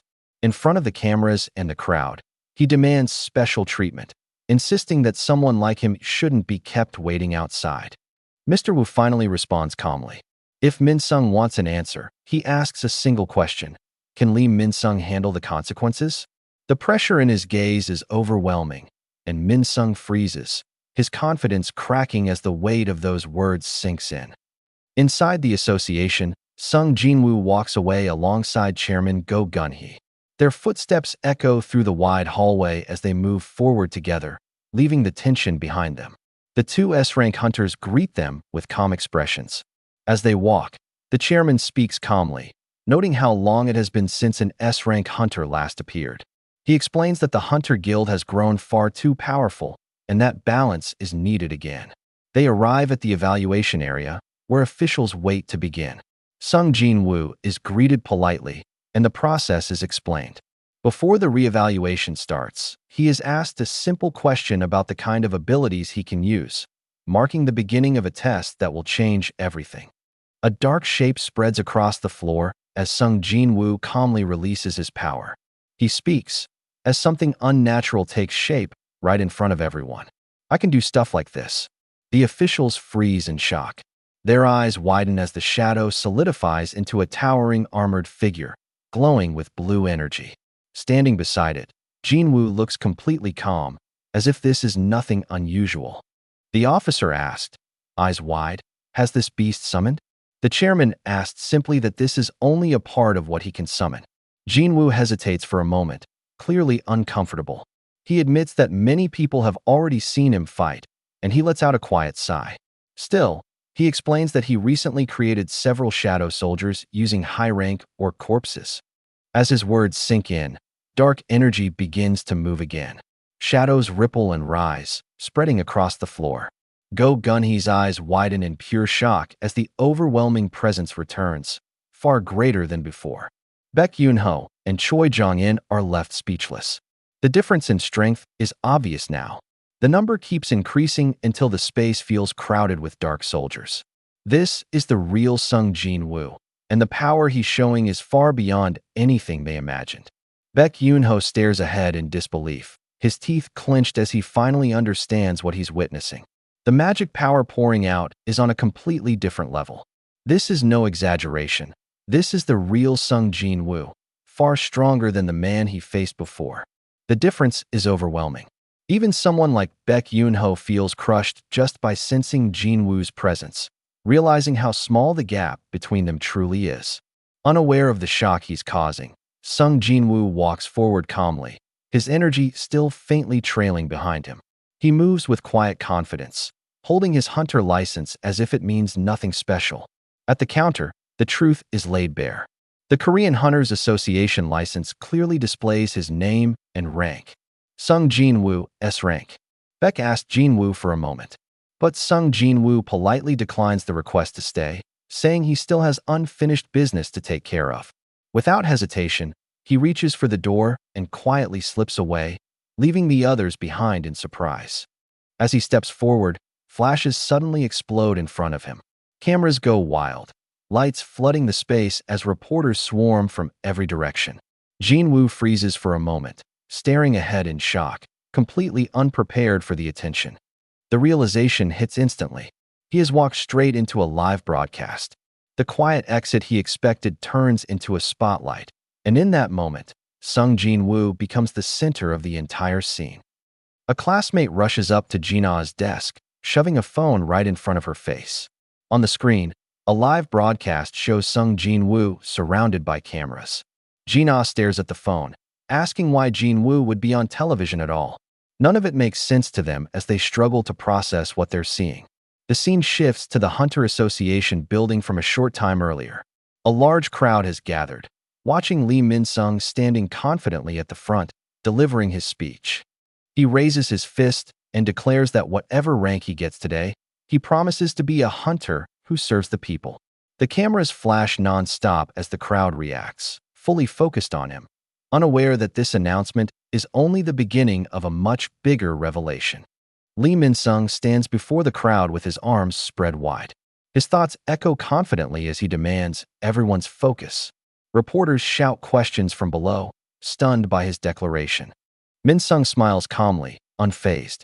He claims it is all a misunderstanding, insisting he has already been evaluated and received an A rank. He emphasizes that he only needs 2 years. Just 2 years during which he will be paid millions to help promote the Fiend Guild. He continues. He paints himself as a selfless figure, someone who gave up fame and fortune and risked his life to protect the citizens of the country, calling it a convincing story even to himself. As he speaks, he thanks Lim Tae-gyu, the master of the Fiend Guild, for inviting him to join. The crowd erupts in shock at the words, S-rank hunter. Someone shouts that the association called, and another demands to know why they are only hearing this now. A reporter screams in disbelief, realizing that the identity of South Korea's 10th S-rank hunter has just been revealed, while Lee Min-sung stands silently above them, watching the reaction unfold. On phones across the area, the Hunter Association website refreshes, revealing a newly updated profile. Sung Jin-woo's name appears clearly on the screen, marked with a bold S rank. The atmosphere outside the association erupts. Reporters suddenly understand why the evaluation center was shut down earlier that morning. It wasn't because of Lee Min-sung. It was because of Sung Jin-woo. Panic and excitement mix as journalists rush toward the entrance, desperate not to miss the biggest story in years. Security moves in formation, stepping forward to block the crowd as reporters shout and push, demanding answers. Cameras flash non-stop while voices overlap, all asking the same thing: why they weren't informed in advance about a new S-rank hunter. Min-sung sitting on the ground, stunned. He mutters in disbelief. An S-rank hunter appeared today. Min-sung calls out to the reporter, but the man cuts him off, holding his phone and saying he will call later, his voice sharp and hurried. He turns away, already shouting into the phone, declaring that every headline tomorrow will be about the rise of an S-rank hunter. Min-sung sitting on the ground in shock, wondering what is happening. The scene shifts back to the crowd, where cameras flash endlessly. Jin-Woo stands, completely surrounded by light and attention. Elsewhere, men stare at a phone in disbelief. One confirms it's Sung Jin-woo on the news, while another agrees after a quick glance, tension thick in the air. A furious man grits his teeth, shouting that he knew something was wrong from the moment Jin-woo looked at him. His anger boils as he vows to dig up every crime Jin-woo has ever committed. The revelation continues to spread, the name Sung Jin-woo echoing as shock, jealousy, and fear ripple through everyone watching. On a live broadcast, the news confirms it clearly. South Korea's 10th S-rank hunter, Sung Jin-woo, has been officially revealed. Faces turn pale as the weight of the announcement sinks in. In offices and homes, shock spreads fast. Some tremble because of an S-rank hunter, not because of Lee Min-sung. Inside a quiet room, Jin-ho's father calmly reports the association's announcement. Sung Jin-woo has been confirmed as an S-rank mage-type hunter. The question is asked directly. Was he recruited? Jin-ho lowers his head and apologizes. He admits he failed to convince Jin-woo. Jin-woo already made his choice. The reason is revealed. Jin-woo plans to form his own guild. His father smiles faintly. Instead of anger, he looks satisfied. He explains his real goal. Creating the Eugene Guild is not about profit. He already has more money than he could ever spend. He speaks about the danger of hunters growing stronger than governments. About national-level hunters who stand above armies. About the need for a force that can truly protect people. His answer is simple. He wants a guild built on trust. Hunters who can be relied on, not feared. Seeing the plan and conviction, approval is given. The decision is final. The Eugene Guild will be formed, and the leadership position is assigned. Jin-ho freezes in shock as he is told he will become the leader of the Eugene Guild. He calmly explains his vision, saying the Eugene Guild must be built and expanded, gathering strong hunters that can be trusted and turning them into allies. With a satisfied expression, Jin-ho thanks his father, believing he has received approval. But his father's expression changes, as he firmly says that he cannot accept the offer.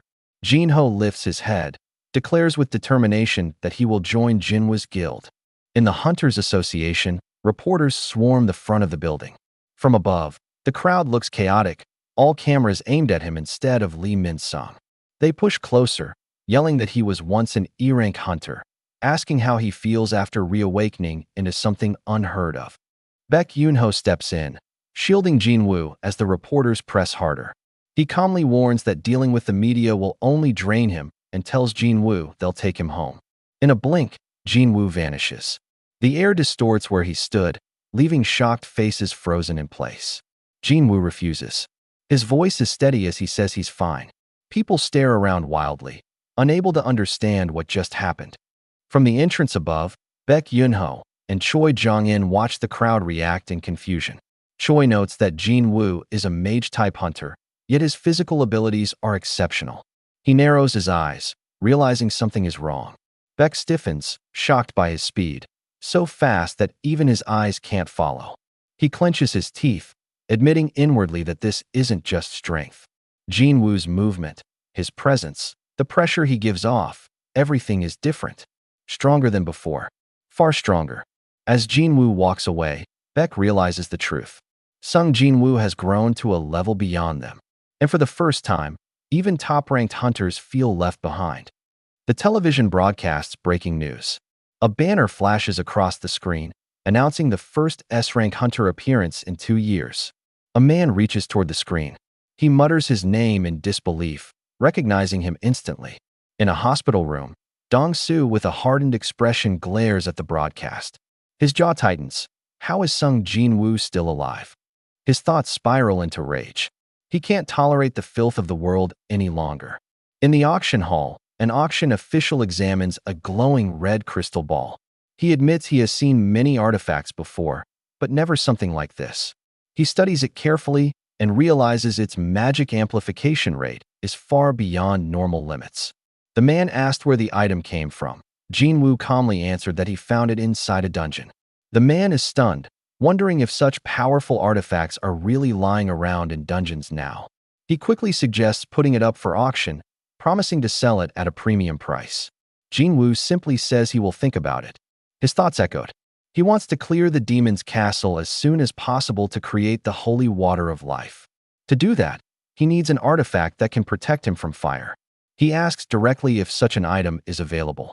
The man says fire-resistant artifacts are common, but they are expensive and usually not sold online. Still, if Jin-Woo wants to buy one in person, it can be arranged easily. The man continues, saying it makes sense since fire is the most common type of attack. He asks Jin-Woo to follow him. They arrive at a display area filled with artifacts behind glass. Jin-Woo notices that only a thin sheet of glass is protecting them and questions the security. The man explains that the glass case holding the artifacts is heavily reinforced with mana and strong enough to withstand a full attack from an A-rank hunter. He even dares Jin-Woo to try breaking it if he doesn't believe him, promising to offer the artifact for free if the glass breaks. Jin-Woo calmly observes the glass and senses mana flowing through it. For a moment, dark energy leaks from him, and the guide instantly panics, begging Jin-Woo to stop. He explains that if the glass breaks, hunters from nearby guilds will rush in because of a signed security agreement. The guide quickly changes the topic and asks if Jin-Woo is looking for weapons instead. Jin-Woo decides to follow him, and they move deeper into the auction hall. As they walk, the guide suddenly notices cracks forming on the glass behind them. The guide freezes in shock, realizing something impossible has happened. Sweat runs down the man's face. Jin-Woo never touches the glass, yet it has already started to break. Jin-Woo calmly picks up a dagger from the display and asks the price. The staff answers nervously that it costs 30 million won. Jin-Woo thinks it's expensive for a B-rank item, but still acceptable. He lifts another weapon, wondering how much it is worth. A specialist examines the red-bladed weapon and praises its craftsmanship, saying it's worth over 100 million won. Jin-Woo is stunned when he hears it was bought for only 2.8 million.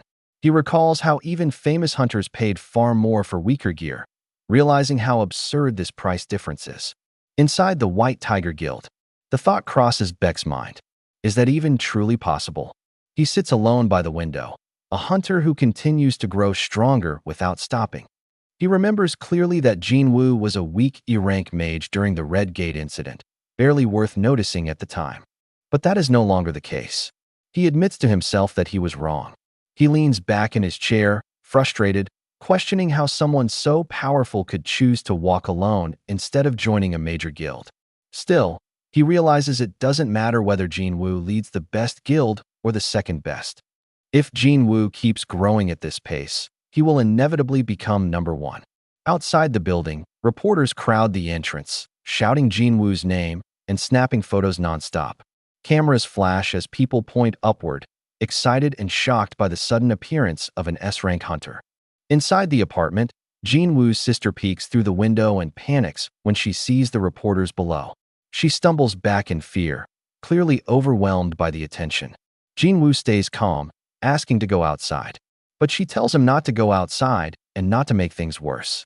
She reminds him that reacting will only add fuel to the situation already spreading online. Suddenly, loud knocking echoes through the apartment door. Jin-Woo steps forward, clearly annoyed, ready to confront whoever is disturbing them as he reaches for the door. Jin-Woo stands outside Jin-Woo's door, shaking and crying, his backpack hanging heavy on his shoulders. With tears running down his face, he admits that his father kicked him out of the house. Jin-Woo listens quietly, surprised by the sudden confession. The boy explains that the apartment he lived in was under his father's name, so he had nowhere else to go. Gathering his courage, the boy asks if he can stay at Jin-Woo's place for a while. Before he could finish, Jin-Woo closes the door. Jin-Ah looks on in confusion and asks if Jin-Woo knows him. Jin-Woo calmly answers that he has never seen the boy before. Elsewhere, Jin-Woo's parents argue. His mother worries they were too harsh, but his father coldly insists that the boy should have chosen his own path instead of working under someone else. Suddenly, the father winces in pain, rubbing his eyes. He feels strange, as if his vision is wrong. The mother looks at him in alarm as he says he is seeing two of her. Moments later, his legs give out, and he collapses onto the floor. His wife rushes to his side, shouting his name in panic. After some time, Jin-Woo quietly opens the door and looks inside the room. His sister Jaina is sleeping peacefully on the bed, unaware of everything happening around her. Jin-Woo thinks to himself that someone might try to approach Jaina while he is gone, and he can't allow that. He turns away from the bed and calmly calls out his shadow soldiers. Jin-Woo decides that shadow soldiers should be enough to protect Jaina, even if an A-rank hunter shows up. The massive shadow soldiers form beside him, glowing with dark energy. Jin-Woo looks at it confidently, knowing his shadows are more than capable. He prepares to assign guards, making sure Jaina will be completely safe while he is away. After that, Jin-Woo stands quietly beside Jaina's bed. Dark shadows slide across the floor as his soldiers emerge, moving silently through the room. He looks out over the apartment and decides to secure the entire neighborhood while he's at it. Several shadow soldiers rise together, glowing with blue energy, awaiting orders. From the rooftop, Jin-Woo gives clear instructions. From now on, they are the neighborhood's watchmen. They must move carefully and avoid being seen while making their rounds. At his command, the shadows scatter across the buildings at high speed. Jin-Woo watches the city lights below and reflects that if a murderer ever appears, they won't stand a chance against his shadows. This is his small contribution to society. The night fades into the morning. A car drives down the road as the day begins, and Jin-Woo casually asks if Jin-Woo slept well last night. Jin-Woo talks about how good modern motels have become. Jin-Woo tells him to stay there for now, while he looks for an office for the guild. Jin-Woo then casually asks why Jin-Woo went to the World Tower building so early in the morning. Jin-Woo remains silent. The car door slides open. Jin-Woo steps out and calmly says he'll be back soon. Jin-Woo turns his head, surprised. The moment Jin-Woo steps away, the world shifts, and the system announces his entry into the Demon's Castle dungeon. Flames roar across the ruined landscape. This dungeon will only grow more dangerous from here. Jin-Woo stands calmly in the firestorm, confident, knowing he prepared for this. The heat presses in, but the new gear responds, deflecting the burning air as embers swirl around him. With his cloak snapping in the flames and his bag secured, Jin-Woo adjusts his stance. A system message appears, informing him that he has received a quest. Jin-Woo looks up, slightly annoyed. The quest details unfold before him. The Demon King Baron is waiting at the top floor of the demon's castle. To clear the quest, Jin-Woo must defeat Baron and collect his soul. The rewards are far better than before, including a top-tier runestone and bonus stats. Jin-Woo notes the reward carefully. A runestone that grants a job-specific skill catches his attention. He realizes this could make him even stronger. A list of his acquired skills appears in his vision: Shadow Extraction, Shadow Preservation, and Monarch's Domain. He reflects on how far he has come and how powerful these abilities have become. Another system message appears, stating that floors 1 through 76 are open. Jin-Woo is asked which floor he wants to access. Without hesitation, he answers calmly. Floor 76. Dark energy erupts around him as space twists violently. The dungeon reacts to his choice, pulling him deeper into the demon's castle. The ruined city trembles as monsters pour out from shattered buildings, flames and smoke swallowing the skyline, while winged creatures circle above. In the chaos, Jin-Woo's shadow soldier, Tusk, raises his hand, gathering power, glowing and pulsing like a living core. Symbols flare to life, magic circles locking into place as the energy condenses. The air screams under the pressure, and in the next instant, he launches forward, crashing into the battlefield with overwhelming force. The explosion rips through the area in a blinding wave. Buildings shatter, monsters are torn apart, and the ground caves in under the impact, the blast echoing like thunder across the ruins. As the dust settles, Jin-Woo stands calm within the swirling destruction. He watches the aftermath with quiet focus, realizing the Orb of Avarice has become one of his shadow soldiers, its power now tied to his own strength. In an emergency center, a voice rang out in wonder. How long has he been unconscious? A doctor calmly explains that he has been asleep for 2 full days.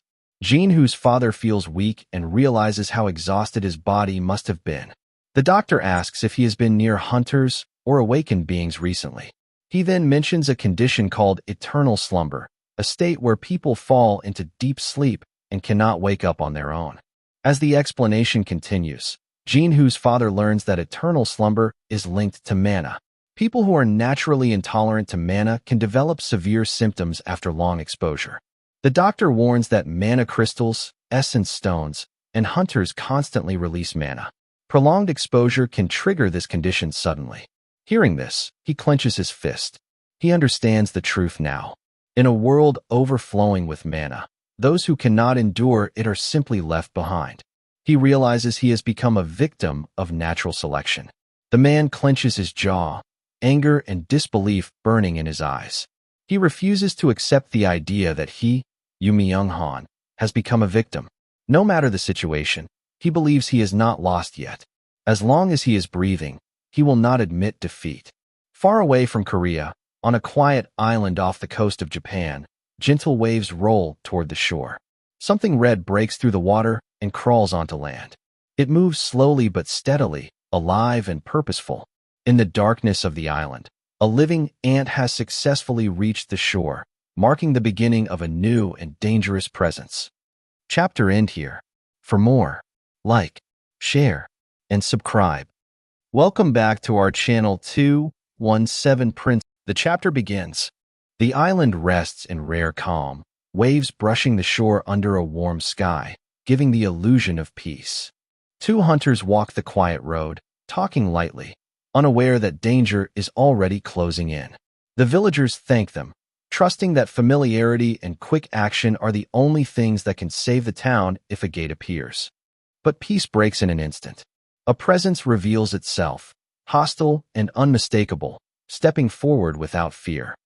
In the demon castle, flames, ruins, and fallen bodies flash through the air as shadows gather behind their master. Jin-Woo stands among them, calculating, realizing his growing power also brings limits. He turns, eyes sharp, and gives his order. The shadows split into 6 groups and scatter in every direction, moving fast and silent as the hunt begins. The flames rise endlessly across the ruined floor as Jin-Woo moves forward, focused.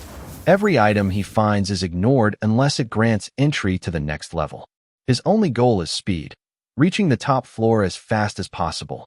Experience notifications continue to pile up, but he barely reacts. With his shadow soldiers dispersed, enemies fall without effort. There's no need to run anymore. This floor has become efficient, predictable. Time skips forward. Days pass in the burning hellscape. Jin-Woo watches as Tank and the other shadow soldiers grow stronger, leveling up rapidly through constant combat. Fighting in groups has proven far more effective than expected. Now deep near the bottom floors, Jin-Woo senses something wrong. His mana is draining at an abnormal rate. The shadows are being destroyed faster than they can regenerate. Whatever is happening nearby is dangerous. Realization strikes. This level is different. Stronger demons are gathering, and Iron's group must be nearby, locked in heavy combat. Jin-Woo knows one thing for certain. This floor is no longer safe. Something feels off. Tusk's team was positioned right next to Igris's team, yet they were ignored. Instead, the demons skipped them completely and went straight for the high orcs in Team A. That can't be a coincidence. Were the demons simply too weak to face Tusk? No, that doesn't explain it. They're choosing their battles carefully. They're attacking opponents they know they can defeat, which means they're smart enough to analyze weaknesses. The high orcs in Team B were targeted on purpose. And if that's the case, their next target is obvious. The shadows advance through the burning ruins, blue flames cutting through the smoke. Broken buildings collapse as they move forward. This is where they're headed. There they are. A group of demons appears ahead, mounted warriors, heavily armed, charging together. A demon noble, and even 3 demon knights. Tank lunges, jaws wide, releasing a furious howl. They rush forward without hesitation. A warrior leaps high, blade raised, striking down with full force. Steel clashes. The impact sends shockwaves through the battlefield. So that's why regeneration wasn't fast enough. The enemy's attacks are overwhelming, powerful enough to destroy the shadows faster than they can recover. It's clear now. Against enemies like these, my shadow beasts don't stand a chance. The demon knight lunges forward, its blade tearing through the air as rubble explodes around them. A heavy strike lands, sending shockwaves across the battlefield. One demon knight falls, then another, their bodies collapsing into fragments of shadow as Jin-Woo's blades flash again and again. The system confirms their defeat, experience points pouring in without pause.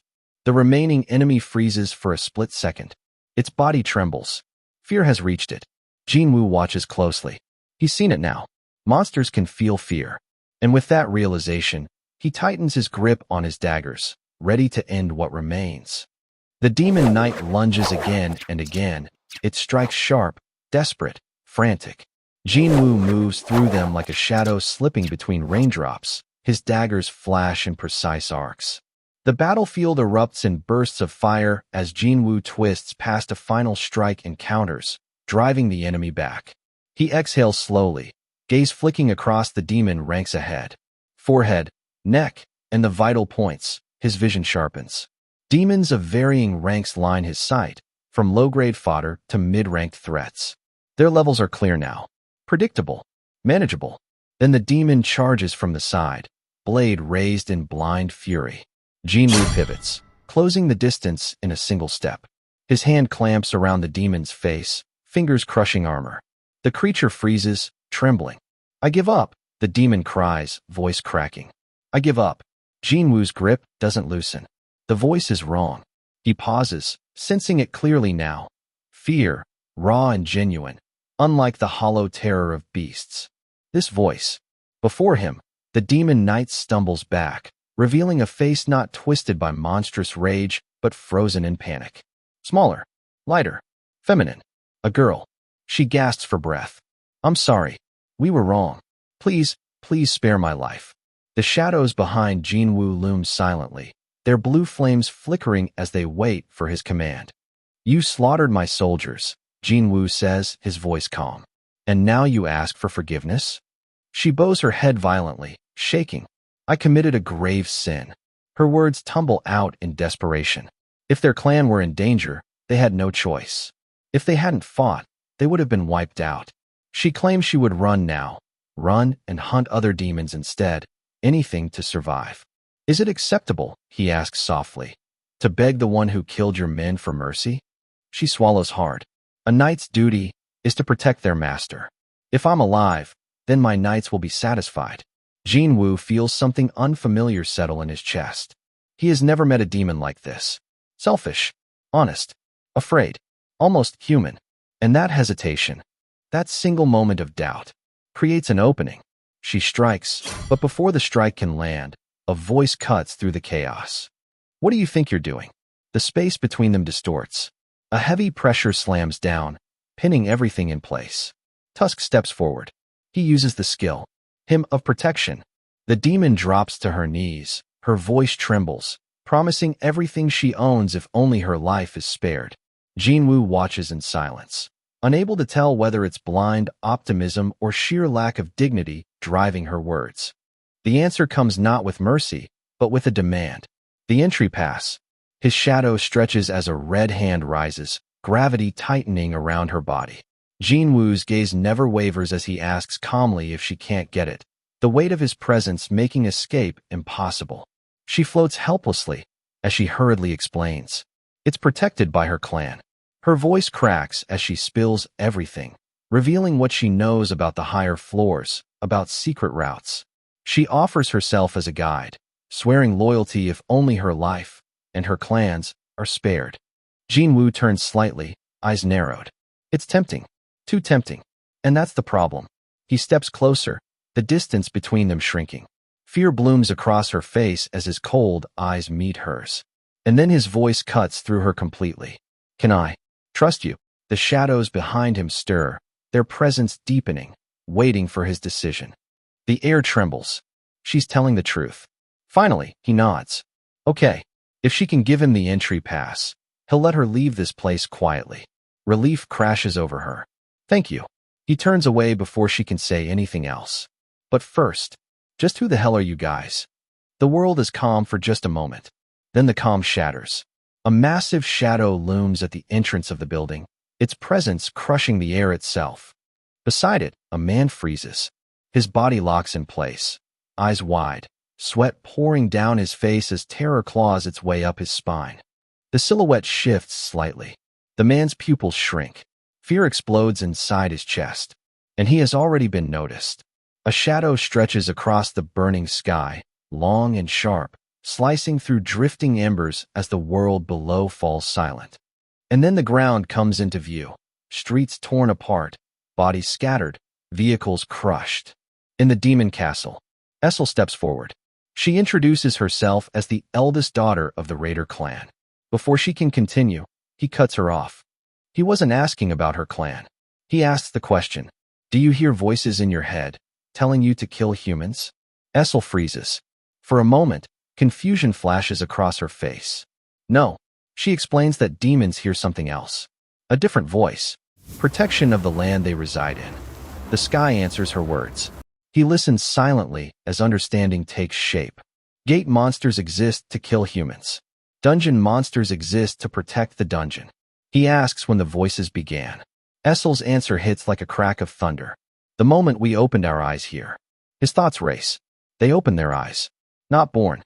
Not created. Opened. That means these demons existed somewhere else before this place. This dungeon isn't their origin. It's their prison. He presses further, asking where they were before. Essel looks up at the burning horizon, her expression darkening as memories surface.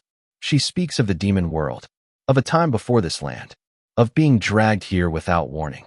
Then he asks the final question. What were you doing in the demon world? Her eyes glow as the truth finally spills out. War. Her voice distorts, glitching as if reality itself resists the word. She steps forward through the smoke, her silhouette framed by destruction. They were preparing for war. Essel speaks again, her voice steady despite the chaos.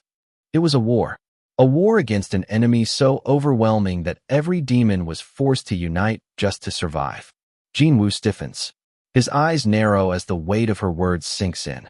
Before she can explain further, her body jolts. Her eyes flicker violently, glowing with static light. A cold, artificial voice cuts through her thoughts, repeating itself like a warning. Jin-Woo watches in silence. The same thing that happened to Baruka. The system is blocking the truth. He turns slightly, gaze sharpening. If the system is trying this hard to stop her, then talking to her might be the clue he's been looking for. He asks the question calmly, directly. Who was the enemy powerful enough to force demons into a war? The answer never comes. Her expression twists in pain as the system interferes. Before he can press further, her body gives out. He catches Essel as she collapses, her consciousness fading. As she lies unconscious, his thoughts move fast. If the system is hiding the identity of the enemy, and if demons are being used as part of that structure, then perhaps they are the key. Elsewhere, blood splashes across the ground as a blade pierces flesh. Chaos erupts. Hunters scream as the creature reveals itself. This is no ordinary monster. It moves with intent, striking the healer first, targeting the weakest link. Panic spreads. Someone shouts the truth aloud. This thing is intelligent. The burning wreck of a car smolders under a sky choked with ash, its hood warped and blackened. A small black box tumbles free, a silent witness to everything that unfolded. That footage now plays inside a conference hall. The report states that this is all the data recovered from the black box. Explanation continues. The mutant ant that infiltrated the island was eliminated within a single day. It is believed the creature moved locations once its objective was complete. Thanks to the hunters who answered the emergency call, the threat was neutralized. Numbers follow, cold and heavy. 4 E-rank hunters dead, 1 D-rank leader, 1 C-rank leader. To put it bluntly, the briefing explains, killing even a single mutant ant requires at least the strength of an A-rank hunter. Another image fills the screen, the ant's grotesque figure, mandibles spread. Given the ant's ability to fly and escape, the association concludes the losses were not excessively high. The discussion shifts. Japan is one of the most advanced countries in Asia when it comes to the hunter system. And yet, even Japan suffered casualties of this scale. South Korea, with its many islands, cannot realistically monitor every single one. The chairman speaks up. The attacked island was 150 kilometers away from Jeju Island. If the ant can fly that far, not just to coastal provinces, then Mokpo is also within reach. Which means, if these mutant ants choose a different direction next time, they could easily reach Jindo Island, or even Wando County. The question finally surfaces, heavy and unavoidable. Who will help South Korea in a situation like this? The answer is bitter. The United States refused to help the first time when the S-rank gate opened. The chairman exhales slowly. What a headache. In the corridor outside, Wu stopped the chairman. He lowers his voice. There is something he did not reveal during the meeting. Someone contacted them in absolute secrecy. Top secrecy? The chairman asks who. The name lands like a blade. Hunter Huang Dongsu. From the Scavenger Guild. The chairman's eyes narrow, the weight of that name sinking in as the implications begin to unfold. They walk side by side. The situation is already clear to them. Everything is moving exactly as expected. The chairman turned sharply. This wasn't the only contact they received. Another hunter reached out, someone far more dangerous. A nation-level hunter.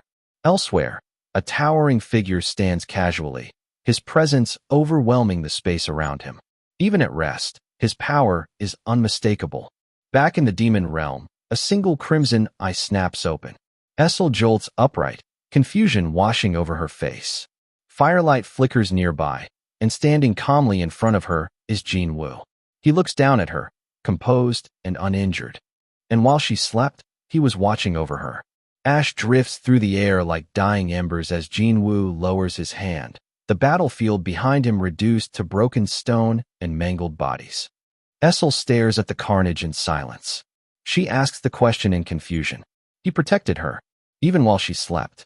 Essel lowers herself, bowing deeply. She thanks him sincerely, acknowledging the difference between demons. Jin-Woo listens, then asks the question that matters. Where is the entry pass? The world seems to darken as the answer comes not in words. Inside the castle, Jin-Woo thinks. A demon castle within a demon castle. Essel speaks again. Her father is inside, seated in the throne room. She introduces him with formality, explaining that he is an important guest. The doors loom ahead, waiting. Her footsteps slow as she steps forward. She raises her head, eyes fixed on the throne. Father, from the shadowed seat, a massive presence stirs. The demon noble leans forward, recognition flashing across his hardened features as his eyes lock onto her. His voice cracks with disbelief and fury, demanding to know who she has dared to bring into his domain. She tries to explain, her voice trembling as she calls him a guest. The demon noble's gaze sharpens. His lips curl as he snarls that no guest walks into his home with an army hidden in their shadow. Essel freezes, her eyes widening as realization dawns. She looks again and finally sees it. Behind Jin-Woo, the darkness thickens, shadows swelling and twisting unnaturally. The demon noble roars in rage, accusing Jin-Woo of daring to violate his home. Before Essel can react, her father moves to strike. But Jin-Woo steps forward. His voice cuts through the chaos, steady and cold, reminding the demon noble of a promise. He did not come to wage war. He came to leave peacefully, if the entry pass is handed over. The demon noble hesitates, eyes narrowing as his gaze sharpens on Jin-Woo. This is the hunter who has been cutting down demons like wheat. At last, the demon noble exhales through clenched teeth and asks if the entry pass is all Jin-Woo wants.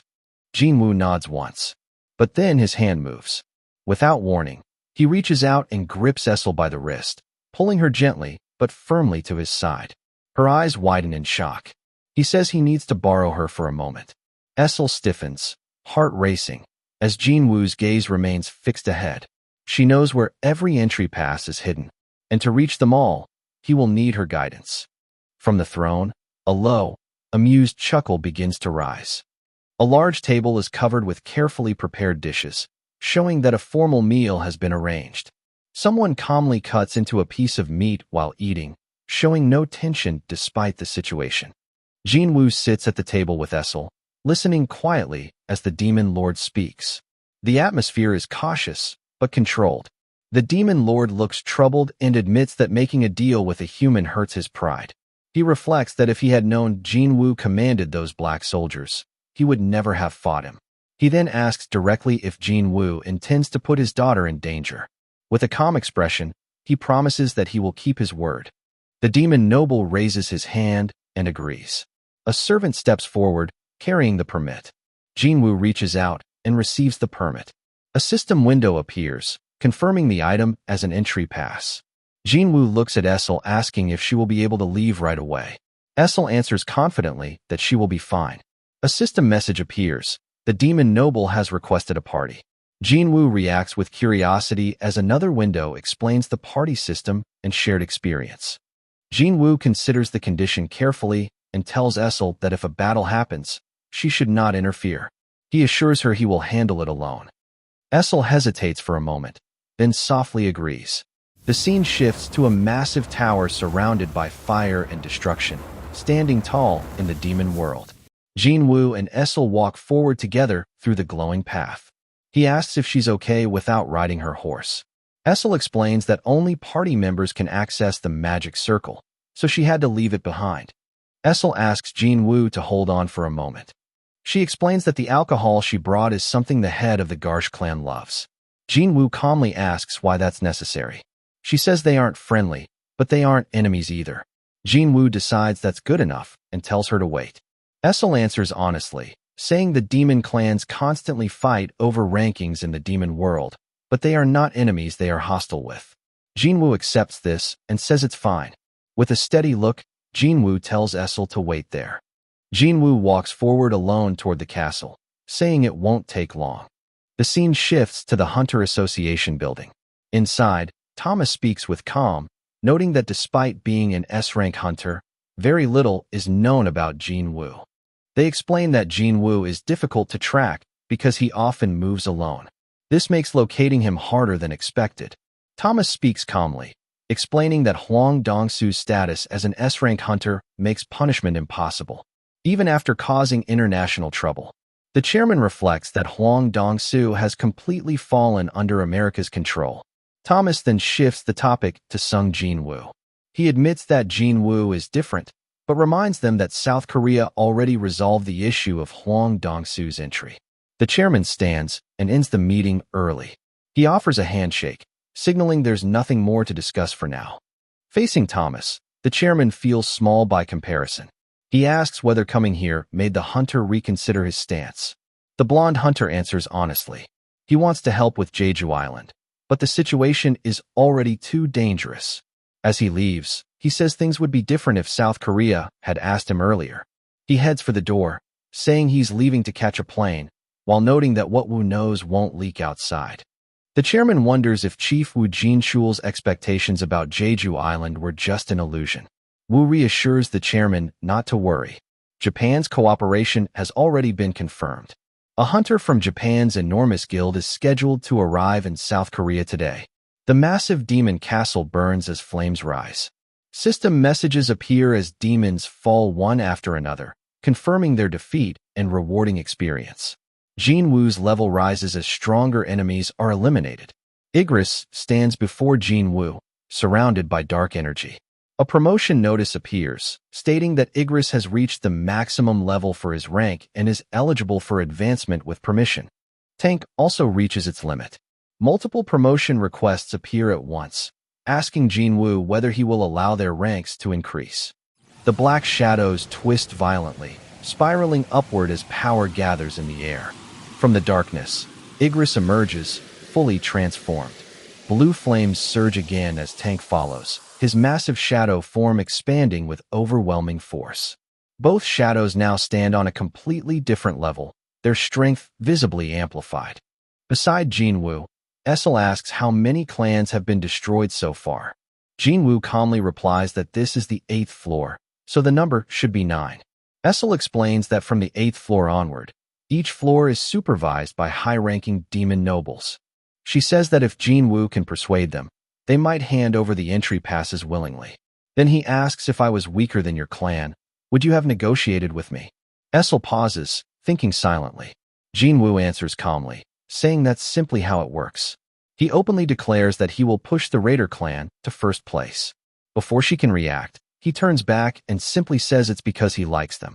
Essel stands stunned, her face turning red as Jin-Woo walks ahead without another word. Just as Essel warned, the difficulty suddenly spikes on the 90th floor. A powerful demon stands before Jin-Woo. He notices his mana being consumed heavily, while his shadow soldiers keep regenerating after being destroyed. Now on the 97th floor, Jin-Woo fights without relying on luck. His level reaches 90, proving he earned his way upward through sheer combat. Essel watches from behind and wonders if other humans can be as strong as Jin-Woo. Even rank 4 and rank 5 demon clans feel weak compared to him. He recalls 2 hunters who felt especially strong, stronger than other S ranks, judging by their aura alone. Strength at the top cannot be measured evenly. Looking ahead, he admits that he once matched the chairman's level, but now that he has reached the highest floors, that comparison may no longer apply. He tells her to return to the lower floor. She freezes in shock, asking if she is no longer useful to him. He places a hand on her shoulder, thanking her sincerely. Suddenly, she looks up and refuses, declaring that she wants to come with him and says she wants to see the result of his fight. At last, he agrees and tells her to do as she pleases. Together, they move to the 98th floor. The scene shifts to Incheon International Airport. 2 hunters in black suits walk through the terminal. One of them, Kodo Ruji, senses something unusual and quietly notes the strange atmosphere. He stops, his expression sharpening. There is someone powerful here at the airport. Crowds move around them, unaware. An apology comes from a delayed escort, blaming the congestion. The situation is brushed off as nothing serious. The explanation follows quickly. A hunter from the United States has arrived in South Korea for personal reasons, so there is no cause for concern. Kodo listens closely as they are guided forward, his thoughts lingering on the timing of this arrival. The scene cuts to a formal meeting room. Chairman Go sits at the head of the table, calm and authoritative. He recognizes the man seated before him immediately. Kodo Ruji is the only hunter who has cleared all S-rank gates in Asia. The room acknowledges his presence. He is no ordinary man. The Drawsword Guild is introduced. Japan's strongest guild, holding immense authority under a single leader. Unlike South Korea's divided system, Drawsword operates under one absolute command, making Kodo its undisputed power. A female translator introduces herself and promises to relay Kodo's words accurately. She explains the situation clearly. Due to recent disasters, the Jeju Island crisis can no longer be ignored. Because of this, Japan has come to offer full support. The chairman repeats the phrase slowly, full-fledged support, letting its weight sink in. Kodo continues, calm but confident. He proposes creating an allied force made entirely of elite hunters. The room reacts with tension, an alliance strong enough to challenge the ant colony. Concerns are raised immediately. Jeju Island is extremely dangerous, even for elites. But Kodo answers without hesitation. Since it is an S-rank gate, Japan has already prepared a solid plan. The meeting grows silent as the scale of his proposal becomes clear. The ants were powerful, as strong as top-rank hunters, but they had a fatal weakness. Their lifespan is revealed to be only 1 year. Kodo Ruji explains the strategy clearly. Eliminate the queen, and the entire colony collapses. However, it's not that simple. The queen is protected deep inside the tunnels, guarded by countless soldiers. The discussion grows tense. Someone asks if it's even possible to reach her. The explanation continues. This situation has happened 3 times before. Every time hunters entered Jeju Island, the ants swarmed them from underground. A shocked reaction follows. The failure wasn't due to strength alone, but because the ants used magic detection to counter the hunters. Kodo admits that out of the 11 S-rank hunters in his guild, including himself, 10 are willing to participate in the raid. The S-rank hunters will act as bait, drawing the soldier ants out. While the ants rush toward the attackers, the South Korean S-rank hunters will infiltrate the island. There is a pause as the chairman considers the plan. He admits that the strategy is risky, but possible. Still, one question remains. Why is Kodo Ruji willing to support the extermination of every S-rank hunter except one? The room grows quiet. Every nation has records of clearing S-rank gates. This operation could decide who becomes a true national-level hunter. Kodo narrows his eyes, thinking carefully. Since this is an S-rank gate, no reinforcements will be sent once the raid begins. The danger will be fully contained. He lowers his gaze. This gives South Korea no reason to refuse the plan. Another thought follows. This is not the easiest path, but it could be the way to become a national-level hunter. The chairman speaks again. South Korea's only hope lies with its S-rank hunters. The focus shifts to another concern. The ants are evolving rapidly. If they don't act now, the ants will become impossible to stop. The meeting ends with no more time to waste. After reviewing all the data, the final operation plan is approved. In the Demon Castle, Jin-Woo and Essel move forward together, his level now far higher than before. A cold wind sweeps the ruins. This is the 100th floor. Something massive stirs ahead. A violent roar shakes the air. Jin-Woo lifts his gaze, his eyes glowing with focus. The Demon King Baron reveals himself, descending with overwhelming pressure. Jin-Woo narrows his eyes. This aura is not ordinary. For the first time, doubt crosses his mind. Can he win against him? Essel freezes as a crushing bloodlust washes over her. The Demon King Baron's presence alone feels overwhelming. Jin-Woo calmly observes. Even Essel can sense it clearly now. The pressure is heavy, cold, and suffocating. A flying enemy descends from above, its red eyes locked on Jin-Woo. He immediately judges it as troublesome. A wyvern, fast, airborne, and not a demon like the others. The wyvern rises high into the stormy sky, circling with violent force. Jin-Woo looks up, realizing this fight won't be simple. A flying enemy changes everything. Suddenly, power surges. Baron raises his weapon, and dark energy floods the air. This isn't a simple attack, it's a summoning. Purple flames erupt from the ground. Demon soldiers begin pouring out one after another. Then stronger presences appear, demon knights, followed by demon generals. The battlefield fills instantly. Rows upon rows of demons stretch into the distance, easily numbering in the thousands. Essel looks on in shock, her voice trembling. From just a glance, she can tell how many enemies there are. This isn't a normal fight, it's a full-scale war. Jin-Woo remains calm. This is exactly how it was meant to begin. The real battle has finally started. Jin-Woo watches calmly, his eyes sharp as he mutters that it's not time yet. A flying demon dives straight toward him, screaming as it charges through the storm. The battlefield falls into a sudden silence as dark energy gathers across the ground. Jin-Woo activates his skill, marking the start of the monarch's domain. The air tears apart as his shout echoes across the battlefield, raw and commanding. At his call, the shadows surge forward, answering like loyal beasts finally unleashed. The ground trembles as waves of summoned warriors pour in, their movements synchronized, relentless, absolute. Behind them, Essel freezes, eyes wide, breath caught in her throat. The battlefield transforms in seconds, the balance shifting so suddenly it feels unreal. Then the sky darkens.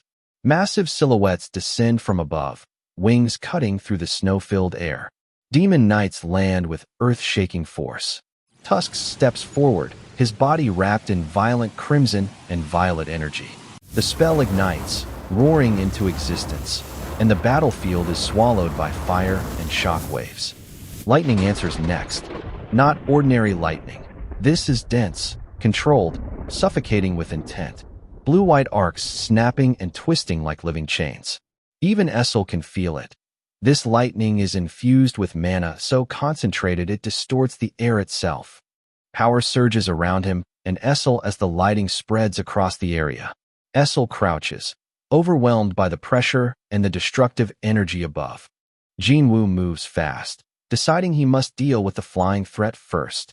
Lightning slams down with a deafening impact, shaking the ground. The Demon King Baron appears clearly, holding a sword crackling with blue lightning. His head angled like a spear, lightning crackling around its face as it descends straight toward Jin-Woo. The air screams from the speed alone. In that instant, everything slows. The lightning collides in a deafening impact, the shockwave exploding outward as sparks and mana scatter across the battlefield. The clash sends tremors through the ruins as debris rains down. Jin-Woo's eyes stay sharp, calculating the distance as the enemy's attacks chase after him. He knows he can't keep taking hits forever. Then with a roar, fire and lightning collide in midair, exploding in a blinding flash. The impact shakes the battlefield, flames roaring while blue lightning tears through them. For a moment, everything disappears in light and heat. Fire crashed head-on, tearing the air apart in a violent explosion. Baron slams into the ground, leaving a deep scar as debris rains down. From the shattered ground, Baron rises, heat and malice rolling outward like a living tide. You've finally come down. Through the smoke and swirling embers, Jin-Woo steps forward. His cloak unfurls behind him. I was getting pretty tired from looking up. Chapter end here. For more, like, share, and subscribe. Welcome back to our channel 217 Prince. The chapter begins. Jin-Woo thinks about his skills. Some abilities don't use mana, and Shadow Soldiers are one of them. He realizes Dominator's Touch can control objects without mana, and Shadow Soldiers don't consume mana once summoned. But if Shadow Soldiers are destroyed, they need mana to be restored. Long fights will drain him fast. A crushing pressure fills the battlefield as a Baron moves forward, its power spreading like a storm. His blue lightning collides, tearing the ground apart with every clash. Tusk activates a defensive skill, blocking the waves of destruction. Jin-Woo watches closely, breathing heavily, feeling his mana steadily draining. His eyes sharpen. The mana consumption is high, but the regeneration from his shadows is even higher. Still, he knows he can't drag this out forever. Dark energy gathers around Iron's weapon, pulsing violently. Baron charges again, blades and lightning crashing together in a blinding explosion. Baron moved through the chaos. His strike landed perfectly. Igris leaps in the air, cloak snapping behind him, ready to strike. Purple energy surges forward, cutting through the air as Igris charges. The Demon King stops the attack, without any effort. His blue lightning collides, tearing Igris apart. As the dust clears, Jin-Woo moves with lightning speed. A massive shockwave spreads outward. The ground cracks, debris flying as Jin-Woo is forced back midair. His eyes widen slightly. The attack was blocked, so he can parry even a vital strike. Before Jin-Woo could react, Baron's hand rises, gripping his head. The Demon King steps forward, sword raised, lightning wrapping around his body like armor. Without hesitation, shadow soldiers move again. Energy surges around their blades as they close the distance, clashing steel against steel in a violent exchange. Then Jin-Woo charges forward, piercing Baron's chest. The Demon King's red eyes narrow. He roars, gathering power, its presence growing more violent by the second. The fight has only just begun. Jin-Woo slides back, boots grinding against stone, but his stance remains firm. Jin-Woo lifts his gaze, eyes cold and focused. The air explodes as blades collide again, sparks and lightning tearing through the battlefield. Jin-Woo moves without hesitation, his body reacting faster than thought as steel crashes against steel. The demon lunges again, red eyes burning with fury, but Jin-Woo meets it head-on. His daggers strike with precision, every movement sharp and controlled, forcing the monster back. A heavy blow lands, shaking the ground, dust and debris rising into the air. This fight isn't over yet. The moment his eyes widen, Sung Jin-Woo realizes the distance. Jin-Woo reacts instantly, hurling his dagger forward to break the attack. The lightning surges forward, roaring as it tears through the air toward him. The pressure shakes his body, sparks ripping past his arms. His weapon spins violently in the air. His teeth grind as the force keeps pushing. The Demon King swings his massive blade down, power surging with each movement. Jin-Woo stops the attack just in time, as shockwaves explode on impact. The force rattles his entire body. What a tremendous power! The demon snarls, red eyes burning as it gathers power again. Lightning coils in its mouth, growing denser, brighter. Jin-Woo's breath catches. Again, the mana output hasn't slowed at all. But before the blast erupts, a spear crashes down. A metallic spear drops into view. Essel steps forward, eyes wide, standing between them. Seeing the opening, Jin-Woo gathers everything he has left, tightening his grip and forcing his power forward. He uses the skill Dominator's touch. The demon senses it too. Its red eyes widen as the force crashes into its body. Jin-Woo moves again. Let's end this. Jin-Woo's eyes glow as he charges forward again, shadows roaring around him. His fist tears through the Demon King, carrying all his remaining strength. The battlefield shakes. This strike is meant to decide everything. Essel cries out his name as the Demon King falls. The ground shakes, and the battle finally ends. The system confirms the victory. Baron is defeated. His soul is claimed, and the objective is completed. Silence settles over the battlefield. Jin-Woo turns away calmly, shadow fading from his cloak. He gives a final order without looking back. Essel is told to inform her father. As he sits, his voice is steady and certain. The Radis clan now stands in first place. The battlefield falls silent. Broken towers stand as proof that the war has ended. Shadow soldiers gather around the fallen remains, their blue flames flickering calmly now. From the wreckage, rewards begin to surface. Items left behind by the Demon King, each carrying heavy power. Among them, a ring catches Jin-Woo's attention. The Demon Monarch's ring. This completes the set. With it, every hidden effect is unlocked. But his gaze soon shifts to something else. Purified blood of the Demon King. Jin-Woo senses that this item matters more than anything else he obtained here. The system interface unfolds in the air as the crafting circle activates. From behind, Essel asking if Jin-Woo is all right, concern clear in her tone. The crafting process begins. The purified blood, the fragment, and the remaining materials are drawn into the glowing ring. Jin-Woo watches closely, knowing the success rate depends on his intelligence. Essel talks excitedly, misunderstanding his silence, while Jin-Woo keeps his eyes locked on the screen. Then, the glow flashes brilliantly. Crafting successful. Relief washes over Jin-Woo. He clenches his fist and lets out a quiet yes. As Jin-Woo examines the bottle more carefully, the truth sets in. The spring water of the echoing forest has vanished without a trace. The holy water of life rests in his palm, glowing faintly.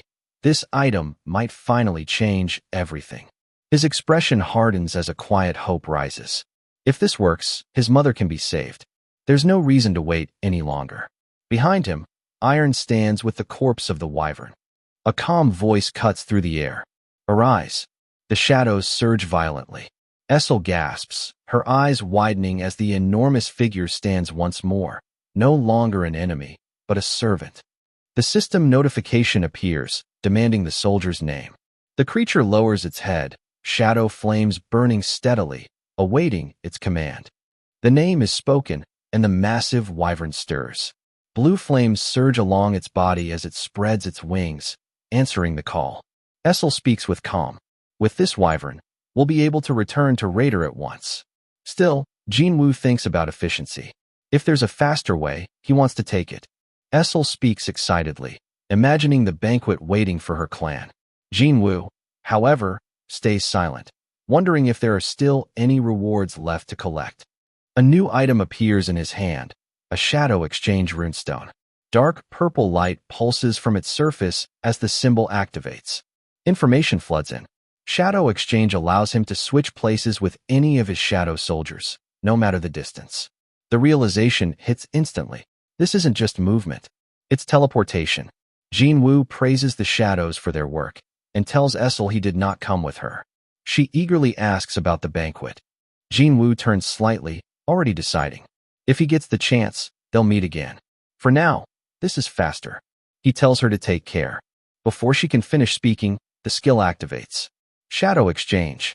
She stares at the empty spot, confused, then lets out a short, stunned breath as she realizes. He's already gone. A blink later, he stands beneath a dim streetlight. This place, his neighborhood.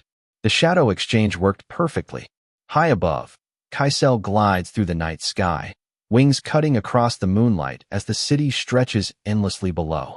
Far away, inside a towering office building, images of monsters and reports from Japan fill the screen. Repeated raids. Failed attempts. The situation is escalating. The chairman studied the data in silence. The enemy is adapting, evolving faster than expected. Every generation looks different, stronger, more specialized than the last. The chairman questions if they're appearing earlier than expected. The answer comes quickly. They'll be using a jamming signal. The ants used wavelength for communication, sharing information, and preparing for something larger. Then we'll only have to worry about the queen ant and her guards. A sudden tension fills the room. The chairman stiffens, his eyes sharpening. Magical wavelengths, strong enough to be felt from far away. Outside, the city remains calm, lights glowing softly under the night sky. Elsewhere, conversations pause mid-sentence. No one can quite explain what they felt, but they know it was real. The conversation drifts casually. He reaches for another drink, brushing it off with a laugh. Min Byung-gu smiles, telling him to relax and stop frowning so much. Min Byung-gu was always a strange man. He became the first S-rank to retire with his body intact, and even now, he remains the only one to ever do so. Sitting together at the table, Byung-gu confirms that he's really leaving.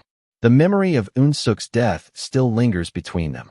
Beck explains that if the ants are left alone, more people will die the same way. That's why he has to go. Byung-gu questions when he became so patriotic, but Beck simply shrugs it off, saying it's just a convenient excuse. Despite Byung-gu's refusal to go, Beck makes it clear he's not trying to convince him. He's only there, just in case this is the last time they meet. He admits that he doesn't know if he'll ever see Byung-gu again. Byung-gu talks about his new life.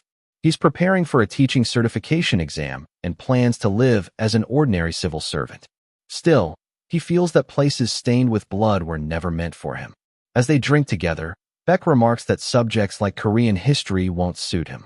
Byung-gu laughs and says he already knows he loves historical dramas.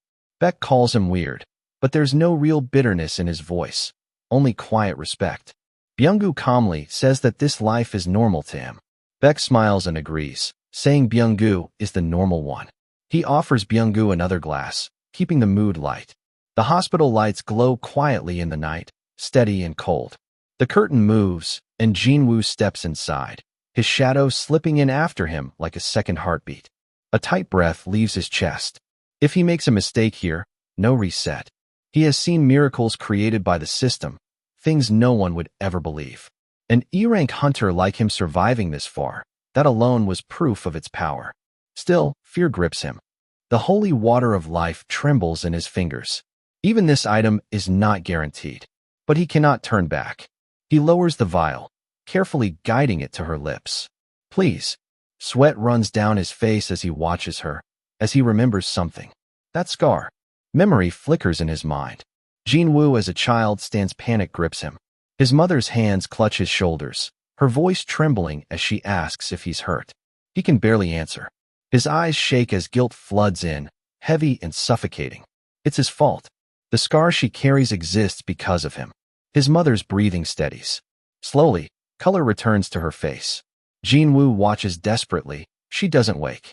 He leans closer, voice breaking, begging her to open her eyes. He pleads quietly, asking her to wake up, asking her to let him carry the burden instead. The room falls silent. Jin-Woo remains beside the bed, head lowered. Outside, time moves on as night settles over the city, but inside Jina's room, she could not concentrate on her studies. She steps outside and thanks the shopkeeper softly as the door closes behind her. The night air brushes past her face. Looking up at the dim lights and the darkening sky, she wonders if summer is already on its way. The city rests under a calm night, lights glowing gently in the distance. The air is warm. Jin-Woo sits beside the bed, his face tense. Slowly, she looks around in confusion, then her gaze settles on him. Is that you, Jin-Woo? He freezes. She asks how long she's been asleep. For years, he answers. Her eyes widen, stunned by the time that has passed. She asks if Jina is doing well. Jin-Woo clenches his fist and nods. She's fine. A gentle smile spreads across her face. She thanks him softly, telling him he kept his promise. She explains that she got sick and that it must have been hard for him. Jin-Woo lowers his head, unable to speak, his shoulders trembling. From above, the room looks small and quiet, but the moment feels heavy with years of pain and longing. Finally, he answers softly, yes. Inside the hospital, doctors rush in disbelief as news spreads that a patient who had been in eternal slumber has woken up.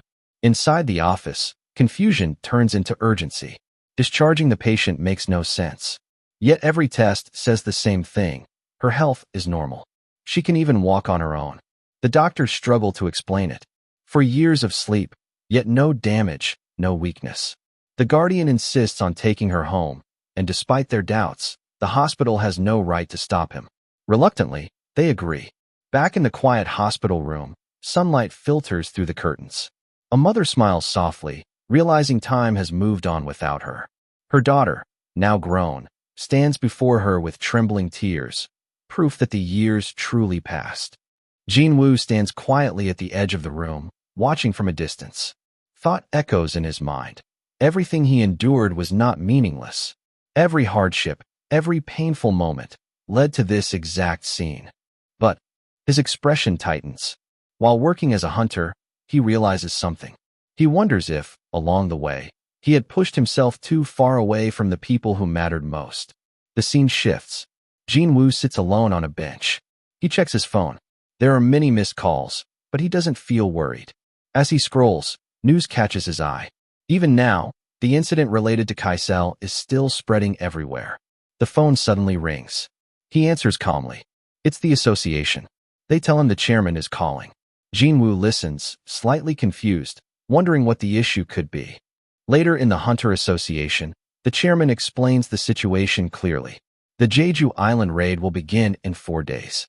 This time, they plan to eliminate the ants completely, and they need Jin-Woo's help.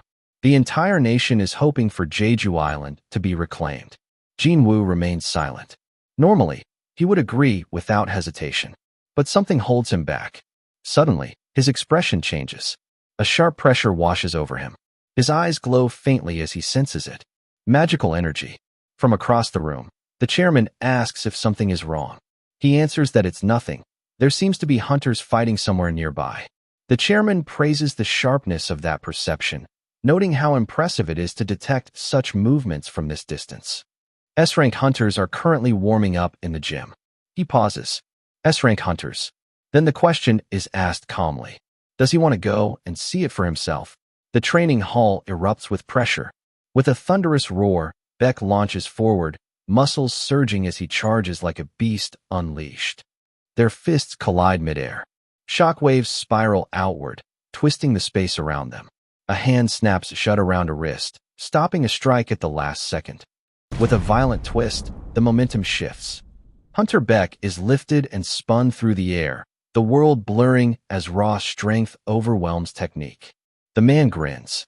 Young man like you should be using more strength. The reply comes calmly, almost amused. I'm no master.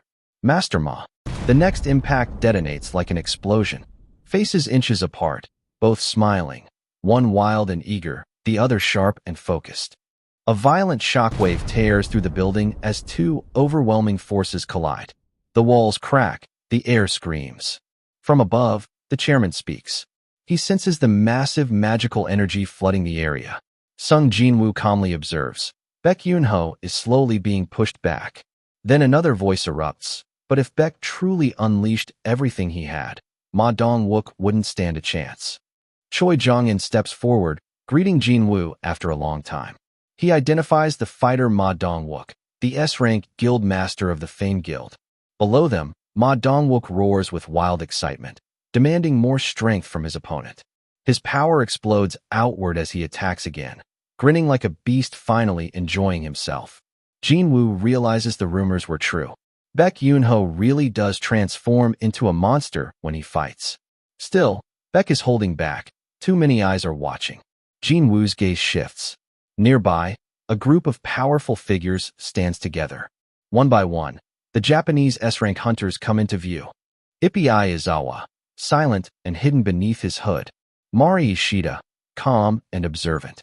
Ken Tanaka, solid and confident. Minoru Hoshino, sharp and disciplined. Atsushi Kumamoto, masked and unreadable. Kene Tawada, cold eyes beneath her hat. Tatsumi Fujishima, thoughtful and reserved. Kei, his breathing mask humming quietly. Akari Shimizu, tense but focused. At the center of it all, Ryuji Goto, the master of the Draw Sword Guild. The Japanese S-rank hunters have arrived. Jin-Woo watches from above.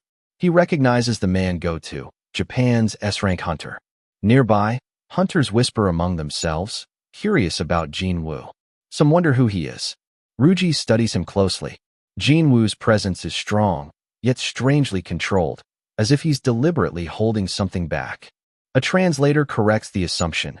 Jin-Woo isn't an assassin, but a mage-class hunter. The confirmation surprises everyone.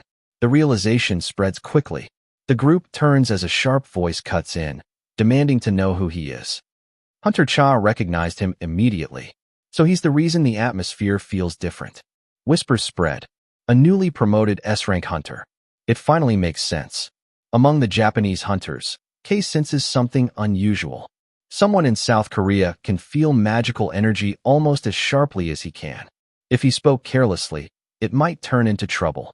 He regrets not knowing Korean. Suddenly, the clash between hunters continues. Power collides, pressure fills the space. The translator speaks calmly. So these are South Korea's best hunters. There isn't much to see, at least not yet. Goto disagrees.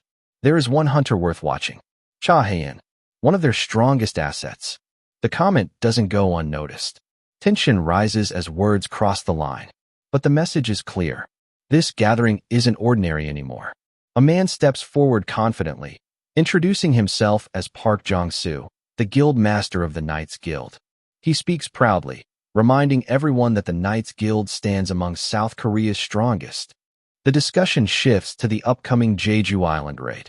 It's confirmed that only S-rank hunters will participate, and tension quietly builds in the room. As the conversation grows heated, one of the Japanese hunters looks down on the translator, mocking her role and questioning her usefulness. His words are sharp and deliberately insulting. The translator calmly steps forward. Her aura shifts instantly, revealing her true strength. She introduces herself without hesitation. Henkawa, Japan's A-rank hunter. The room falls silent. What was supposed to be a simple exchange has now turned into a direct confrontation. They agree to stop arguing and settle things properly by setting clear rules. Fighting blindly would solve nothing, so this is better. The rules are straightforward. The first person to grab the other's wrist wins. Nothing more, nothing less. He explains it calmly. Once your wrist is caught, the match is over. She listens carefully, realizing this isn't just about strength. If you attack recklessly and get caught, you lose instantly. No one can attack without exposing themselves.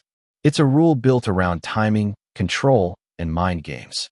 And just like that, everything is decided. The man stands calmly, hands in his pockets, his posture relaxed yet confident. He questions whether this stance is really meant for fighting, implying that once the match starts, there will be no need to grab wrists or play tricks. The translator observes him carefully, sensing his confidence and speed. She agrees to begin. In an instant, powerful wind pressure explodes across the floor as the woman vanishes and reappears, her movement splitting the air. Multiple afterimages trail behind her as she closes the distance. The translator narrows her eyes, focusing. She reads his movement clearly and steps forward, ready to expose his bluff. She attacks, but he reacts faster. He deflects and counters smoothly, explaining that what he just did wasn't an attack at all. She calmly apologizes, stating she doesn't fully understand his dialect, then immediately points out his mistake, exposing his body. Before he can react, she moves. In a sharp burst of motion, she strikes. But he manages to stop the attack in time. He tells him she's too slow. He grips her wrist, analyzing her instantly, someone who hides behind allies, lacking real combat experience against humans. He speaks coldly about reality. In South Korea, sometimes humans must fight humans. In the worst cases, killing becomes unavoidable. He warned her that humans don't move in simple patterns. If he had been holding a knife, the fight would already be over. He releases her and clicks her tongue softly, the tension lingering in the air. The room settles after the tense exchange. Eyes turn serious, and the atmosphere shifts from hostility to cautious respect. A proposal is made to build trust through action instead of words. The idea is simple: a spar using agreed rules, limited to S-rank hunters, excluding those whose abilities would make judging unfair. Strength, technique, and awareness will decide everything. Finally, the teams are chosen. South Korea names its representatives, and Japan answers with their own elite hunters. The selected fighters step forward, silent and focused. With both sides decided, the real test between Korea and Japan is about to begin. Jin-Woo watches from the side, calm and focused. He notices Ryuji Goto staying back, observing instead of stepping forward. It's clear Goto wants to read everyone before acting. Lim stands calm, eyes half-lidded, hoping, almost lazily, that this will end easily. Power erupts. Ma Dongwook surges forward in a blaze of overwhelming force. Tanaka grins, exhilarated, convinced this will be over quickly. The clash explodes between them. Wind screams as attacks carve through the air. The two fighters clash in midair, their movements blurring as shockwaves rip across the arena. The speed alone makes it hard to track who's attacking and who's defending. Lim realizes just how fast he is. Keeping distance seems like the only way to survive against such overwhelming speed. He releases a long-range attack, slicing through the air like a blade. The energy surges forward without hesitation. The opponent grits his teeth in shock, realizing it wasn't a physical strike, but magic formed like an arrow. The battlefield trembles as power collides.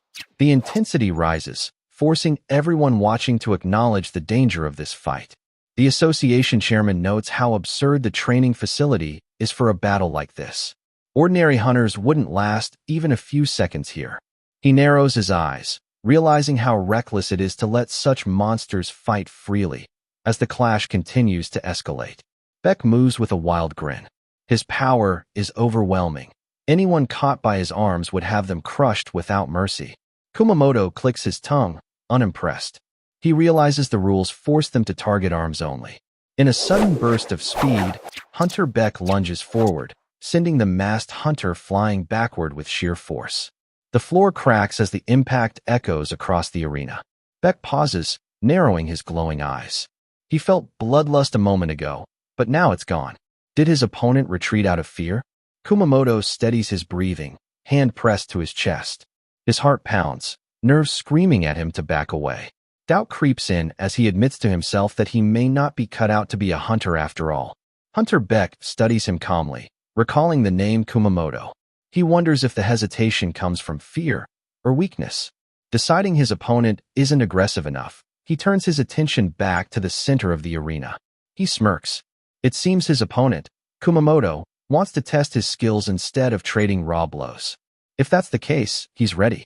Power surges violently around him as he releases more of his strength. His eyes sharpen, glowing brighter than before. Kumamoto freezes. One look tells him everything. This time, the opponent is serious. Hunter Beck launches forward like a missile, closing the distance in an instant, the ground exploding beneath his feet as the real fight begins. He declares himself the strongest hunter among them, convinced that brute force alone decides victory. Tanaka straightens as the dust settles around his feet. He looks down at the man crushed into the floor beneath him. He declares that when it comes to raw strength, this outcome was inevitable. Laughter escapes on Hunter Ma's face as he admits he never expected to be slammed down like that, calling it a first. The floor trembles. From the wreckage, a blow crashes forward, pinning Lim deeper into the broken wall. He snarls through the pain, trying to mask it, even as the pressure bears down on him.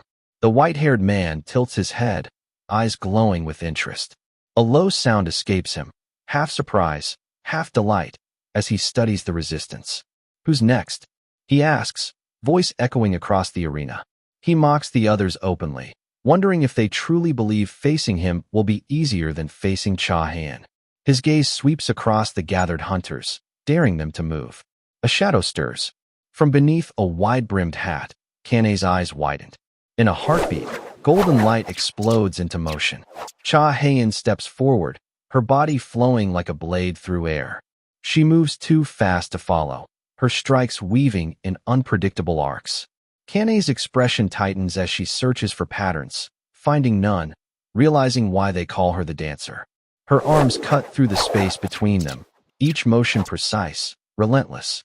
The wind screams around her as she spins, closes in, and finally breaks through.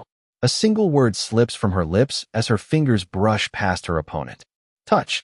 She lunges in from behind, eyes wild and movements sharp. But Kumamoto steps forward calmly, deciding to take care of this girl instead. In a blink, Cha explodes into motion. Her strikes land so fast they blur together, battering her opponent before he can react. The hunter stared in shock. They barely saw her move. Only the aftermath of her attacks tearing through the air. Murmurs spread through the crowd as they realized the truth. Those rapid strikes hit dozens of times in an instant, like a machine gun unleashed at close range. The moment her eye widens, a sharp breath catches in her throat. She realizes she went too far. Kumamoto is angry now.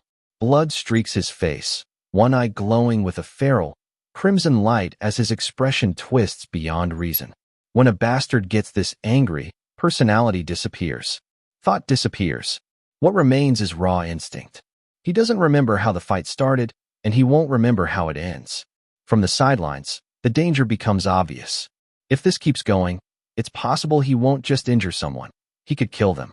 At least, on his own, he could clear B-rank gates without difficulty. But in this state, there's no telling how far he'll go. Goto's calm voice cuts through the tension. If anyone on the Korean team is about to get seriously hurt, this needs to stop immediately. This was only meant to be a test. The floor explodes as Kumamoto launches forward, his body tearing through the air like a black storm. He closes the distance in an instant, wind screaming behind him. Her eyes widen. He's fast, far faster than before. The pressure crashes down as he descends, overwhelming and violent. Blood sprays as he barrels through, eyes wild, grin twisted. This is no longer a competition. This is bloodlust. Suddenly, he stopped. It's just a competition, a calm voice says, but your bloodlust is too much. But Kumamoto howls in fury. In a single motion, Jin-Woo drives him straight into the ground. The impact caves the floor inward, shards of stone erupting outward in a violent ring. Even the observers stiffen. That move. A quiet question follows. Was that man really a mage-type hunter? The answer comes without doubt. Yes, that's what the official sources say. Amid the rubble, Jin-Woo says that Hunter Cha Han lost the competition. In the distance, Baek Yoon-ho steps forward, his presence heavy. Even transformed, the difference in skill was overwhelming. It wouldn't have changed the result. A message is delivered at last. Goto-san wants to speak. Goto turns, calm, unshaken. And with quiet confidence, he makes his request. Would it be alright if we had a one-on-one fight? Chapter end here. For more, like, share, and subscribe. Welcome back to our channel 217 Prince. The chapter begins. The air feels wrong the moment their eyes meet. There's a faint distortion in the aura surrounding Goto. He wants to see just how far his strength reaches. A faint smile forms. Whatever Goto's true intentions are, this fight could be the key to understanding the power he gained from the Demon Castle. Across from him, Goto senses it too. That calm slight smile. It feels like mockery. The announcement echoes through the arena. The challenge has been accepted on one condition. He said he will only fight if Goto must fight at full strength. For a brief moment, silence hangs in the air. Some are confused. Some are excited. Others feel uneasy. His eyes narrowed. With Shimizu standing by as a healer, the risk of serious injury drops.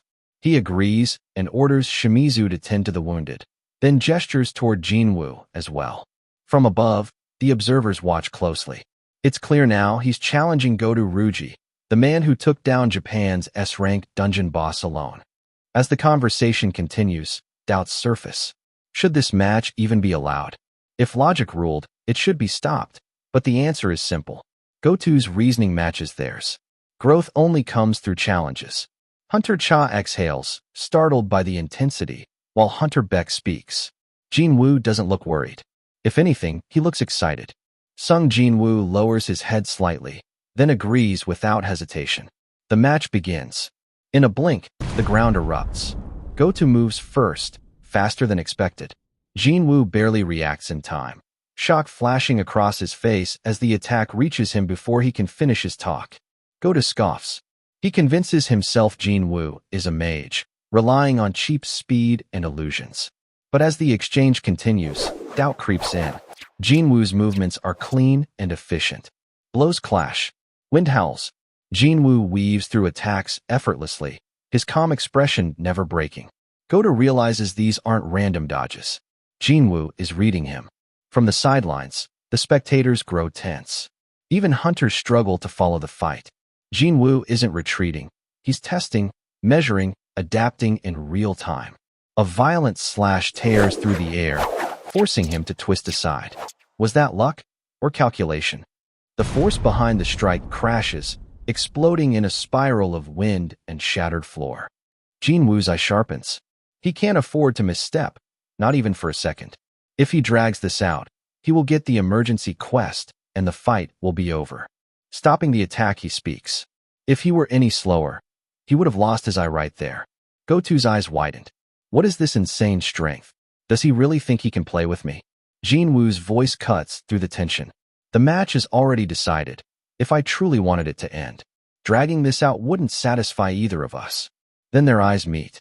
In a flash, the air between them detonates. Power collides head-on, pressure screaming as their forces crash together. This isn't just a fight anymore. It's a clash of monsters. Before anyone can react, the clash is interrupted. The order to stop the match cuts through the chaos, urgency replacing excitement. Faces tighten with concern as the realization sets in. This fight has crossed the line, and if it continues, someone could be seriously hurt.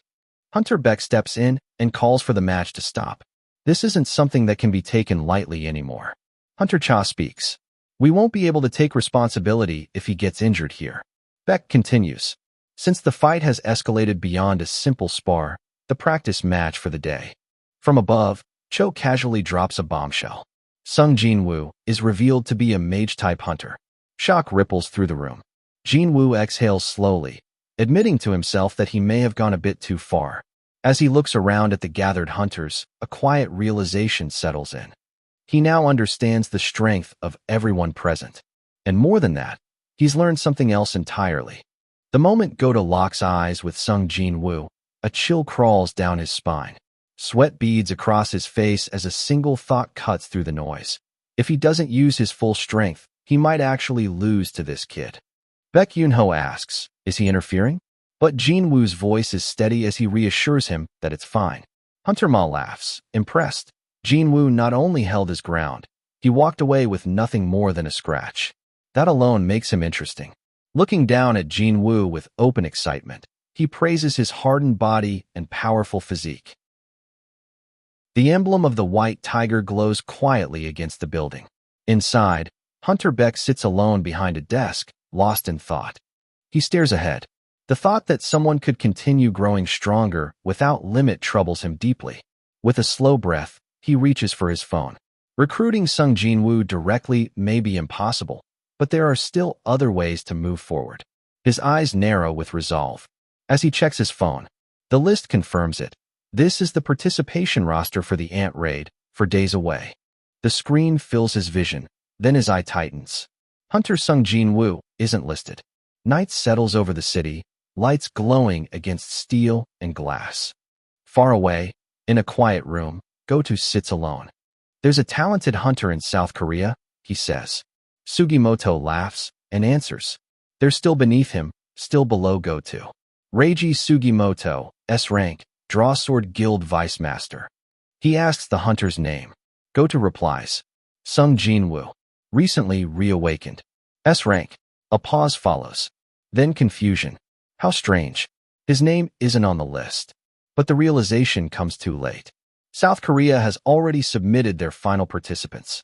The call ends in frustration, resignation settling in. Even so, the raid will proceed. There are enough S-rank hunters already committed. There won't be a problem. His phone lowered. A quiet admission lingers in the air. All that effort, for nothing. Dark clouds hang over the island. There is no food left. The weak are dying, and the empire is collapsing from within. To survive, they must leave the island. To conquer, they need stronger soldiers. Deep underground, eggs pulse with life, power growing inside them. They need the ultimate soldier, one who can lead the empire and crush all enemies with fear. The command echoes through the darkness. I became stronger than anyone else. I become the strongest. Energy explodes violently, shaking the ground as evolution begins. The order is clear. Feast, grow, become stronger. My child. Elsewhere in the apartments. The room feels smaller than it used to, crowded not by furniture, but by time itself. Jin-Woo stands quietly as his sister winces, rubbing her cheek, and his mother watches them with a gentle, tired smile. She still asks if they want to help. Jin-Woo's eyes drift. This place has aged, just like they have. Then his mother calls his name softly.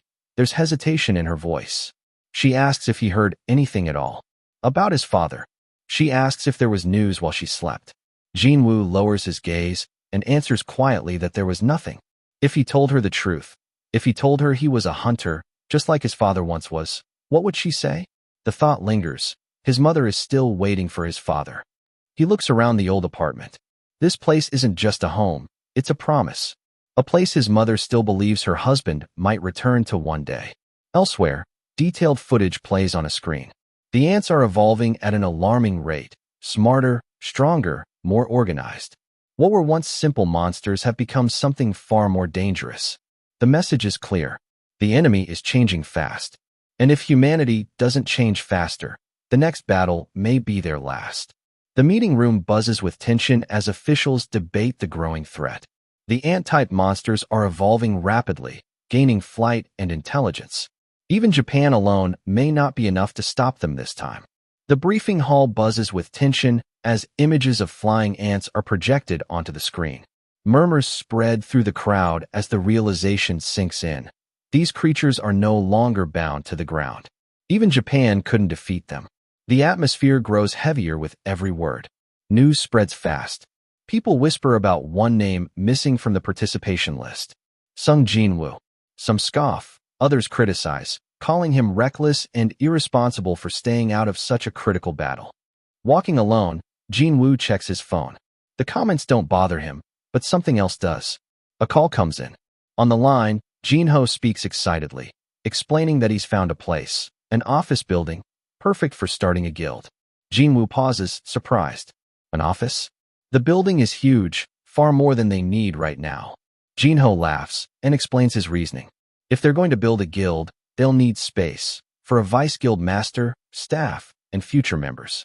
Jin-Woo listens quietly, considering the idea. As they talk, Jin-Ho suddenly remembers something. Someone was looking for Jin-Woo. A foreigner. Someone who speaks English. Jin-Woo freezes. His eyes sharpen as a strange feeling crawls up his spine.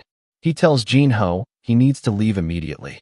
Without another word, he turns and vanishes, leaving Jin-Ho staring in confusion. A dim streetlight hums above the narrow alley. A knife flashes inches from a trembling throat. The man holding it sneers, "How this place belongs to monsters like him." Jin-Woo steps forward, calm and unhurried, curiosity in his gaze rather than fear. He asks why the man does such things, his voice steady, almost detached. The thug snarls back, gripping the knife tighter, ranting about reasons and pleasure, about how fun it is to hurt others. In a blur of motion, the attack is reversed, the sound of pain echoing through the alley. Blood stains the ground, and the predator becomes prey. Standing over the man, he warns him to go home before darkness claims him for good. There is no mercy in the tone, only a matter-of-fact truth. The night swallows him as he walks away. He says he hopes the man will live. Streetlights flicker on one by one. The city exhales into midnight. Tomorrow is the day when the raid on Jeju Island begins. Morning comes with the thunder of rotors. Helicopters slice through the sky, carrying hunters toward the island. Elsewhere, Godu sits alone, staring at his phone. Sweat beads along his temple as he grips it too tightly. The feeling from that moment returns without warning, like death itself reaching out from the dark. His eyes widen as the memory crashes. He doubles over, covering his face. He can't believe it. He has grown weaker. The warships cut through restless water. From the coast of China to the coast of Taiwan. Farther ahead, near the coast of Jeju Island, destroyers form a tight formation. 2 KDX-3 destroyers, 2 KDX-2 destroyers, 4 DDH, 975 destroyers. On the deck, a commander speaks quietly, warning his men to steel their nerves. Fear, ants can sense. A younger soldier asks if such instincts even apply to them. The answer comes immediately. Of course they do. This is their way, always prepared, always ready for any situation. They promise to cut down any ants that dare fly toward them. The man grins with forced confidence, eyes wide as he speaks lightly, declaring that he'll handle the rear defense himself. To him, it sounds almost routine, as if this dangerous role were nothing more than another task to check off. Master Ma speaks with calm. Then I'll leave the rear defense to you guys. Across from him, a woman answers. She explains that someone has to manage the overall defense and remain on standby, even if it means staying out of the spotlight. She admits she isn't the best at management, but she still takes pride in keeping everyone together, asking only that they all return home safely. Tension brews as voices rise in argument. Lim snaps angrily, questioning the decision to place Min Sung in that position. He shouts, "Do you not know how much that kid is worth? It's too late to change plans now." As the words fade, a sober narration takes over. Across the country, hunters from every guild have been requested by the Hunter Association to prepare themselves and move toward the south of Korea, all pieces quietly falling into place for what's about to come. The sea churns beneath a pale sky as helicopters slice through the air. Inside one of the helicopters, a cameraman sits calmly, introducing himself with a relaxed smile. This raid, he says, will be broadcast live on television. There will be no edits, no delays, only raw reality. Hunter Beck glanced at him with disbelief, questioning the sanity of sending a cameraman into a place as dangerous. Others answer coldly that protecting civilians is their duty. The cameraman replies that he is an A-rank hunter. As the helicopter vibrates, the cameraman grips his equipment, admitting that no past dungeon compares to what lies ahead. The hunters brace themselves, knowing this raid will be different. Hunter Beck stares ahead, eyes sharp. This raid will be different. It may be the first and last time ordinary people witness an S-rank raid with their own eyes. He was surprised that Byung-gu even chose to come along. The answer comes calmly. He knows exactly what will happen. He isn't the type to run and hide. Beck blurts out, loud and dramatic, questioning why he'd ever be the one to run first. Then the tone sharpens again. Hunter Cha asks if there's been any contact with Sung Jin-Woo. The reply is hesitant, no. Then the realization hits. This operation is finally starting. The helicopter blades tear through the air as the team closes in, the coastline shrinking beneath them. As Japan's S-rank hunters descend, The silence feels heavier than any roar of battle. The city below looks abandoned, drained of life, as if time itself stopped the moment the ants claimed it. Carcasses lie everywhere, broken shells and twisted limbs piled together, some half devoured, others left to rot. His voice cuts through the tension, calm and controlled. This is Alpha. One by one, the hunters respond through the comms, each voice tight but steady, confirming their positions. Go to inhales slowly. Everyone, release it now. In an instant, power erupts across the island. Shockwaves ripple through the land, towering pillars of energy bursting skyward as if the island itself is reacting in fear. Inside the helicopter, eyes widen. The Japanese hunters have started their attack. A violent eruption tears through the mountainside as countless red-winged ants burst from the crater. Their screeches slice through the air as they surge toward the helicopters. The moment they close in, a calm voice cuts through the chaos, claiming the skies as flames ignite. Fire erupts in an instant. A blazing spear of flame carves through the swarm, incinerating ants mid-flight. Explosions bloom in rapid succession as shockwaves ripple outward. Amid the inferno, the ants regroup, weaving through the heat with unsettling resilience. A blazing sphere of fire, roaring so violently that the helicopter trembles under the pressure. The flames swell outward like a miniature sun, swallowing the sky in burning gold. Hunter Choi observes without excitement, noting that these creatures have evolved. Without hesitation, he steps forward through the inferno, flames wrapping around his body. From the helicopter, worried eyes follow his descent, wondering if he can handle this. The fire erupts again, brighter and fiercer, as he lands among the ants. His magic surges, overwhelming the area and forcing every enemy nearby to face him alone. As the flames settle, Hunter Choi exhales slowly, remarking that it has been a long time since he last fought ants like these. Fire erupts again, smashing down in successive bursts. When the chaos finally fades, only the sound of distant explosions remains. He signals that it's safe now, allowing the others to descend. Below, the devastated terrain stretches out like a graveyard, the remains of ants scattered everywhere. Looking ahead, the team gathers. The time window is short, barely an hour to eliminate the Queen. With a sharp command, they move as one, leaping down from the aircraft, weapons drawn, bodies cutting through the air as the raid on Jeju Island truly begins. The massive carrier cuts through the sea as the operation begins at the second defense line. Orders are given without hesitation, and electronic jamming is activated across the area. A satellite deploys, releasing powerful waves that spread outward, wrapping Jeju Island in a blue distortion. Communication and signals are completely disrupted. Inside the forest, the ants react immediately. The jamming blocks their connection to the Queen, throwing their movements into chaos. A hunter stumbles, breath catching, snapping back to focus. Orders cut through the chaos. Team Bravo pushes in, steel meeting Red Kite. Elsewhere, Team Charlie tears through the ants, wings shredded, bodies dropping. Team Delta watches the volcano glow, fire bursting near the tunnel. Someone's already at work. Kay speaks with calm. My ice and his flames. I wonder what will happen if we both clashed. A blazing barrier seals the path. The entrance will be burned open. Fire rains down. The hunt advances, steady and relentless. Hunter Choi steps forward and decides to search the entrance. Fire gathers in the air, then rains down in violent bursts. Explosions tear into the ground, shaking the cave. Hunter Beck shouts in frustration, confused by the endless paths twisting around them. The flames rush forward again, bouncing through the maze-like tunnels, revealing cracked walls and hidden routes. The fire finally slams into a deeper opening. The tunnel ahead looks different. This place must be where the Ant Queen is hiding. The red-haired mage pauses, calm and confident. He trusts his teammate completely. Turning forward, cloak glowing with embers, he speaks quietly, move on without hesitation. Far away, Jin-Woo finishes a long run in silence. His stats rise, his breathing steady. He watches from a distance, certain the raid will succeed, as long as nothing unexpected happens. Back inside the island, ants fall one after another.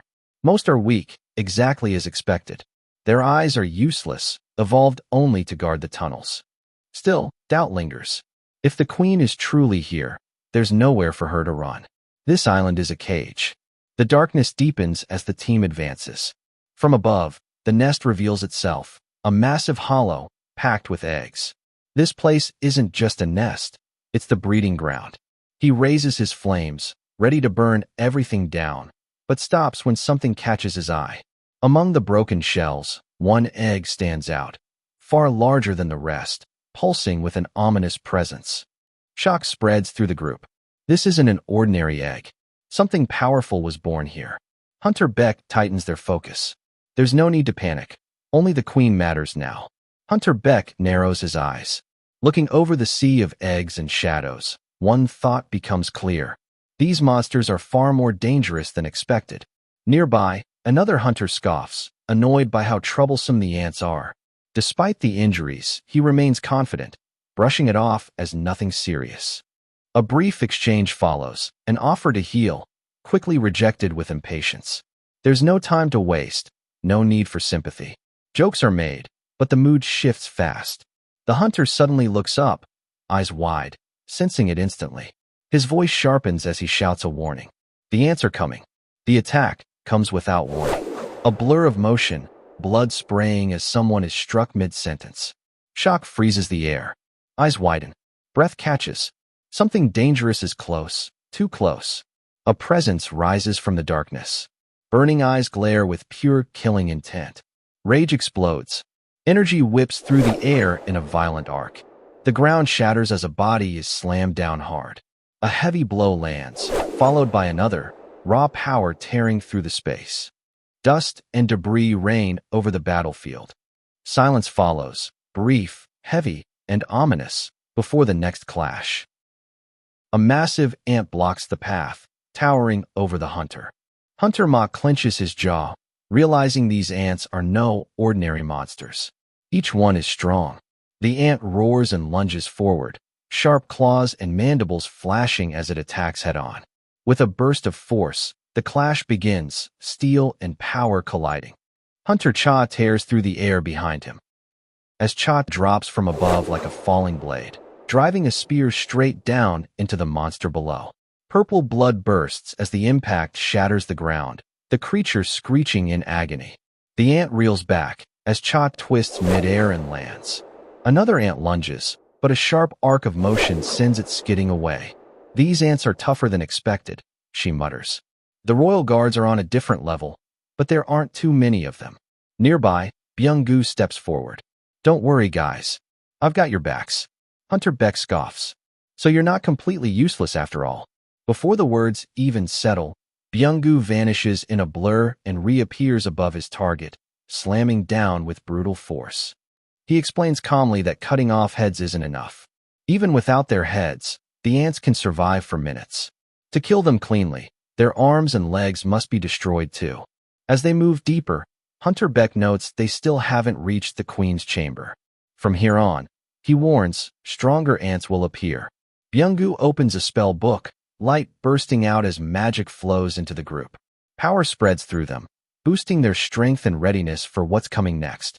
The earth trembles as a dark, violent aura spreads, twisting the air with killing intent. Meanwhile, the forest blurs as two figures sprint through the dark. Izawa curses under their breath, trying to make sense of how things went wrong so fast. A firm command cuts through it. Slow down. They skid to a stop where the ground is torn and scarred. Whatever happened here was violent. Ants were here, but they're gone. A single object lies abandoned in the soil. The realization hits like ice water. Fujishima's glasses. Eyes widened. No, that can't be right. Shouts ring out.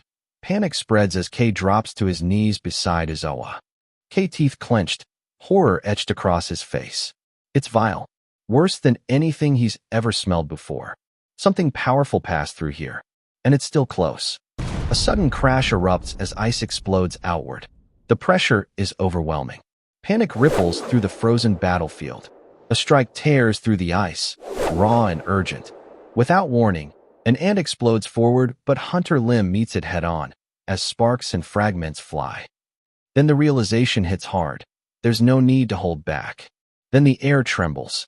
Power surges violently, muscles swelling grotesquely. He doesn't need finesse. He just needs to wipe them out. With a roar that shakes the forest, he launches himself, fists smashing through ant bodies in brutal succession. From afar, Hunter Cha watches in stunned silence. That form, it's unmistakable. Hunter Beck Yoon-ho's beast transformation. The battlefield erupts as Hunter Ma shouts, placing his trust in Cha. She charges forward, raising her weapon high, her expression fierce. She unleashes a crushing blow, the impact ripping through the ants in a violent shockwave. The ants regroup instantly, their glowing eyes locking onto her as they close in. The hunter surged forward, weapons raised.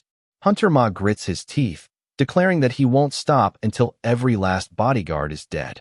A violent clash erupts as sparks and shockwaves explode outward. From a distance, the man watches in disbelief. The cameraman gasps as the viewership numbers skyrocket. Orders are shouted to move closer and capture everything, even if it means risking their lives. Byung-gu warns him, there is definitely an S-rank boss here. He tells his teammate to stay behind and not act recklessly, because from this point on, things are only going to get worse. Outside world, where ordinary people watch from their homes. Some claim they're not interested, others pretend not to care, but their eyes never leave the screen. Elderly viewers argue, complain, and mutter, yet they continue watching, unable to look away as the raid reaches its climax. The broadcast continues as the footage shows the hunters pressing forward. The announcer's excited voice echoes, declaring that they have finally reached the scene of the Queen Ant. The elderly viewer stiffens, murmuring in disbelief as the public begins to cheer louder. Outside, crowds gather around massive outdoor displays, people pointing and shouting in excitement, convinced that victory is close. The atmosphere shifts as the commentators announce that only a few bodyguards remain. Viewers erupt in celebration, some already calling it a guaranteed success, convinced that the raid is nearly complete and that the Queen Ant will fall any moment now. The announcer declares the bodyguards defeated. Confidence spreads through the control room as viewership spikes and victory feels guaranteed. Inside the nest, the Queen shrieks as blades and energy tear into her shell. Then, Hunter Lim attacks without hesitation, unleashing multiple arcs of energy. A storm of blue-white blades crashes down, tearing through the battlefield as power spirals out of control. The Queen screams, her body cracking as Hunter Beck rips through her defenses and shatters her core. The purple ichor explodes as the monster howls in agony. From below, a hand rises, glowing with golden light.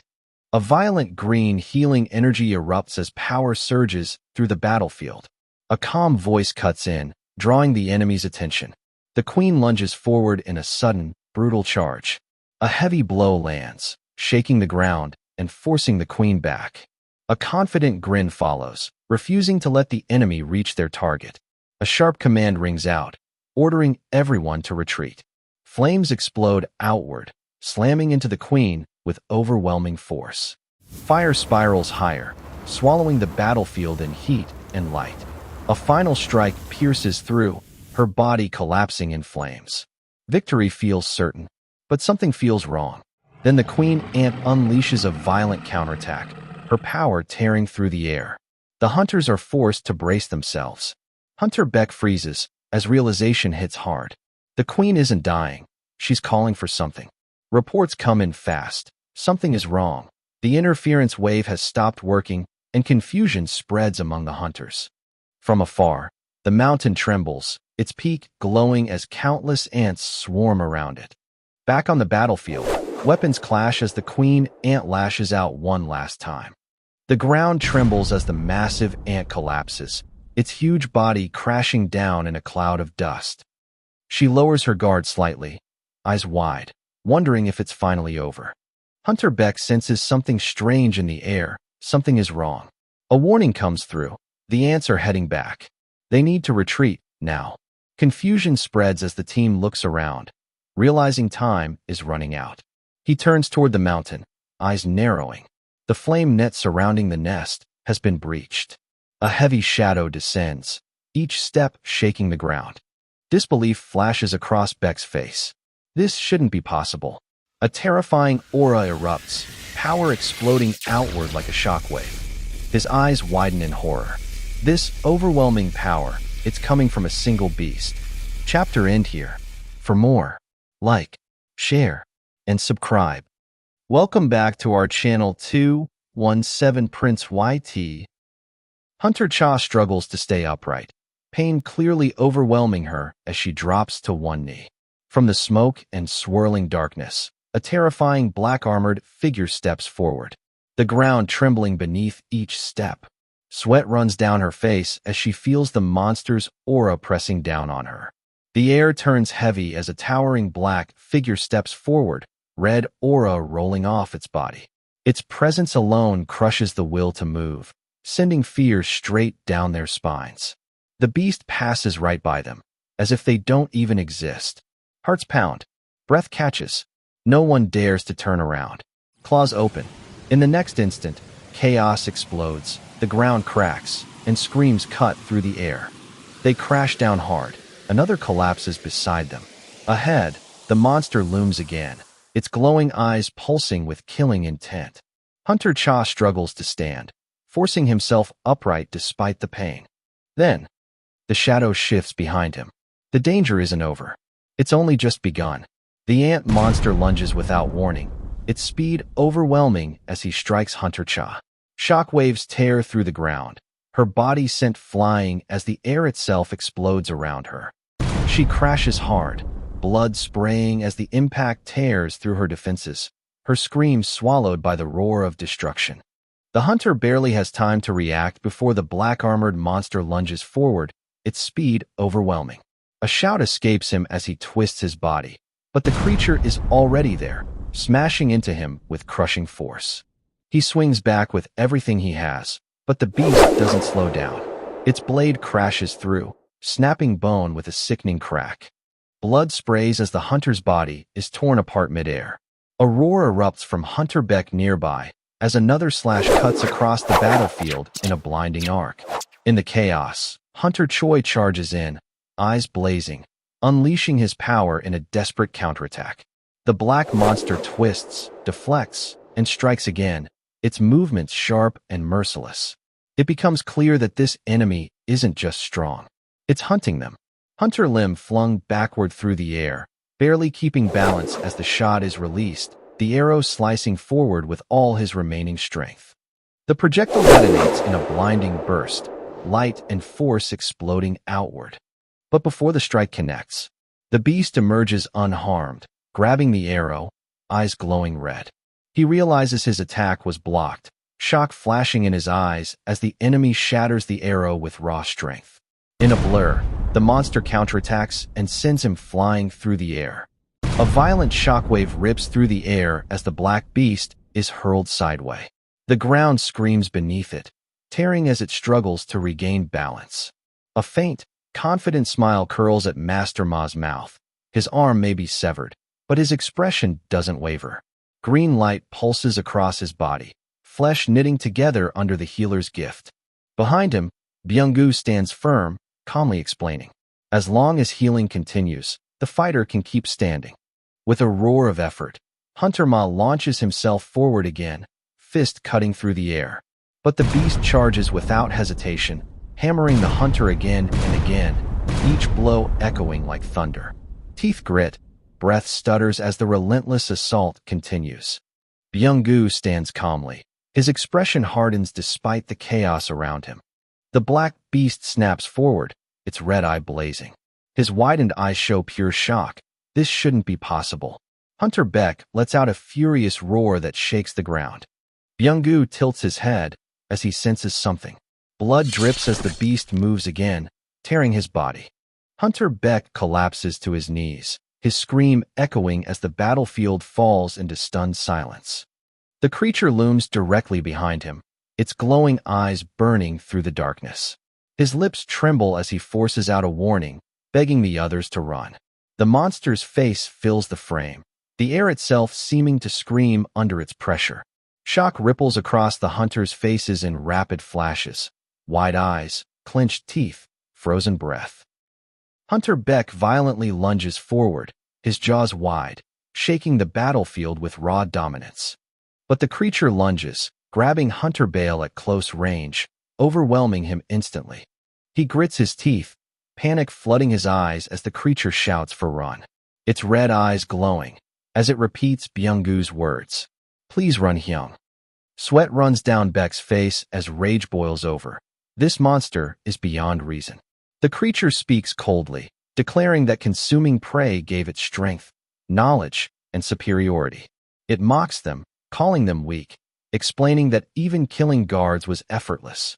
The monster's glowing eyes narrow as it asks a chilling question. Who is their king? Hunter Beck struggles to answer, confused and terrified by the word itself. Nearby, Hunter Cha lies motionless on the ground, bloodied and unconscious. Hunter Choi clutches his chest, wounded but still standing, eyes locked on the threat. A soldier watches in shock, frozen by fear as the monster's presence crushes the air.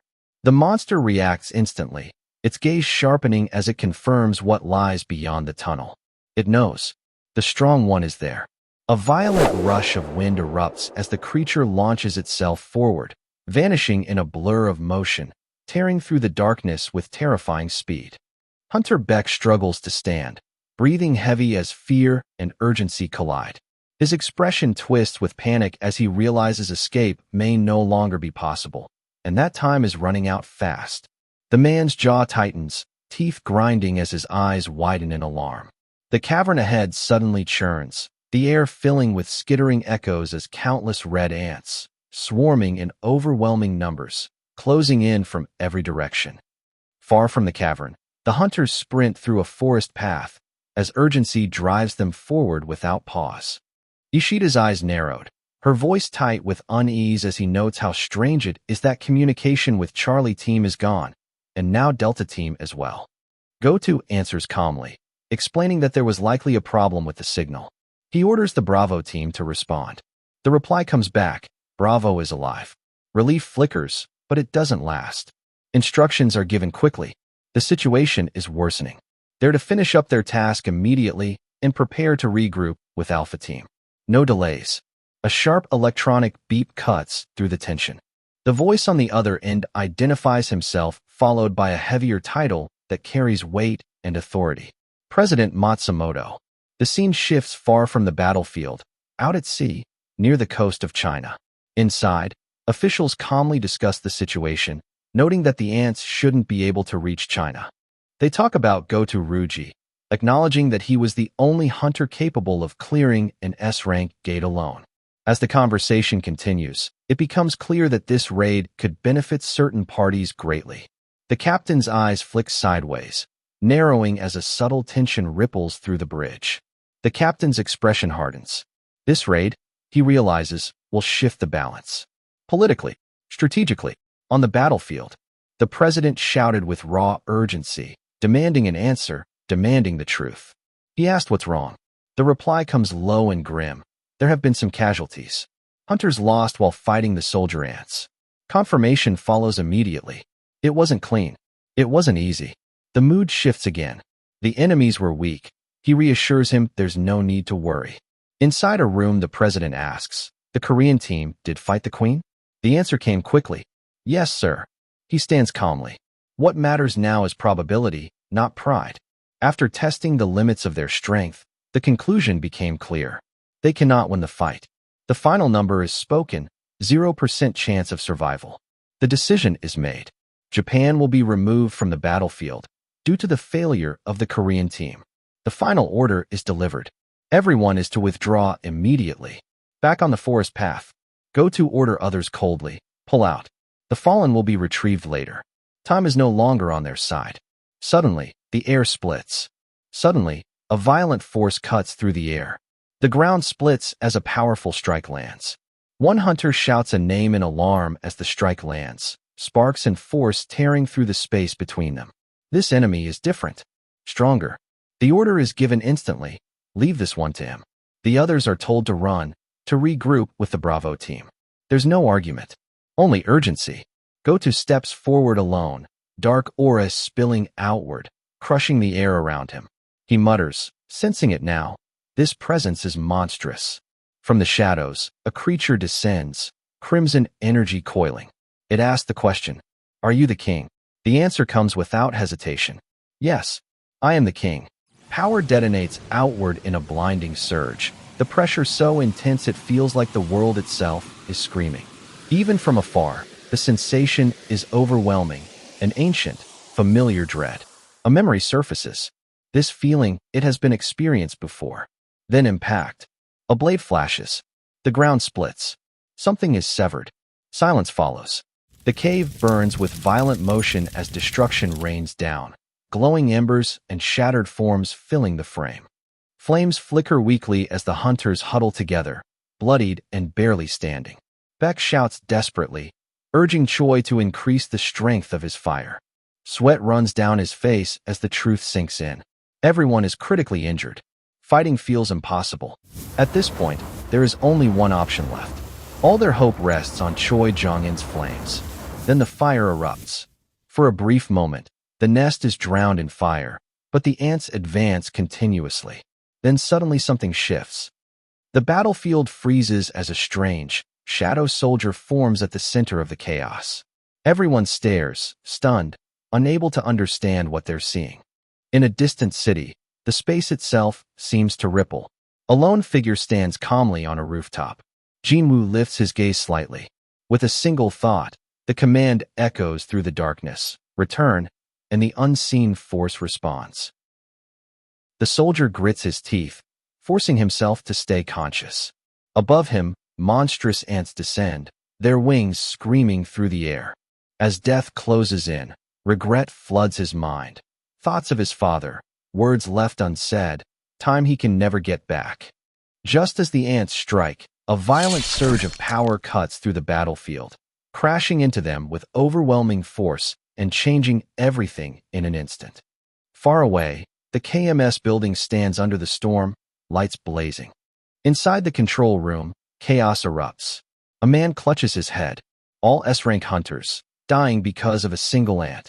Another technician stumbles forward, shouting that unidentified figures have just appeared at the scene. Silence grips the room as everyone stares. The room freezes. A monitor flickers to life. On the screen, a lone figure stands amid the battlefield, black energy rolling off him like smoke. Now, their fate hangs on what they are about to witness. The battlefield erupts as dark warriors step forward, purple energy tearing through the air. Purple lightning crawls along a blade raised without hesitation. Smoke coils around the Jin-Woo, embers drifting like dying stars. From within the storm, he steps forward, calm, unshaken, eyes glowing faintly through the haze. The pressure he emits is overwhelming, suffocating. It's entirely on a different level, not even close to what they imagined. A single word escapes his lips. Iron. The air detonates. The iron answers his call with a deafening roar as raw power floods the field. The ground trembles under its presence. The ants scream as the force crashes into them. He moves like a shadow among the ants, weapons humming with blue energy as he cuts through the swarm with brutal precision. Each step, each strike, is calculated.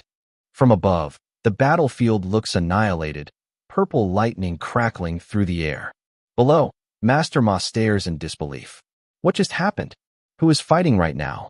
Relief washes over them as they watch him move, untouchable. There's no need to worry anymore. Everything will be fine now. Another ant lunges in desperation. It doesn't even reach him. Igris reacts instantly, the impact echoing like thunder as the remaining monsters hesitate. The battlefield explodes into motion as the shadowed figure surges forward, blackened energy tearing through the swarm of ants. He pauses, voice low and almost bored as he asks if he should hurry things up. Then the command drops undeniably. Arise. The fallen corpses shudder. The dead ants convulse, then rise again, eyes glowing with a sinister light. Nearby, the remaining hunters stare in horror, unable to comprehend what they're seeing. The ants they just fought, killed, are standing again. Jin-Woo steps forward, commanding everyone to gather close. He glances at the small bottle, admitting he's not good with people. He promises explanations later and urges them to drink for now. The glowing effects envelop the injured hunters. Wounds knit together before their eyes. Pain fades. Jin-Woo checks Hunter Cha. She's in critical condition. He can't heal with his current abilities. Her breathing is shallow, her senses fading fast. He straightens and looks around once more. This place has been cleared.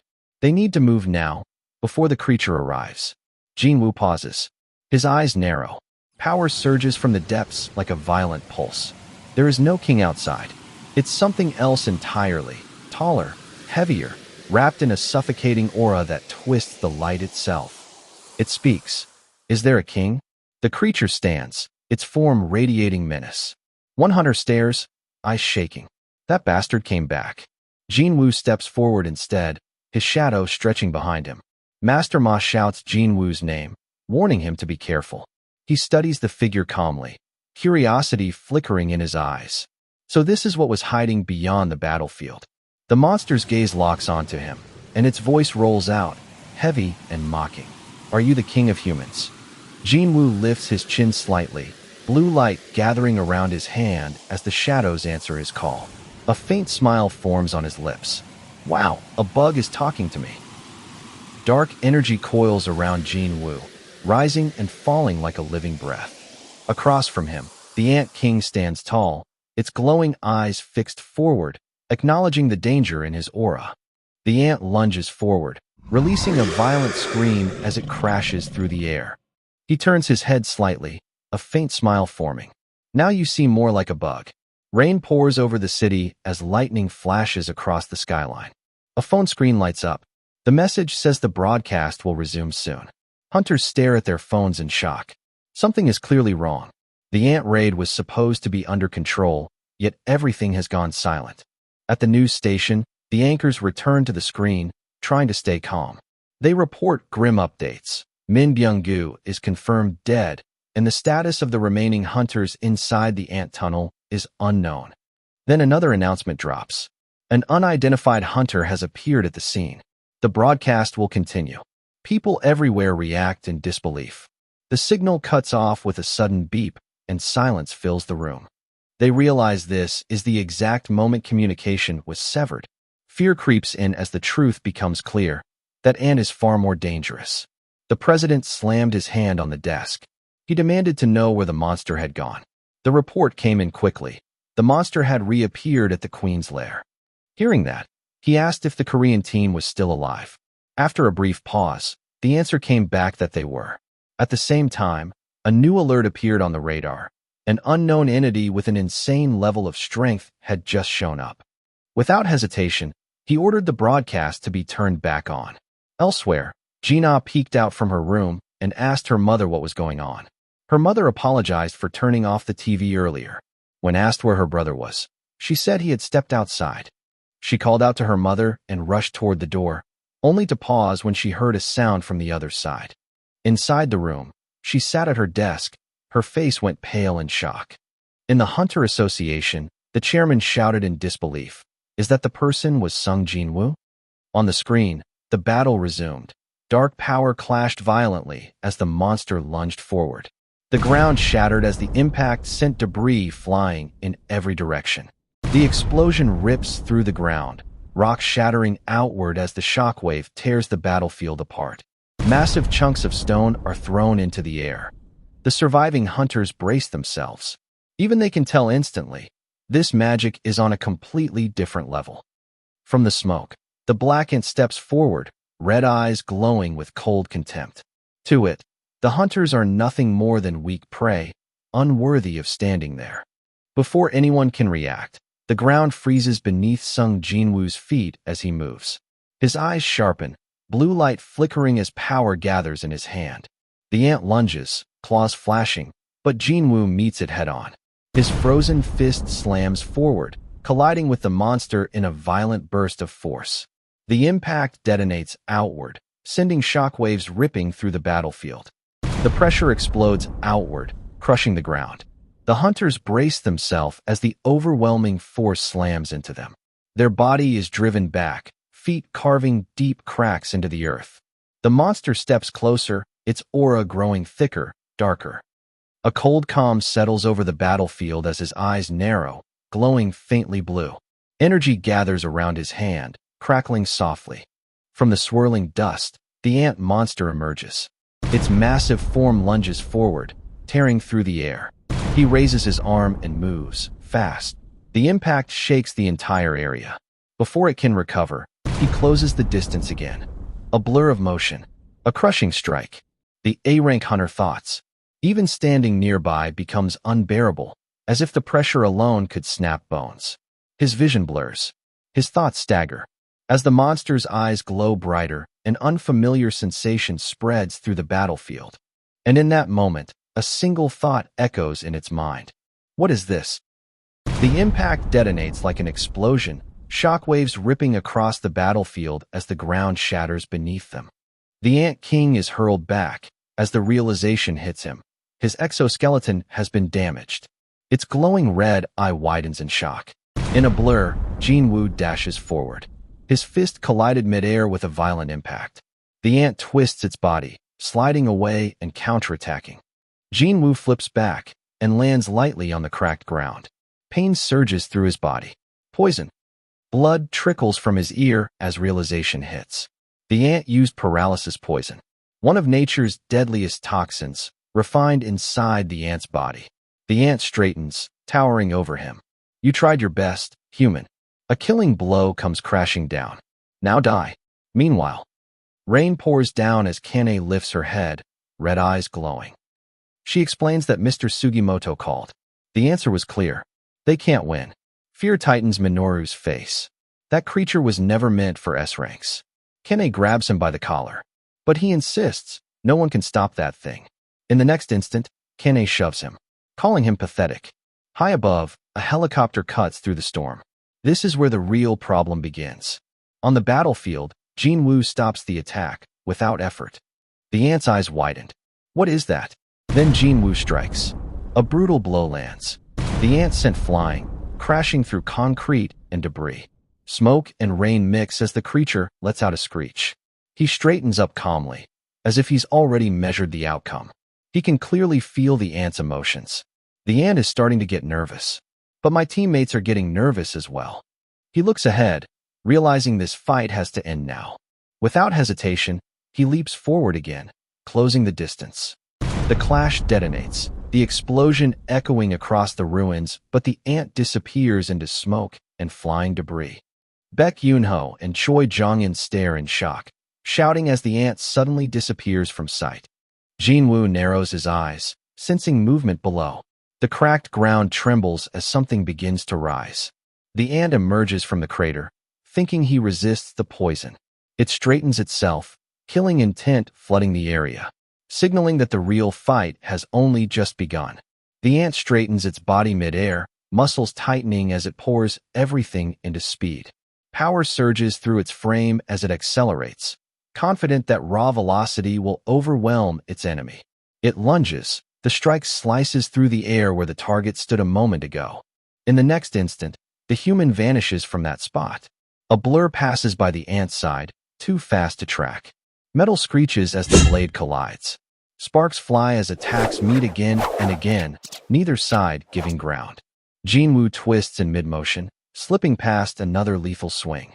His movements are sharp, controlled, and faster than before. He moves differently now, faster, pressing forward with growing force. He narrows his eyes. It is growing stronger even now. A heavy impact explodes between them. The ground fractures under the pressure. Now is the moment. He gathers his power, focus sharpening. The ant is struck by a rapid barrage of attacks, each blow landing with crushing force. He exhales calmly. Not bad. With a sudden burst, it tries to create distance. Jin-Woo watches closely. Where do you think you're going? The skill activates. Blades of energy tear through the space between them. The ant roars as the attacks carve through its exoskeleton, sending fragments scattering across the battlefield. The assault continues, relentless and precise. The ant's glowing eyes narrow. No matter what advantages this human holds, the ant still believes it can win. The Ant King lets out a deafening roar, red energy surging violently around his body. From behind him, an endless swarm of ants pours forward, their numbers blotting out the air itself as they descend like a living storm. Jin-Woo stands calmly, his expression unreadable. A single command echoes through the air. Go. Purple smoke erupts violently, swallowing the space. A grotesque form reveals itself piece by piece, veins glowing, mouth splitting wide as it roars. Countless flying ants surge forward, shadows overlapping and closing in. It has become a war. The battlefield twists under a surge of violent purple energy as the ant army swarms from the darkness, their numbers spreading like a living tide. He stops and looks ahead calmly. Tusk forms before him, towering and radiant with overwhelming power. He lifts his head and speaks coldly, ordering his focus back to the ants. The ground trembles as ancient power awakens. A thunderous roar echoes when the skill is activated, and the air spirals violently as titanic energy gathers. A blinding blast erupts, flooding the battlefield in golden light and fire. The night splits open as a blazing streak tears across the sky. The hunters stare in disbelief, faces lit by the glow. Hunter Ma's eyes wide. This is no ordinary summon. This presence, it feels closer to a demon king walking the earth. Silence falls for a split second. Then the Ant King's burning eyes widen. This shouldn't exist. Fragments of memory surface in the ant's mind. An ancient presence, overwhelming, absolute. A monarch. The realization crashes down like a hammer. The truth is undeniable. This human did not merely grow strong. For the first time since its birth, fear grips its core. Flee. That single thought drowns out everything else. I must flee. To stay alive, it knows there is only one option left. The ant moves desperately, its body glowing as it tries to escape. Jin-Woo watches closely. That healing ability, it's the first time he's seen an ant recover like this. The ant launches itself away, forcing space between them. It believes distance will save it. The skill activates. Dominator's touch descends from above. The ant is driven into the earth, its body cracking under pressure. Jin-Woo stands above it, power flickering around his hand. Without hesitation, the ant tries to escape. I won't let you flee. The monster is overwhelmed in an instant, its body shattered by the impact. The system confirms the result. The enemy is defeated. He has leveled up. Hunter Beck's voice trembles as they notice Cha Hae-in lying motionless. His expression hardens. He curses himself for wasting time. She's still alive, but she won't survive without a healer. His thoughts race. There's no healer left nearby, even with his strength. His gaze sharpens. Then he asks the soldier to turn off the camera. The soldier stands there, confused but obedient. He ordered all the shadows to search Byung-gu's body. Hunter Beck stiffens, eyes wide. Min Byung-gu's body. From the darkness, a massive shadow rises, carrying the fallen healer in its arms. Hunter Beck calls out to him, demanding to know what he's planning. Dark energy swirls violently, the air trembling under its presence. Jin-Woo stands firm, eyes glowing, his voice calm. Arise. The shadows scream and twist. The ground cracks as power surges outward, forcing the darkness to obey. The surrounding hunters freeze in shock. Beck shouts, demanding to know what he's doing. Jin-Woo doesn't turn back. The shadow rises, blue flames burning, as the truth becomes undeniable. The true nature of your ability is power over the dead. Chapter end here. For more, like, share, and subscribe. Welcome back to our channel 217 Prince YT. The hunters stare in disbelief as the truth settles in. He wields the power of the dead themselves. Byung-gu stands beside Cha Hae-in. Blue shadows cling to her body. Energy surges as he raises its hand. Energy wrapping Cha Hae-in in a gentle glow. Baek Yoon-ho watches, stunned. Jin-Woo isn't just controlling shadows, he's saving lives with them. Baek Yoon-ho places a hand on his shoulder. Jin-Woo says he never ordered him to help. Byung-gu healed Cha Hae-in on his own because he was kind. Baek Yoon-ho tightens his fist and says that is no longer Byung-gu. Jin-Woo lowers his head and agrees. Nearby, the soldier watched in shock. He can summon the dead. Choi Jong-in quietly thinks that Jin-Woo's power is becoming more dangerous. Baek Yoon-ho says Jin-Woo will be needed in future battles, but Byung-gu deserves to rest. Hunter Baek Yoon-ho stiffens, as Jin-Woo points out that this is the second time he has touched his shoulder. He explains that this time is different. It is a sincere request. He says he was already thinking the same thing as Yunho. He raises his hand toward the shadow and quietly stops the extraction. The shadow's face softens, its light fading. Baek Yunho watches in silence, understanding at last. The rain fell heavier as the battlefield finally began to quiet. Hunter Baek stood still, his expression softening. The shadow turned its head slightly, eyes calm, almost relieved. The hunters stood in silence, watching as the shadow faded. Hunter Baek thanks Jin-Woo for his kindness. Rain intensified as the distant whir of helicopter blades cut through the storm clouds. The hunters are coming out. Boots splashed against broken stone as the hunters stepped out from the nest. "I'll stay behind here," came the calm voice of Sung Jin-Woo. "There's still something I need to do." Hunter Baek stopped and looked. "I see, because it's still not over." High above them, countless wings beat in unison. "I'll clear the way for you guys," Jin-Woo said quietly. He raised his arm. Kaisel. The air twisted violently. A massive blue dragon tore through the storm clouds. "I'll see you all later." With a thunderous roar, Kaisel surged upward, scattering ants like debris. Far away, waves crashed violently as a massive warship cut through the ocean. On deck, hunters stood in silence, soaked and shaken. "That was definitely an S-rank monster," Minoru muttered. "You guys didn't see it, so you wouldn't know." A man in a suit speaks. "No need to worry. The raid on Jeju Island is over. That monster was already taken care of." Shock rippled through Minoru. "That's impossible. We just got confirmation from headquarters," the man continued calmly. "It's true. Rain pours down as a report comes in. The ants have started spreading out. The order is given to prepare for battle. Everyone braces for what's coming next." On the battlefield, the shadows glow as they rush forward, colliding with overwhelming force. Explosions erupt as the ground is torn apart, dust and fire filling the air. The swarm charges without hesitation, turning the area into chaos. Jin-Woo thoughts. Even killing ants that haven't hatched yet adds to the total experience. He opens his inventory. Something catches his attention. He pulls out a weapon he almost forgot about. He decides to test it. The blade releases a massive surge of power, forming a swirling wave of blue energy that tears through the surroundings. He thought, leaving something like this unused would be a waste. Elsewhere, a building stands quietly, screens inside showing the ongoing battle. A man watches closely and asks what the director is thinking. The director sits calmly. This battle is ending far too quickly. He speaks his name and states the truth plainly. A hunter who can summon and control hundreds of soldiers is not normal. They agree. Such power makes him too valuable to ignore.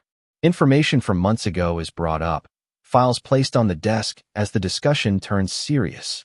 In the United States, he was someone who was captured inside an A-rank gate, yet no one could tell whether he was human or monster. Now it's clear, Sung Jin-Woo and Sung Il-hwan are father and son. This moment feels different from the past. South Korea and the United States have been allies for a long time. But taking Sung Jin-Woo by force would destroy that relationship. Still, the question remains. Is he worth that risk? Silence fills the room. Can you make it happen? The answer comes without hesitation. "I will try my best, sir." Sung Jin-Woo stands quietly, his expression calm. He reaches level 100. He looks at Ant closely, eyes sharp and focused. The aura is different, stronger. Jin-Woo's gaze hardens. He speaks the command. "Arise." Darkness suddenly swallows everything. Jin-Woo stands alone, surrounded by nothing but thick shadows. A thought crosses his mind. Did the shadow extraction fail? The shadows ripple. Jin-Woo feels himself return. He exhales quietly, realizing he's back. A system message appears. The extraction was successful. A towering shadow general stands before him, overwhelming in presence and power. The new shadow moves, unleashing a surge of energy that tears through the air, proving its strength. Jin-Woo studies the shadow calmly, realizing this rank stands above all the others. A general rank, stronger than any shadow he has ever commanded. As the shadow lowers its head before him, a quiet voice echoes with absolute loyalty. It calls Jin-Woo its king, pledging itself without hesitation, waiting for the name that will bind it forever. Jin-Woo pauses, uneasy. He wonders how this creature can speak, even after becoming a shadow. Until now, Tusk, Iron, and Byung-gu were unable to talk. Looking at it, Jin-Woo understands. This shadow is different. It stands at a much higher level than the others. He remembers the truth. He was the one who killed it. Now, he asks if it may still follow him. The answer comes without hesitation. The shadow declares it is not dead, but reborn by Jin-Woo's strength. Its loyalty overflows, its will absolute. Kneeling before him, the shadow repeats its devotion, asking once more to be given a name. Jin-Woo thinks quietly. Gamey, or Aunt won't be right. As memories surface, the title of a famous novel flashes through his mind, and inspiration strikes. A small smile forms. Calmly, he speaks it aloud. Baru. The shadow responds instantly, bowing with absolute loyalty. Good, he says. Now let's make the queen a shadow. Dark energy rises again as Jin-Woo speaks a single word, arise. The ground trembles as shadows surge forward, and the queen's remains begin to react, signaling the next overwhelming transformation. Jin-Woo senses something change. He turns his gaze to Baru and asks what's happening. Baru explains that ants normally act as a colony under the queen's control. With the queen gone, that control is breaking apart. Baru adds that compared to the other ants, the queen's combat power was never that high. Jin-Woo confirms his understanding. The queen ant doesn't fight. Baru agrees. There's no need to keep the queen's shadow. Jin-Woo calmly cancels the extraction. He stops the shadows to collect magic crystals. He explains that the magic crystals help rebuild Jeju Island. Baru senses chaos spreading through the battlefield. Without a leader, the ant monsters are moving wildly. Jin-Woo calmly asks Baru how many ants remain. Baru reports that only a few thousand are alive. Jin-Woo looks up at the sky, surprised that so many survived. He wonders if Baru can wipe them out completely. Baru's glowing eyes narrow. He declares that if Jin-Woo gives the order, he will eliminate every last ant. Far away, hunters shout warnings as ants suddenly rain down from above. Explosions, magic circles, and weapons collide as the battlefield erupts again. Knights and hunters rush forward, engaging the swarm. Some hesitate, terrified by the monster's numbers. Panic spreads among weaker hunters as ants close in fast. Fear shows on their faces as they realize the gap in power. A hunter screams in panic. Fear overwhelms him as he realizes he's facing monsters far beyond his ability. The sky fills with flying ants, swarming in massive numbers. Below, hunters brace themselves as the threat closes in. There's no more time to hesitate. The ants are already right in front of them. Suddenly, a blue flash slices through the ants, bodies falling apart midair. The hunters freeze in shock, unable to see what attacked. Eyes widened. Hunter Sang mutters that it was too fast to follow. Fear spreads through the swarm as the true battle begins. It took 2 full days to completely wipe out the ant threat. The battlefield finally fell silent. But the situation didn't end there. Reports soon came in that ants had also appeared in the Sea of China. Inside the command center, tension rose. A second ant colony was already moving toward them. Someone asked for permission to fire, but another voice stopped them. All eyes turned toward the horizon. Because this time, the one who wanted to handle it wasn't the military. A lone hunter stands at the ship, acknowledging that their numbers are overwhelming. He grips his weapon as flames rise around him. In a flash of blinding light, his attack erupts across the sea. The explosion tears through the air, engulfing the ants in a violent burst of energy. The remaining ants fall from the sky, crashing into the ocean. Far away, a woman steps into the room calmly, asking how things are going. On the screen, footage of shattered ice and battle aftermath plays. He admits that after everything that happened, dealing with Jin-Woo won't be easy. He wanted to meet him, but the chance slipped away. The woman asks what he plans to do next. His expression twists with anger as he declares that whatever belongs to the Scavenger Guild belongs to him alone. Anyone who touches it will never be forgiven, not even the American government. Night falls over Jeju Island. Military forces and the hunters arrive to collect magic stones. Among the hunters, the Knight's Guild Master stands out. He once lived only for training, chasing a dream of becoming an Olympic gold medalist. He endured strict routines, harsh diets, and endless pain. But everything collapsed. A sudden awakening changed his life forever. Caught by magic and unable to return to normal life. The group talks as they move through the cave. Looking around, they note that the area is already clean. Still, they warn each other to stay alert. From the shadows, something stirs. Suddenly, a red ant appears. One of them reacts instantly, striking as he says there's still one left. The hunters relax slightly, believing the mission is nearly over. Suddenly, a hunter freezes. Something feels wrong. The soldiers shout in alarm as a strange presence appears. A man steps out of the darkness, barefoot, wild, and inhuman. He demands the unknown figure reveal his identity. Weapons are raised as they warn him that this is a restricted area. The man stays silent, his eyes glowing in the darkness. Fear spreads instantly. One of the soldiers realizes the truth and says it out loud. It's a monster. Another figure raises a finger. With a single snap, everything changes.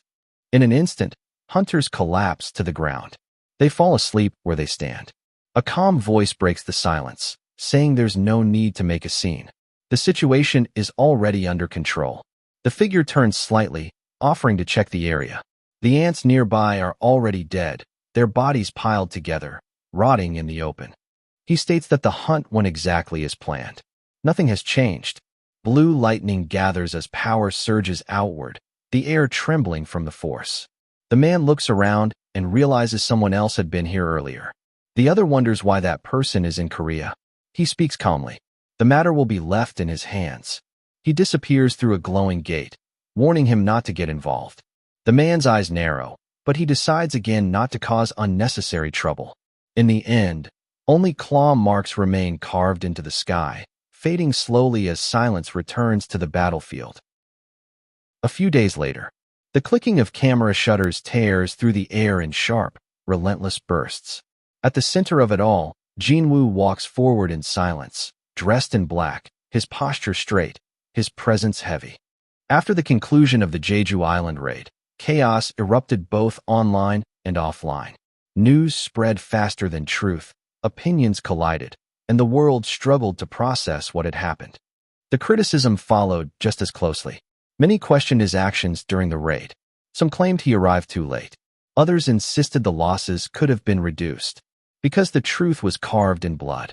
Those who had lost their lives on Jeju Island would never return. He stands before a towering monument rising toward the sky, surrounded by countless white flowers laid in mourning. He lifts his head, eyes calm but distant, as people gather behind him, dressed in black, faces heavy with grief. He walks forward in silence, his expression calm but heavy. Baek Yoon-ho turns as Jin-Woo approaches.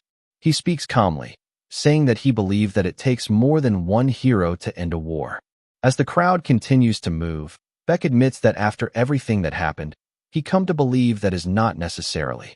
He tells him to raise his head. He says that merely wrote the final chapter of this tragedy. He speaks softly, thanking him. Cha Hae-in stands among the mourners. She looks troubled, lost in her thoughts. Sensing Cha Hae-in looking at him, Jin-Woo turns his head slightly. The tall memorial tower stood in silence. Names and numbers carved into stone told the story of the Jeju Island raid. How many entered, how many survived, and how many never returned. After some time, officials gathered on a wooden platform overlooking. The conversation was calm but serious. Sung Jin-Woo was already being treated as an S-rank hunter, and the association handled the formalities. Jin-Woo listened quietly, his expression unchanged. The chairman asked whether a barrier had been left behind on the island. He explained that after the cleanup operation, all remaining hunters had lost consciousness. No one remembered anything after that point. Jin-Woo thought carefully. He wondered if the ants had set some kind of trap, something no one noticed. Before the discussion could continue, a man approached and whispered to the chairman. The chairman nodded, apologized, and excused himself, saying he had another appointment. As the group dispersed, Jin-Woo stood up as well. He decided it was time for him to leave too. Outside, at the parking lot, a man stepped forward and called out to him by name. "Are you Sung Jin-Woo?" The man introduced himself calmly as Adam White, an agent from the Hunter Management Bureau of the United States. He explained that he had tried visiting Jin-Woo's office but couldn't find him, so he tracked him down personally. Jin-Woo recalled a previous conversation. Someone had once mentioned a foreign agent asking about him. He stands calmly as the man is already speaking. He says he has information he wants to pass on. The man explains that no other country or organization on Earth has this information, except theirs. Jin-Woo listens in silence, then questions why this information is being offered to him. The man answers, by sharing it with a select group, both sides stand to benefit. He adds that Jin-Woo left a strong impression during the Jeju raid. Because of that, the deputy director himself wants to meet Jin-Woo in person. The man invites Jin-Woo to come along and meet him directly. Jin-Woo admits he isn't sure he can trust this information, but says he'll think about it. Before leaving, the man speaks a single word: upgrader. Inside the car, Jin-Woo repeated the word in his mind. The man continues, an awakened who can elevate the abilities of others. The car drives off through the city, heading toward their destination. They arrive at a large building. Inside, formal introductions are made. Jin-Woo meets the deputy director, Michael Connor, and confirms his name. The man offers to handle the interpretation. Sung Jin-Woo sits calmly as the discussion turns serious. An envelope is placed on the table, labeled as an immigration document for America. The man explains that one word is all it would take for him to become a U.S. citizen. Jin-Woo recalls being told that this meeting would only be informational, nothing more. Then he asks, is it possible to upgrade the abilities? Jin-Woo's gaze sharpens as the man admits that this upgrader is already here, present in the building. The man calmly asks for Mrs. Shellner to be brought in. Footsteps echo across the floor as someone approaches. Jin-Woo's eyes glow faintly blue, his expression tightening as realization sinks in. The man speaks. The only person in the world who can help other awakeners. The door opens, and a woman steps in. She is Mrs. Norma Sellner. Sung Jin-Woo's gaze sharpens the moment he senses her. The request is simple on the surface. Explain your ability to Hunter Sung Jin-Woo. She speaks softly, almost casually, explaining how her power works. All other hunters once reacted the same way. But once someone experiences it, once they truly feel it, her eyes lift, steady and confident. You will have no choice but to cling to it. Limits. Every awakener knows them. No one can exceed their natural rank. Without reawakening, no one will ever reach a higher rank. It is basic knowledge. Immutable truth. Jin-Woo listens, expression calm, but his mind races. So, Mrs. Sellner. She exhales slowly. Yes, I have the ability to help others go past that limit. She can guide them through 3 stages. But the method is dangerous. She cannot guarantee whether the result will be true reawakening, or merely an increase in potential. Jin-Woo's eyes narrow. One of the few people, moreover, an ability this amazing. Then how efficient is it? The answer lands like a spark in dry air. Depending on the person, at least 20% stronger. Maybe even up to 30. 20 to 30%. No way. In that instant, understanding dawns. Why Hunter Huang Dong-Su moved to America despite all the criticism. If such power exists, every hunter would fall for it. Without exception. If this ability were ever to leak beyond these walls. That is why Mrs. Sellner is here. Responsibility for safety rests squarely on their shoulders. Her ability is simple in description. This is the gift they are offering. A gift. Jin-Woo's gaze lowers. It feels less like a gift and more like a deal wrapped in silk. The man continues. If he becomes a hunter of the United States, he will be the first to receive these benefits. There is no rush, no pressure. He can take his time and think it over. They reassure him softly. This is not an obligation. No cost attached. Jin-Woo's eyes darken, from knowing she won't be able to refuse. Mrs. Sellner leans forward, asking him to look into her eyes. Closely. This is the first step. A faint smile touches the man watching them. Jin-Woo hasn't rejected the offer outright. Good. If he were impatient, he would have signed immediately. The process begins. Power stirs. The Jeju Island raid flashes through memory. Now, something else reaches for him, something deeper. Where does his limit truly lie? Mrs. Sellner inhales, and the world around her begins to change. Darkness spreads outward, swallowing the edges of the room. She looks up, breath catching, as something immense stirs far beyond sight. Energy surges downward in waves of blue and black. Shapes fracture. The presence pressing down is no longer abstract. It is alive, watching, responding. And then, eyes open in the darkness. Cold, luminous, inhuman. The room erupts without warning. A crushing pressure slams down like an invisible hammer. Weapons are raised in blind panic. You bastard. What did you do to Mrs. Selner? Stop. Are you out of your minds? Don't you know who you're pointing those guns at? The agents hesitate. Fear flickers across their faces. I'm sorry, Mr. Hunter. Our agents were acting impolite. Jin-Woo blinks, confused. What's going on? Her hands clutch the sides of her head, sweat pouring down her face. Mrs. Selner, what's wrong? Her breath comes in ragged gasps. She looks at Jin-Woo as if staring into an abyss. He is a king, and a very powerful one. The man stiffens. Then does that mean he's above national-level hunters? No, I'm not sure. I've never experienced this before. He is a king, but he's different from the others. Her vision blurs as memory floods back. When I looked into him, he was also looking back at me. Her voice cracks. It wasn't Hunter Sung Jin-Woo I saw. It was the endless darkness inside him. It was looking at me. Her eyes snap open, pupils shaking. Her final realization echoes like a verdict. He does not have a limit. High above the streets, the building looms quietly, unaware of the tension about to unfold inside. In a dim office, the chairman leans back in his chair, rubbing his face as a heavy sigh escapes him. The weight of recent events presses down hard. In his mind echoes the loss of Hunter Min Byung-gu, a sacrifice that still hasn't settled. Though officially retired, the cost of what happened refuses to be forgotten. Obstacles are piling up, and he knows the path ahead will demand more blood, more difficult choices. A phone vibrates sharply on the desk, cutting through the silence. He answers, his expression shifting the moment he hears the report. A B-rank gate has appeared, right in the middle of the road. His instincts immediately assess the situation. B-rank or not, it's dangerous, but manageable. He orders a large guild to be contacted at once. As more details come in, his eyes narrow. The location, it's too familiar. Realization dawns slowly, uneasily. That area, Hunter Sung Jin-Woo recently opened an office there. Elsewhere, Jin-Woo sits in his car, sunlight streaking through the windshield. His thoughts drift back to Mrs. Selner. She definitely saw something, but what exactly? A trace of the system? Something even deeper? The memory of terror in her eyes lingers, unresolved. Traffic thickens ahead, cars packed tightly together. Jin-Woo watches the stalled road, calm but alert. The phone vibrates softly in the car's console, its screen lighting up the dim interior.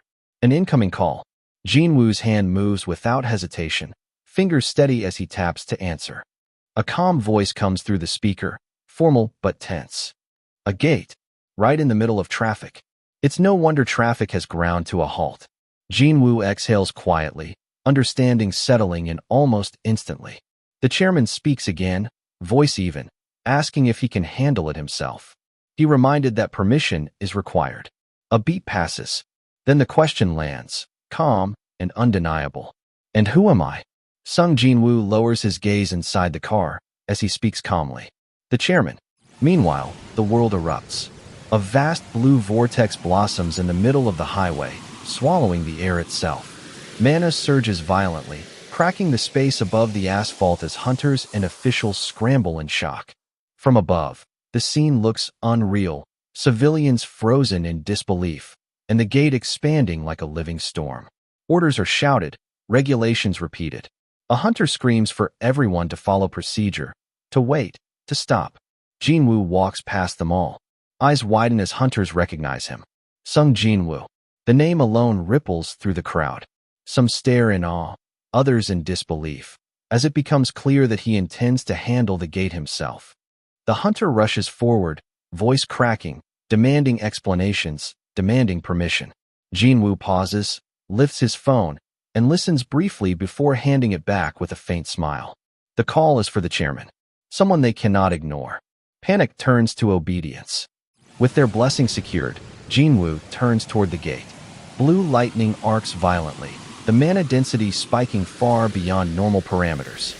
As he steps inside, the portal reacts. The color shifts. Blue bleeds into crimson. The gate convulses, mana screaming as the vortex transforms into something far more dangerous. A red gate. Shock freezes the hunters in place. A red gate on a highway. An unplanned catastrophe. One man stares in horror, wondering if his careless wish somehow caused this nightmare. Inside, Jin-Woo opens his eyes. Rain pours down through dense jungle foliage. The air is heavy, hostile, alive. This place is wrong. His eyes narrow as instinct takes over, every nerve screaming the same conclusion. This feels like a red gate. He walks deeper into the forest, realizing the exit is sealed. Pushing too hard might have been a mistake, but turning back is no longer an option. A memory surfaces, his mother at the sink, quietly reminding him not to overdo it. Hunters can't save everyone, she said, but if he's strong enough, he has a duty to protect lives, just like his father once did. Her concern was never fear for herself, but fear for him. Back in the present, he steadies his breath. This won't take long.